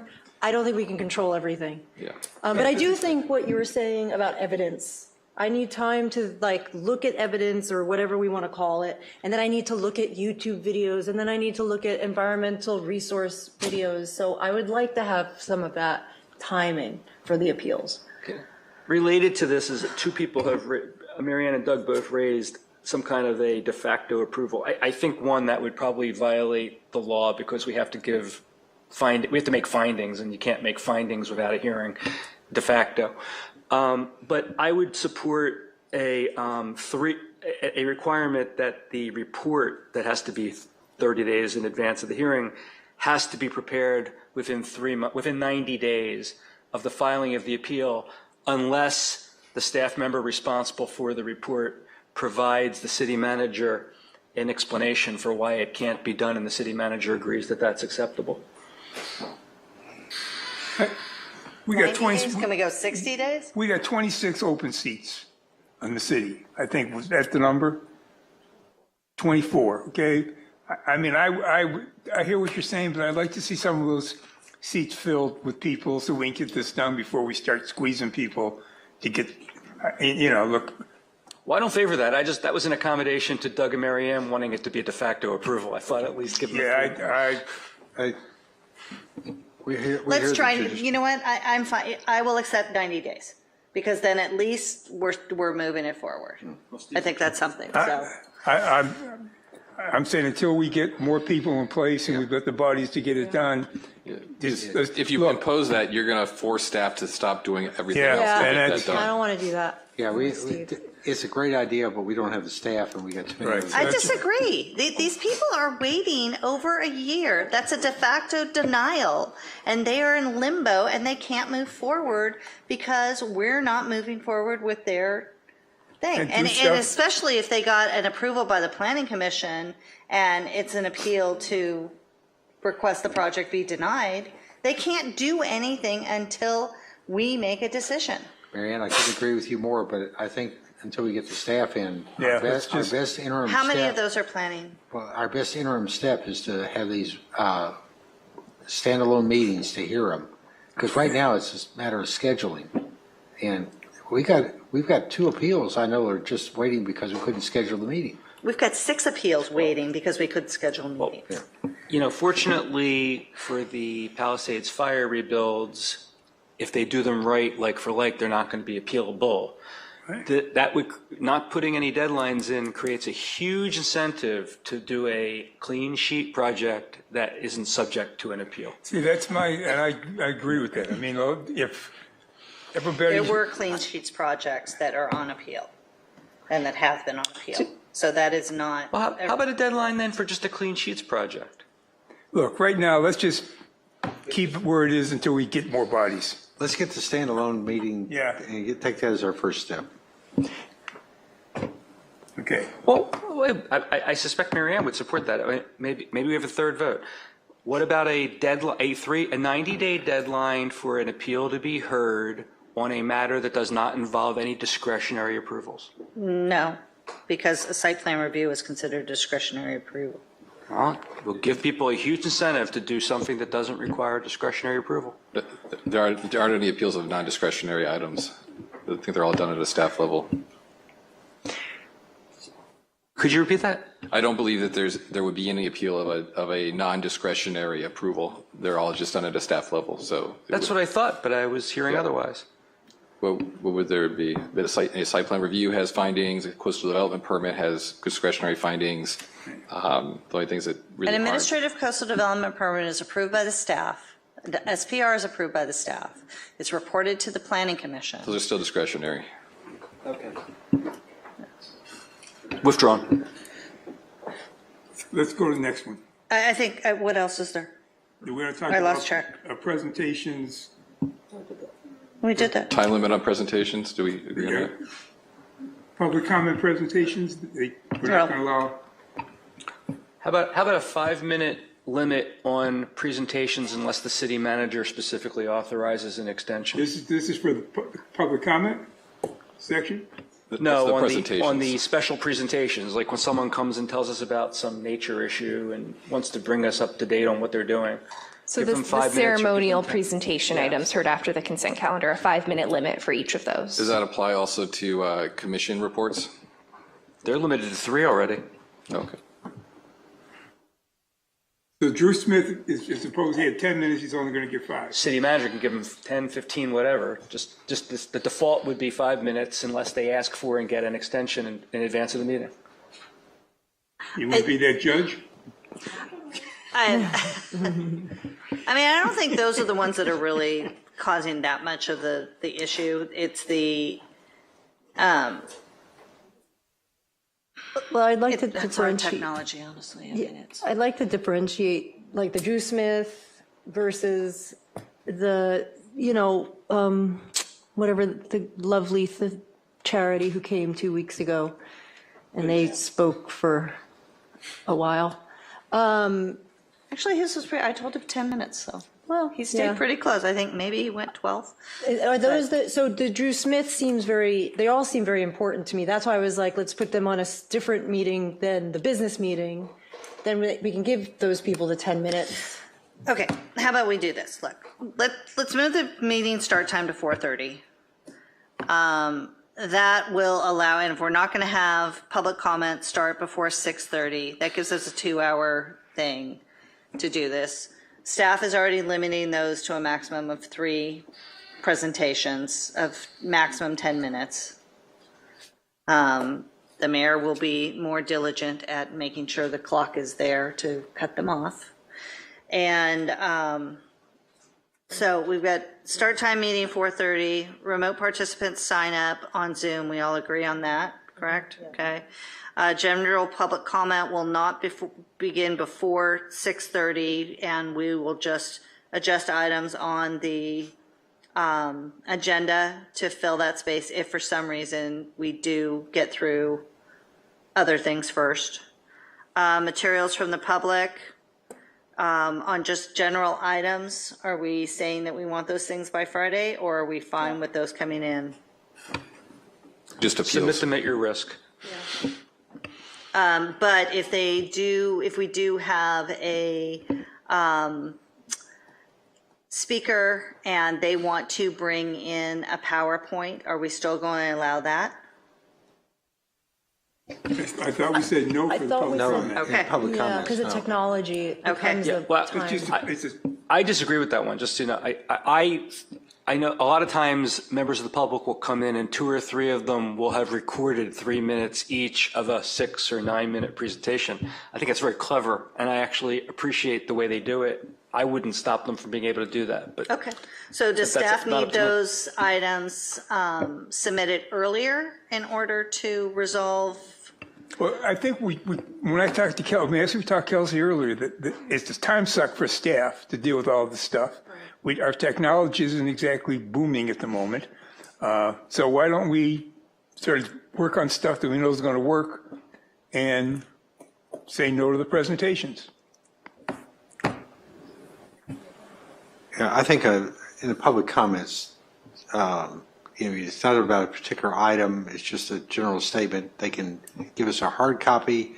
They can tell us about it verbally. If we've got a particular agenda item, I can see having a presentation. But just doing your butterfly collection doesn't do us any good. And let's leave the presentations for the items we're actually considering. it usually does occur during a regular item. So I agree with that. Okay, is that clear? So general public comment, no AV materials, and I just want to make sure that's the consensus of the body. So general public comment, no AV materials, but for all scheduled business, we should still accept and be prepared to support video, PowerPoint, any presentation materials that are submitted by the public. Is there a deadline for submitting that? It's currently noon. I would ask to have a chance to review all of our deadlines, and we'll need to bring this back for final adoption, so the council could make further adjustments at that point, but we may be changing it with the move on the start time. But no earlier than noon. No later. I would say no later than noon. We might consider looking at it earlier. We'll discuss it internally. I would consider making it 24 or 36 hours. With Monday meetings, it's not typically very meaningful since we don't work on the weekends typically, but we could set very early in the morning or even by midnight the night before and have everything ready the day of. But it would also be helpful to fine-tune that guidance on the written materials to be submitted, so I could think about how these could all play in alignment. I heard Friday before. I also heard 3 business days, not for land use matters, but for all general matters. What would the council No, like? we didn't set a deadline for submission of written comments on general matters, just on the land use appeals. Only on the land use appeals, and then that's 3 general business days. correspondence for all other items can continue to be submitted up until the meeting? Yes. At your risk. I like that. One thing that we should make clear, I think, is that those audio-visual presentations regarding a land use appeal are written materials, are the same thing as written materials. So if somebody wants to submit a video where they're talking for 3 minutes, they better submit it 3 business days before the hearing, or else they're not going to be able to play it.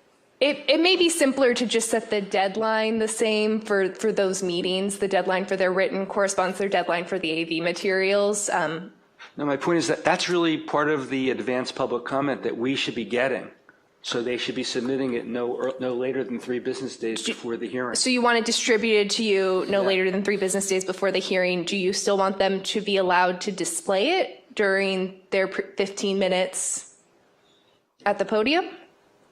Yeah, they have to be able to. And what about the general public that's not one of the applicant or appellant? They don't have 15 minutes. No, this is the general public. Right, this is their 3 minutes of.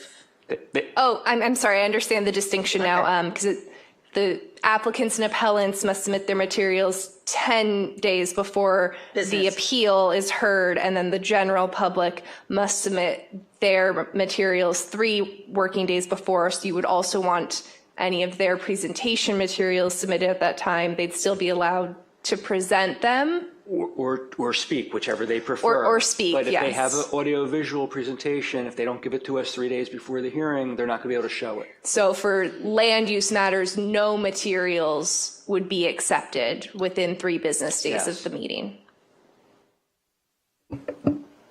That works for me. I just want to make sure we've clarified we're going to have the appeals on a separate meeting date. Right. Yes. Yeah, we've done that. Okay. Yes. Did we? No, we didn't, but yeah, I think we've referenced it enough, but. I would just leave it that the city can schedule them for a special meeting, but doesn't need to. There might be a very light agenda and a very easy appeal, in which case, why relegate that to a special meeting when it doesn't have to be? Yeah. I would recommend leaving that flexibility also because at some point we hope to reduce this backlog. So there just might not be enough appeals to warrant special meetings. But I understand that these deadlines you're giving us would apply for the regular meetings as well. So even if we had an appeal on a regular meeting, that staff report would need to be published 30 days in advance.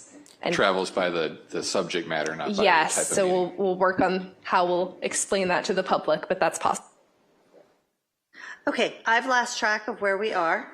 So if you have anything else outstanding you want us to address? I don't think the council specifically addressed time deferrals for general public comment. That proposal to try to focus those on more short introductions, but I just need your direction on any limits if you'd like any. Anyone want to take a stab at that one? This is for general public comment for items not on the agenda.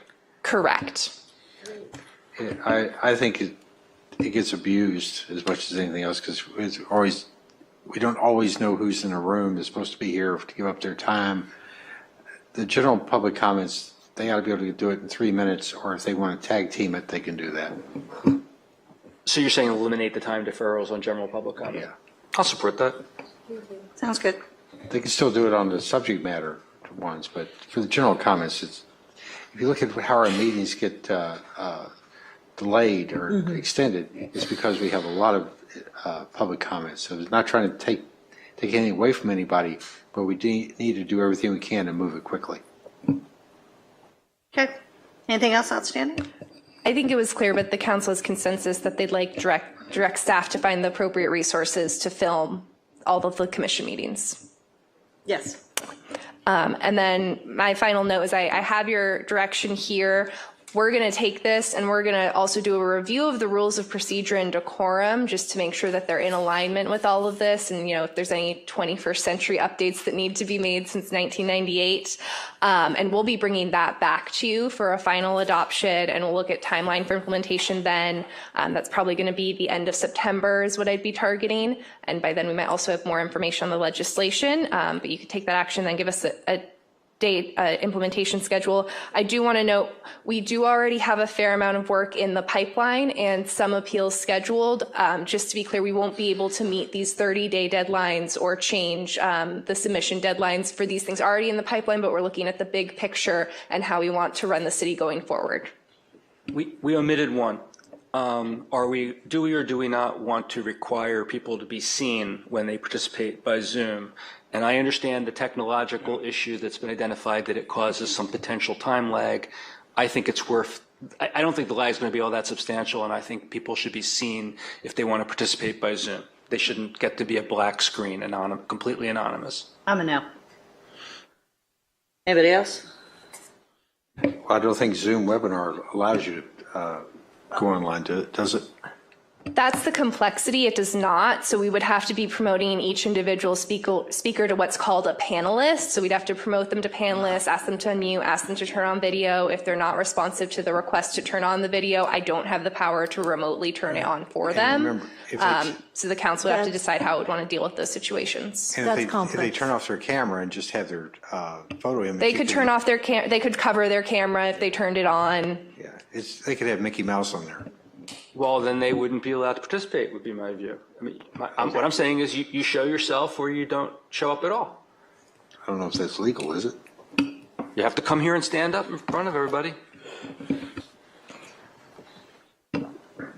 Anybody else? Yeah, look. I mean, I don't know. If people turn the video, I mean, what are we going to see? I mean, It could deter people. I don't know. Right? It could, It could deter people, but then they could put on the cat suit and be Catwoman. But you that have- would be entertaining. If you have video too, you can have inappropriate things put on also, so it opens up issues too. We did have an incident of Zoom bombing ourselves with a group back in probably 2021 where they were trying to display very just uncomfortable images is the best way I can describe it. So it does happen. Yeah, look. I think we're making enough changes. Let's get those in place, and then if we think what we've got so far is going to work, we can always come back and revisit that item. That'd be my suggestion. Okay. Anything else? No, I think we're clear on consensus. And again, we'll bring back that kind of item that's more refined and ready for hopefully a final action, but you can make additional adjustments then if needed. Cool. Great. Okay, so it's after 10:30. We do have one item left. I'll move that we hear this one because I think that the residents of the mobile home parks really have been waiting for us to do something. But didn't they get their meeting set? This is more than just setting a meeting, isn't it? Well. Frequency? Meeting schedule and frequency. Can I go to the bathroom while we decide? Or you need me here? I'm happy to hear it if. So that's the second? Yeah. All in favor? Aye. Aye. None opposed? Hey, we got to keep the card? Oh, do I need the card? You need a card. No, yes. I think I need the card. Sorry, Just in everybody. case, well, I don't have a key.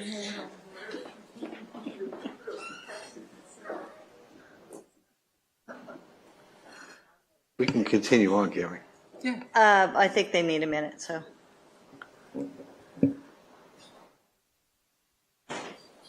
Are you guys ready, or do you?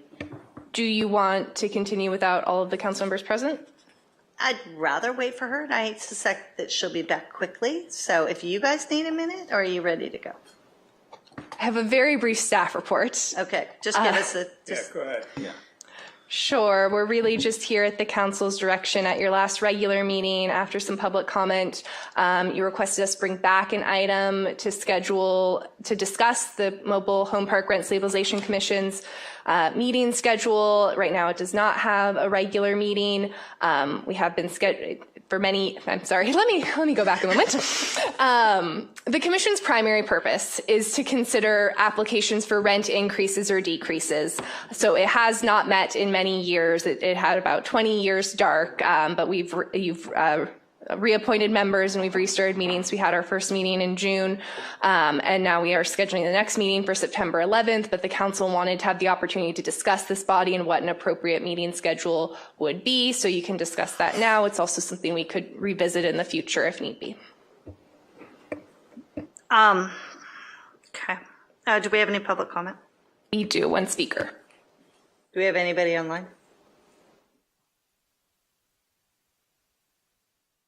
Yes, we have one raised hand on Zoom. Okay, let's lock that in. Bill Sampson must still be awake. Excellent. I'm going to wait for the council member to come back before you speak, though. So you have the opportunity to address the entire board. Okay. Kelsey gave us a very brief staff report, but we're on our first public speaker now. So thank you, Mayor Reagan's council members. The agenda item is specifically directed to the scheduling and frequency of the mobile home commission meetings. And now that it appears fairly certain that we will have our next meeting on September 11th, the future scheduling and frequency can and should be addressed by the commission at that meeting. Presumably staff will be prepared with information concerning the availability of facilities and when a regular meeting can be scheduled to comply with the Brown Act. Still, I want to address a few things in the staff reports, respectfully, of course. First, the staff report seems to misstate the jurisdiction of the commission. The jurisdiction of the commission is established by section 5.16.050 of the municipal code. And what is reproduced in the staff report is the language of that section and then things added. And I think, generally speaking, when you have to add language to a statute in order to interpret it in the way that perhaps you want it to be interpreted, usually that interpretation is wrong. And I think this is certainly the case here. Second, while the staff report is correct that no application for a rent increase or decrease has been filed with the city in accordance with the Malibu Municipal Code section 5.16, the reason for that may be that it's actually not possible to do so currently. And it hasn't been possible to do so, to my knowledge, for at least the last 17 years, because to submit such an application, the code, specifically 5.16.100, requires that such an application be made, quote, on the form provided by the commission. To my knowledge, there is no such form provided by the commission. I've been an attorney for over 20 years. I tried to find one, couldn't find it, and frankly, I wouldn't myself know how to make such an application. And 17 years ago at the meeting, there were several people that came to the meeting and said my rent had been increased dramatically, quadrupled, but they didn't go to the formal step of making an application, perhaps because that form was nowhere to be found. And then third, the staff report seems to suggest that the commission can't opine on council legislation or policy. I'm not suggesting that the commission or any commission can usurp your role in establishing legislation or policy, but any citizen, any resident can opine on council legislation or policy. And why wouldn't this council want any commission designated with a particular subject matter to take the first stab at figuring out what perhaps an amendment to a statute might look like? Thanks, Kevin. Thank you. Our online speaker? Our speaker is Bill Sampson.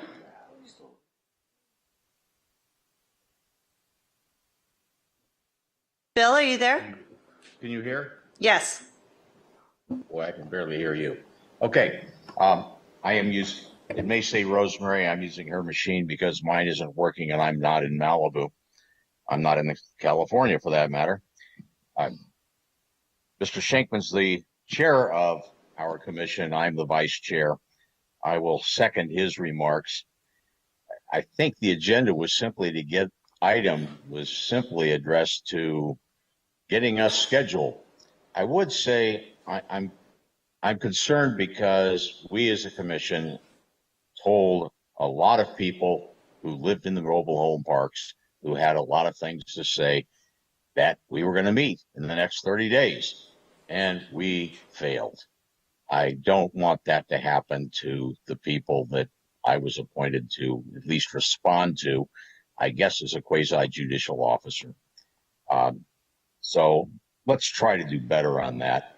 I agree with Mr. Schenkman on some of the, I guess, the legal analysis. I do agree with him. Let's have us meet and we'll try to work on this. I have found no forms at all. There was a lady who said she was getting a $25 a month charge. I believe it had to do with water.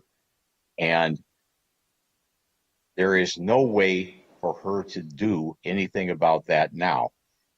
Maybe that's de minimis, but it's $25 a month that she may or may not owe. I don't know. I have no opinion. I haven't seen her lease. I don't even know if it's true, but she doesn't have a form to tell us about it. So it looks like we're going to have to work on that unless you guys want to. And I think you have some other things to do. So that's one of the things. But thank you for getting the meeting arranged. I know Halen mentioned it. I don't know who else did. I've been away and I'm supposed to be sleeping 2 hours ago on my vacation. So Mrs. Sampson's glad I'm not up there with you. Thank you for your attention. Thanks for having a meeting. I'd like to have them every 30 days for a while because the residents apparently want us to do that. But that's going to be up to you guys. Thank you. And Mayor, I did have a member of the public contact me telling me they were trying to indicate their desire to speak by flashing their hand up and down, but it was not raised at the moment I checked for you, if you want to acknowledge them. Yes, please. I would ask all members of the public, if you are indicating your desire to speak, please raise your hand and do not lower it until you are recognized. Agreed. And this is Ryan. Thank you. I appreciate staying up after 11 so I can comment on this. The city's existing ordinance has basically 3 categories of investment for annual, I think, submission of reports to the city. So that's another reason why the commission needs to meet, is they need to kind of maybe review the materials that have been submitted for rate increases. And it could be quite complicated or voluminous. It might even require some verifications. In particular, for instance, the long-term capital projects, things that wear out every 20, 30 years is one category. Then another one is what do you do every 4 to 5 years? Are you going to re-slurry the streets and fix things in that level? And then there's the more day-to-day annual operating costs. Now, if a new buyer decides to start shifting around what is a medium or a long-term or, starts deferring maintenance, then this can lead into things where a stitch in time doesn't work anymore. And now they're becoming big expenses that they're just going to saddle on to the residents. So it is important that the commission meet and go over this information to make sure all of this accounting is accurate and correct, as well as that they're taking care of business and getting the feedback of maybe, when maintenance is deferred for whatever cash flow reasons might be happening. But anyway, those are my comments. Thank you. Thank you. That'll conclude public comment. Okay, who wants to go first? Well, I think, I'll go first if it's okay. I think we satisfied the requirement to get the next meeting up. I am a little disturbed that there's no forms present for this. And I also am disturbed too that we're not really clear what their mission is supposed to be. It's one thing to talk about rent increases, but what about individuals and so forth? So I'm not sure that they have a clear objective of what they're supposed to be doing to hold the meetings. And I can't imagine scheduling meetings and not being sure what you're supposed to be talking about. And I'm not sure we've either given them enough direction or clarified what the requirements are for the municipal code. Trevor, do we know what we're supposed to be having them do? Because I looked at Bill Sampson's list of things that he sent over. I did get a chance to look at that today. And I think there's 6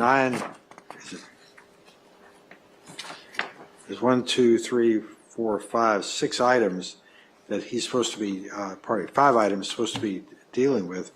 And there's some conflict about what the staff report was relative to what they're supposed to be doing. So are we sure their mission is clear? The primary function of what they're dealing with is rent increases or rent decreases in applications that come in. It sounds like the forms need to be updated and there might be some administrative work that needs to happen about that. It is very critical that the body remains a quasi-judicial body that is unbiased and doesn't create any type of advocacy positions where we would have an issue with them ruling on any type of application. We only have 4 commissioners on there, and if we had a problem, it would be we may lose that quorum on a particular application. So it does lay it out there. I think there are things that need to be done to update this. I think staff is working out the staffing for these meetings and how these items are going to come forward. I don't know, Kelsey, if you need more direction at this point in time, but we do need to get the next meeting going forward, and there are a few items that are already on the agenda for that meeting. Correct. And we do have forms. I think, unfortunately, over the decades, they didn't make the digital jump. So we've digitized them now. They were available upon request, but that's not the ideal way to make a form available. That's certainly something the commission can review and can update for the 21st century. I don't think they've been updated since the 1990, judging by the fonts. Script. Okay, but so as I understand what you're saying is their judicial operation, they can only operate based upon someone actually submitting a request form or some kind of a form. Is that correct? That's the general way that it's designed to operate. There are other duties and needs here, talking about, administrative rules and effectuating the purposes of the chapter and other rules, other aspects that are supplementary to, the work. But the primary function of them is to, be able to rule on these applications, for a rent increase or a rent decrease when they come in, and make sure that the operation and the rents charged do comply with our ordinance. That's the primary function of what they're set up to do. So if we're talking about individual properties having a rent increase, that would be an administrative nightmare. I would think there's 150 units there or more. So every time somebody's rent changes, they get to file a complaint? If it doesn't comply with the chapter. I mean, the rules are set up about how, the rents can be increased or decreased and the rules that apply to that. And, we expect that the people that administer these mobile home parks comply with that. If they don't, then an application comes in, there's a dispute and it needs to be resolved by the body. Okay. Okay, so I don't think the commission is a quasi-judicial body. I think the commission is a commission which conducts both quasi-judicial matters as well as regular commission matters, just as we do. We hear land use appeals, which are quasi-judicial. We also establish the rules, both substantive and procedural, for land use matters. We create the zoning laws. We determine the way in which appeals will be heard. Those are not quasi-judicial decisions. Those are statutory legislative decisions that we make. And I believe the way the statute is written empowers and obligates the commission to do that same type of work. So for example, the very first, the powers and duties include, first of all, and I'm going to note, I don't know what this means, receive, investigate, hold hearings on, and pass upon all issues relating to mobile home park rent stabilization, as set forth in MMC Section 5.16. There's further words there that are in the report that aren't part of the statute, as Kevin pointed out. I don't know what it means to receive, because it doesn't say receive reports. It says receive, if you then skip investigate, hold hearings on, and pass upon, maybe it says receive all issues, or maybe it just says receive nothing. I don't know what it means. It's another example, as I said before, of some of our statutes which are drafted horribly. But in any event, they also investigate all issues relating to mobile home park rent stabilization. They hold hearings on, it doesn't say on things that are subject to an application for an appeal. They hold hearings. A resident, I assume, can complain about a rent increase that wasn't properly applied for, that they believe violates the ordinance, and there can be an investigation and a hearing on that. They pass upon, again, all issues relating to the rent stabilization. I take that to mean what the statute means, because that's an issue relating to mobile home park rent stabilization. They then go on to, they also can make or conduct independent hearings or investigations as may be appropriate to obtain information necessary to carry out their duties. That seems pretty broad to me, and it's not quasi-judicial in nature when they're doing that. They can adjust space rents either upward or downward upon completion of a hearing. It doesn't say only if there's been an application made for the adjustment. It just says they can adjust the space rents upward or downward after they've had a hearing. I guess anybody can request a hearing. And then they also have to, or they can and have to adopt, promulgate, amend, and rescind administrative rules. So it seems to me they can and should be meeting to decide what their rules, their administrative rules should be. They can and must meet to decide what, if any, investigations they should conduct with respect to issues relating to the mobile home park rent stabilization. They can do those investigations. What powers they have to do those, whether they have subpoena power, I don't know. Whether they have the power to, the statute's clear as mud, as I said to Kevin a couple of days ago, but it does seem to empower them pretty broadly beyond their quasi-judicial acts. And I understand they want to meet every 30 days, or at least they want to decide how often to meet. I'm concerned that if we don't say they should meet once a month, they're going to say they should meet once a month, and then the staff's going to tell them there's some complication. It's going to end up coming right back to us anyway. So I think we ought to just set a monthly schedule, subject to them deciding to defer a meeting. And I think we ought to let them work out what they think their powers mean, and if we disagree with them once they work that out, we can say so. But I don't think them doing that impairs their ability to conduct quasi-judicial hearings any more than our deciding what the laws are impairs our ability to later conduct quasi-judicial hearings applying those laws. Oh, and by the way, and that's the view of the two lawyers that are on the commission and the one lawyer who's on the city council. So I think that should mean something. What does our city attorney say?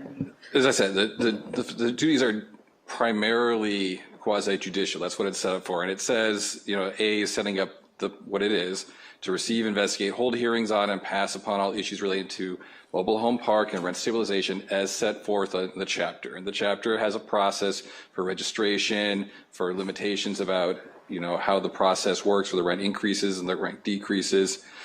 That's how it's set up. And so, there is room, of course, for them to go about the business of setting up the rules, to investigate when there's, something that's brought forward that falls within their jurisdiction. But, I would disagree that it's a carte blanche that, it has no limits about, what the powers are of the commission to operate. So it is, that there is room for interpretation on this, but that is generally what these commissions are set up through. throughout the state is to deal with these. It's a rent stabilization commission to deal with rent increases and rent decreases. And, that's the primary function of, how these operate. Could I make a suggestion that we empower them to have meetings for the balance of this year once a month, and to review their commission forms as submitted or proposed by the staff, and come back to us with a set of broad rules about how they plan to operate. And the other thing I'm worried about is, I'm not saying that we don't have power over the mobile home park operators, but we need their cooperation on this. And I'm surprised we haven't heard anything from them at all. Primarily the one for Point Doom, but even Paradise Cove. And to be fair too, the first meeting I thought was very productive of the Rent Stabilization Commission. A number of issues were brought up. I think there needs to be further discussion with staff to work these out, and that's probably part of what the process will happen at the September 11th meeting. Okay, so that's the second Thursday of the month, if I'm looking at my calendar correct? I think you may want to let the commission work out exactly what days will work on a regular basis. If you want to set, the direction to have monthly meetings for the rest of the year, maybe the commission can help coordinate what dates will work best for them and with staff. I don't know that the September 11th date will work. Well, I'm concerned that we're going to get back into, they had a meeting July? June? And then there was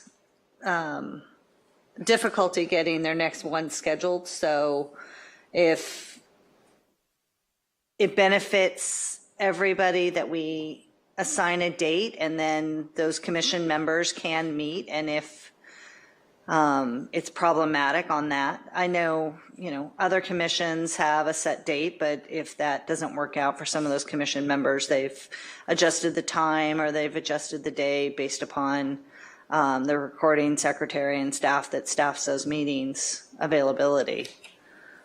So is it better for us to just go ahead and suggest the second Thursday of the month? I don't think that is, we're taking direction from the council. If you expect the commission to meet monthly, staff will need to adjust at the city manager's direction what we need to adjust to make that happen. The other commissions do have set meeting dates, but they were also determined by the body and can be changed by the body. Right. So that gives them a little flexibility based on their scheduling. And offhand, I don't know if the second Thursday of the month is a good date. I'm also going to be looking at scheduling many more city council meetings in the near future. So if my staff acts as recording secretary, we'll need to figure that out as well still. Okay. Is there a possibility of another recording secretary available to staff that, or, okay. That would be a question of staff resources for the city manager's office. Okay. Does the statute say it has to be you, I think? I believe it does. Those things can often be delegated. I don't think historically it necessarily was the city clerk, but I think it's specified to make sure there is someone to act as the recording secretary, and there is always a city clerk. Okay, so I'm getting the sense that we need to say that, yes, we would like to have a monthly meeting for this body for the foreseeable future. For the foreseeable future, or for 2025, just to understand the direction of the council. Until we see what the requirements are. Let's get some feedback. Okay. From the staff, from the commission members, and the public. I just would like to not have the same where we're having a quarterly meeting instead of a monthly meeting. And I think for the initial portion, whether it's to identify some updates to the statute that needs to be done, or actually processing applications from tenants of things, that they be given some time to be able to do that. So on Doug's proposal, the last part of it, I think, was he said that they should create the form or review the form and decide whether they want to make changes to it. And then I think he said create whatever rules subject to our approval. But the statute doesn't require them to get our approval. The statute just tells them to adopt, promulgate, amend, and rescind the rules within any limitations provided by law or rules adopted by us. But if we, in the absence of having such a rule, they're not required to come to us for approval of the rules they create. And I don't know why we'd want to create that, because it puts another burden on us that we don't need to have at this point in time. The other thing is, before the fire, we had created an ad hoc committee, Doug and I, which are not, the council created an ad hoc committee, which is Doug and I, to go over the statute and propose amendments to it, because the statute does need some amendments. And we've just been totally consumed, as has everybody, with the post-fire recovery effort. So it seems to me that since what we were going to do arguably falls within the very broad language of the statute as one of the duties and right and powers of the commission, they should review the statute and come back to us with any recommendations they have for bringing it into the 21st century and clearing up some of the ambiguities and holes, and then we can decide as a council whether we like their changes. But you want it to come back to in the policy committee or ad hoc committee, or come back to the council? I think they should form their own rules, which they're empowered to do. Right.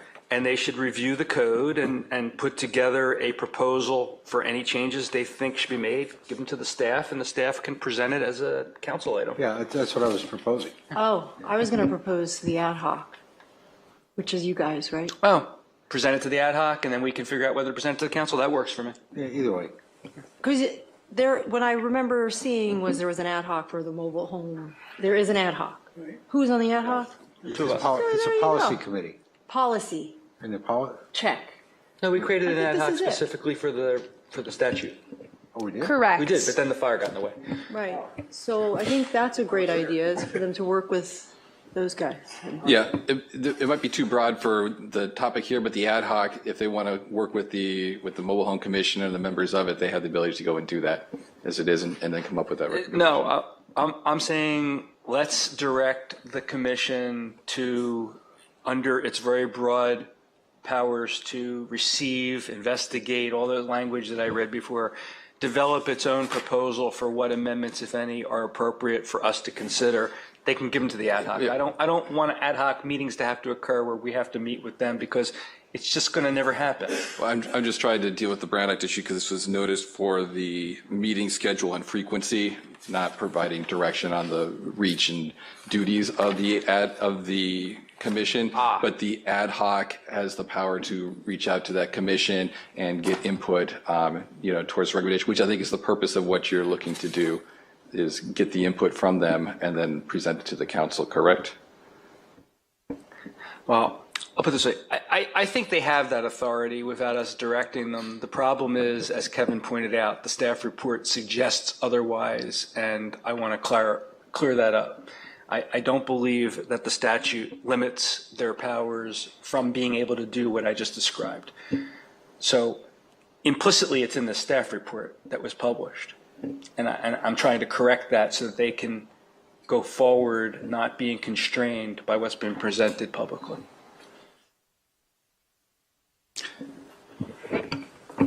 Well, let's put it this way. If the commission ought to be able to come up with their own recommendations, there's 5 smart people in there. 4 plus 1 to come. And have them submitted to the ad hoc committee along with staff. I mean, this is a working process. And what we're looking for is a result, not necessarily, dotting the T's, dotting the I's and crossing the T's. Maybe they could also propose to the council a 5th person so that they don't have ties on any applications that end up getting presented to them. I'm happy to appoint somebody, just. Okay, what direction do you need from council? Does the council have consensus to direct staff and the Mobile Home Park Rent Stabilization Commission to schedule at least monthly meetings for the rest of 2025? Somebody make a motion? I'll make a motion for that. Second. All in favor? Aye. We have concluded our meeting.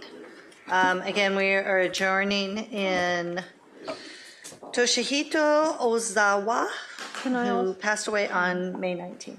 Can I also, we adjourn in Howard Ferguson, Hubs, Candy's husband. I don't think we did. Well, Did we do that last week? Did we? Let's do it again. And we adjourn with We're adjourned. those memories. We adjourned in memory of how.